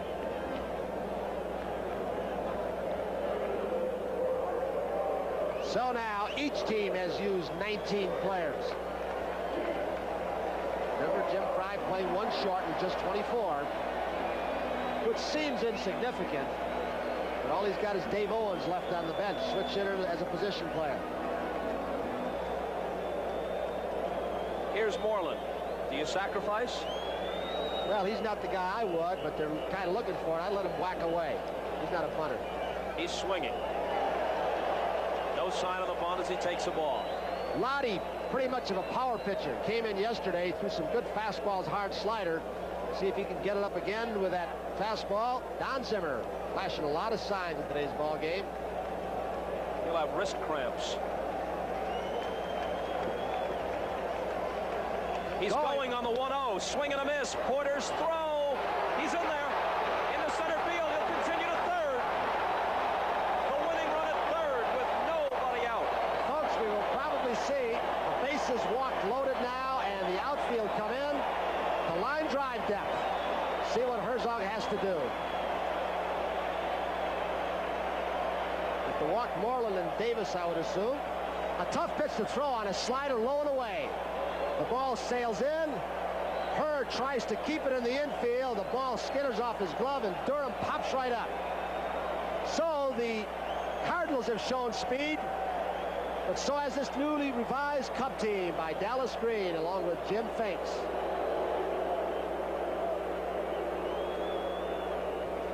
I'll tell you, these bases on balls have haunted this Cardinal staff all day long. And they hit batsmen earlier. Looked so comfortable early for Whitey Herzog, didn't it?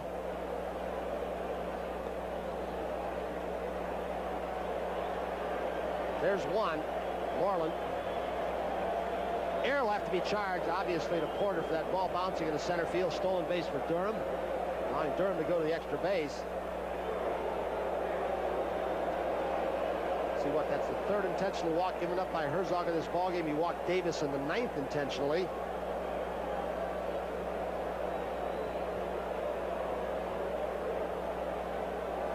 Nine walks given up by Cardinal pitching and 1 hit batsman.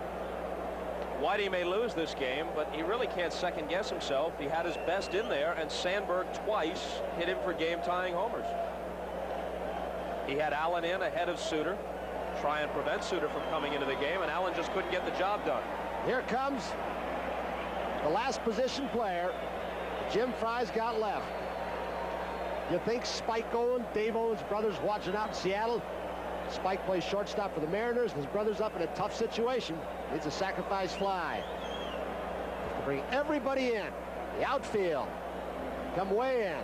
McGee with an outstanding throwing arm in center. Outstanding in right and Hendricks. Salas in left, we're not sure of. He should have a good arm because he's a catcher outfielder.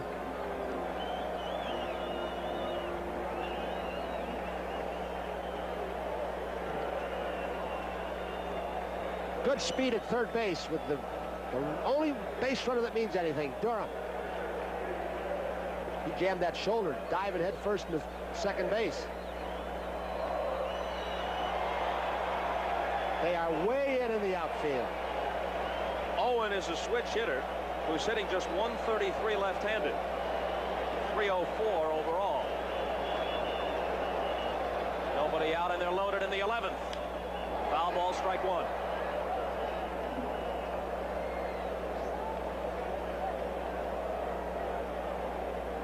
Cubs have now used 20 players.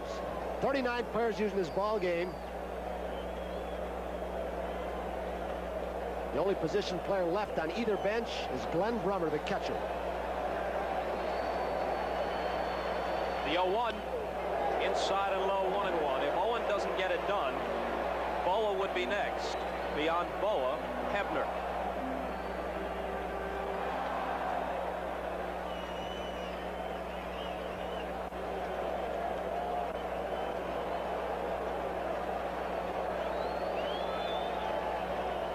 That's it.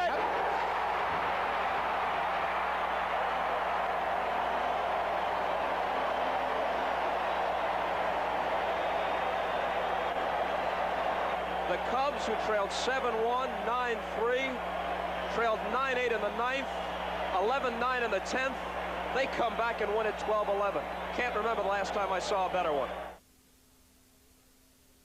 When the 1984 season was over and the Cubs were champions of the National League East, everyone on the team looked to this game that we just watched on Classic Sports as the turning point of the season. As for Ryne Sandberg, he said that this was the game that changed him as a ball player because it gave him the confidence to believe that he could, quote-unquote, do something special. And of course he did. Before his sudden and brief retirement in 1995, he was pretty much in a league of his own as the game's surest-handed and most productive second baseman. We'll continue now on Classic Sports.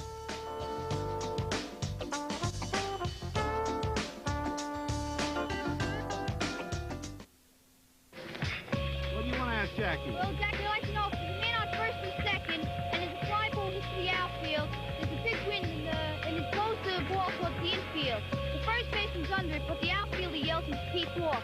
The outfielder dives the ball but doesn't get it. The ball goes into the outfield. All three men score. I'd like to know, are there any outs? And if there are, how many men score? Wow. Wow. Benny, then you got a question. At Yankee Stadium, August 25th, 1996 was Mickey Mantle Day. On a beautiful summer day in the Bronx, the New York Yankees paid tribute to one of their all-time greats with a ceremony and the unveiling of a monument in the ballpark the Mick called home. On hand were Mantle's family, his wife Merlin, and sons David and Danny, and many of Mickey's teammates from the Yankees championship teams. Bobby Mercer served as master of ceremonies. It is indeed an honor and a privilege to be a part of the dedication of a monument to such a great... Pitch will not count. That pitch will not count. Time had been called. The pitch will not count. John Kimbler was trying to call time and came racing out on the playing field, away from his station behind the bag. Bosley gets a break. Gary Woods waiting on deck. This crowd is alive.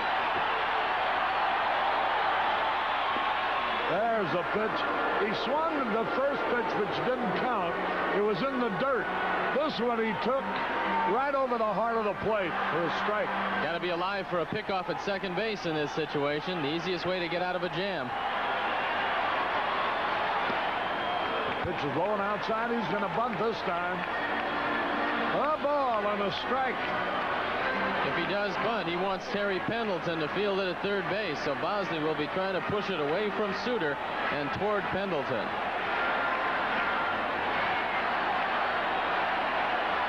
A ball and a strike. Oh, man, he missed that 2 feet. Gary Woods on deck.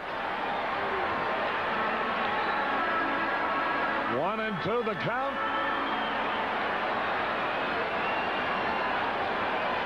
They say the only way you hit or beat Suter is if you make him come up with his pitcher. There's another one low. He laid off this one. 2 balls, 2 strikes.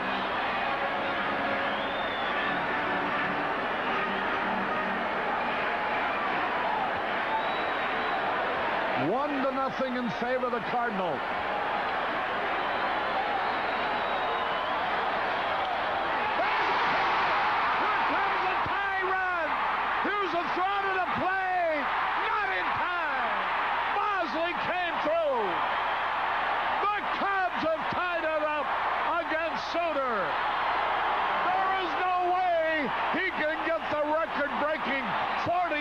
Save. Bosley did what he did yesterday. He took a ball right off the ground and drove it over the head of Billy Lyons for a base hit. It's out of the strike zone, but Bosley just hooks it into center field. And for Thad Bosley, once again showing his value, as is Henry Cotto, and the Cubs tie it up at 1. Boy, oh boy, put the stopwatch on that Cotto circling the bases. He ranks right up there with Dernier and Sandberg. Here now is Gary Wood. There's a pitch a little bit inside. He was going to bunt. The winning runs at second base now. Danny Roan. Nobody out. 3 hits in a row here in the bottom of the 9th. He can get the bunt down. They'll have to walk Moreland and bring the outfield in, so he's trying to bunt the ball down third base. Again, it's inside. Ball 2. So Bruce Sutter is running into trouble. Ruthven is off the hook. Owenby cannot figure. It's Sutter against Frazier right here.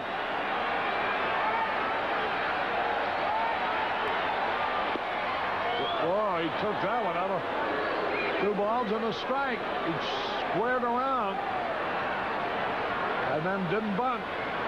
There's Bordy down in the bullpen. Rich Bordy.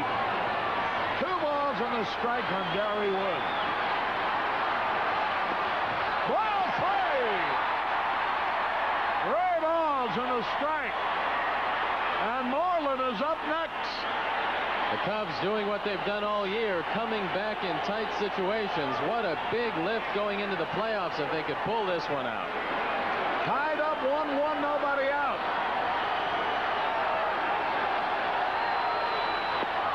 Ball 4, the bases are loaded with nobody out. Listen to the crowd.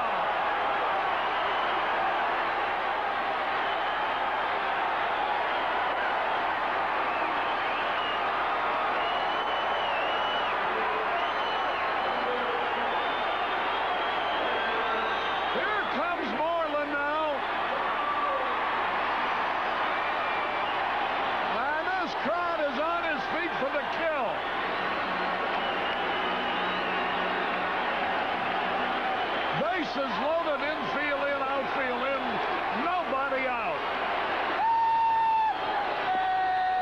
Ball is high. Bruce Sutter has come a cropper in the 9th.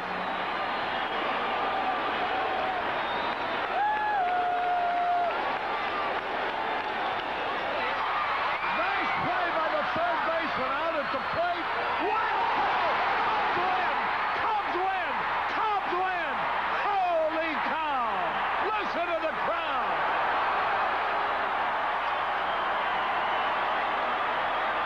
And Sutter is beaten. Look at this mob, Arnie. Listen to it. You would think we just won the playoff. There's a sign, bring on October. A wild throw by the catcher, Brummer, trying for a double play after Pendleton had made a fine reaching stab of Moreland's ball seemingly headed for left field. Turned it into a forced play at the plate. Brummer threw it badly. The crowd's still on its feet. I don't know why Brummer ever threw the ball there. He had no chance of doubling Moreland. Maybe he had a plane to catch. Look at him. Isn't this a sight? Isn't this a sight? You think this crowd hasn't gone bananas over the Chicago Cubs? Listen to him.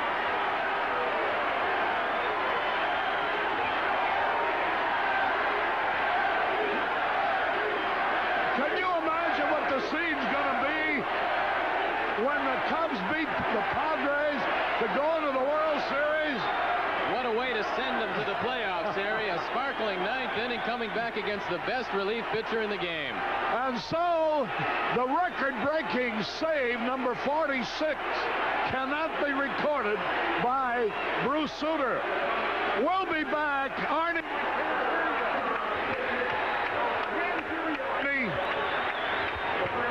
And what's he saying, Joe? Take another look at the last play. There it is, a great play by Pendleton. Ill-advised throw by Brummer. Have no idea what he was thinking about because he's not going to get Moreland on the play, and that's the winning run. Our equipment, Arnie, had waited until the last day of the season to break down. Can't hear a word you're saying. We'll be back with the totals now in a moment.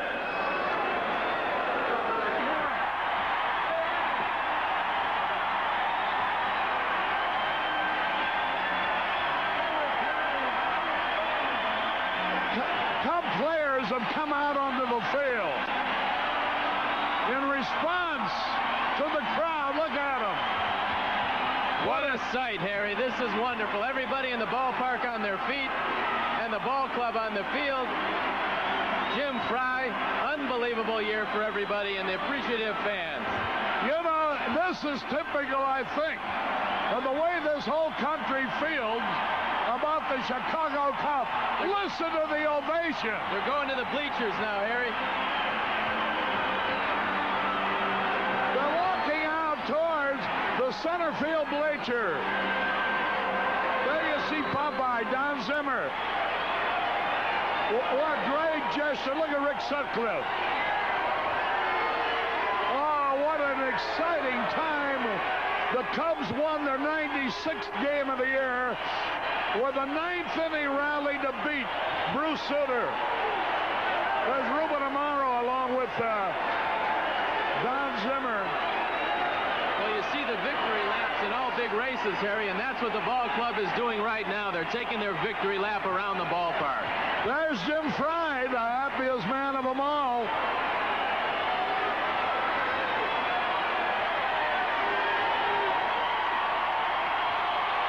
Bosley, who tied it up, eventually scored the winning run. Look at Fry. There's Ruben Amaro. A battery of photographers. Not a soul has left this ballpark. What a thrilling scene. Well, it really is, Harry. You see all the club down there and everybody on their feet.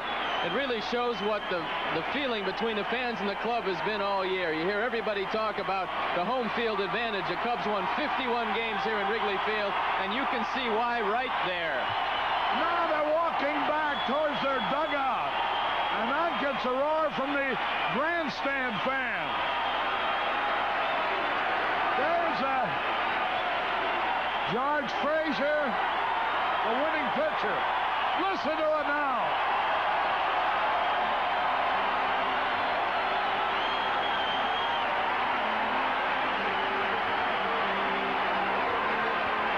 So the 1984 season, per se, has come to an end. But the playoffs are just ahead. Come Tuesday afternoon, 1:25, Rick Sutcliffe against Eric Shaw here at Wrigley Field. It's got to send chills up your spine whenever you see that type of emotion from the crowd and the club. But this ball club has done something that no one else has done since 1935. They've won over 50 games in this park. And the fans are on their feet, Harry, and they're screaming for you. They want you to do a victory lap down there. I tell you, these ball players are enough to satisfy these wonderful fans. And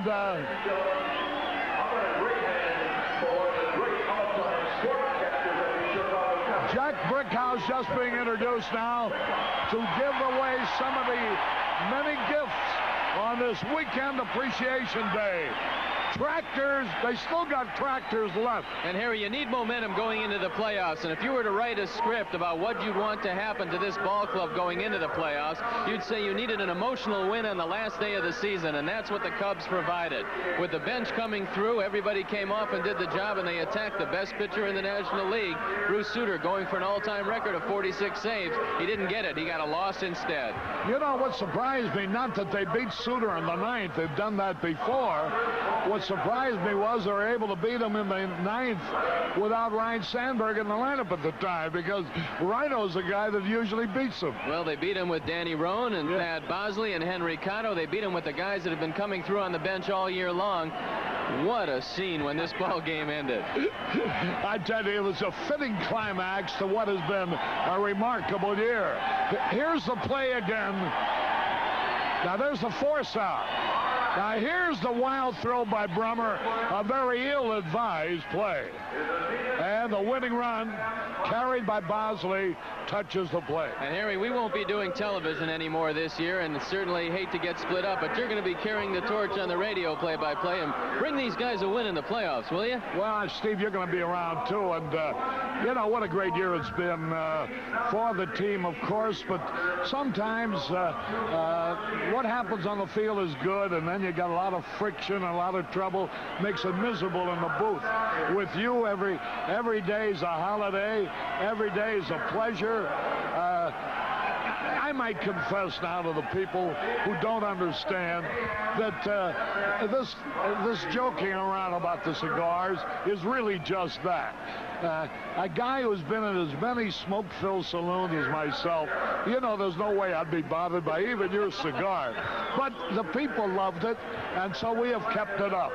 You keep smoking, and I'll keep joking, and the Cubs will keep winning, and how beautiful this world can be. Well, Harry, it's been a fine year, and there's 7 more wins to go. 3 in the playoffs, 4 in the World Series. But regardless of what happens, this ball club has given everybody in Chicago and all of their fans all over the country as many thrills as they could handle in this 1984 year. And I will see you on Tuesday. And this Bud's for you. Take care, Harry. All right, see you later, Steve. Here now are the totals and all the excitement. I don't know if we even mentioned the final score, which was 2-1 in favor of the Cubs. 2 runs, 6 hits, and no errors. George Frazier, the winner. He now has won 6 and lost 3. 1 run, 6 hits, no errors for the Cardinals. Bruce Sutter is the loser. He was trying to set a saves record at 46. Instead, he ends the season with 45 saves and with 7 losses rather than 6. Sutter's record for the year, he has won 5 and lost 7. So the Chicago Cubs end the season the way they started it, on a winning note. They won the first game of the year. They've won the last game of the year. They end the season with 96 victories, 65 losses. 1 game is missing there because they didn't play 162. The game with Montreal having been rained out, it would have been played only were it necessary so far as deciding the winner of the Eastern Division title.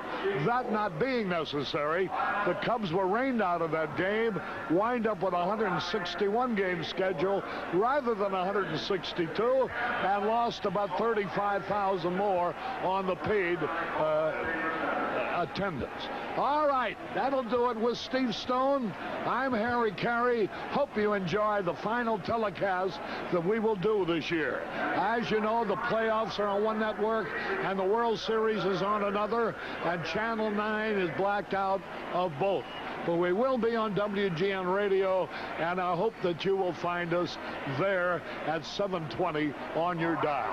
For Steve Stone, Harry Carey from Wrigley Field, it has been a magnificent year. And now, in closing, this Bud's for you.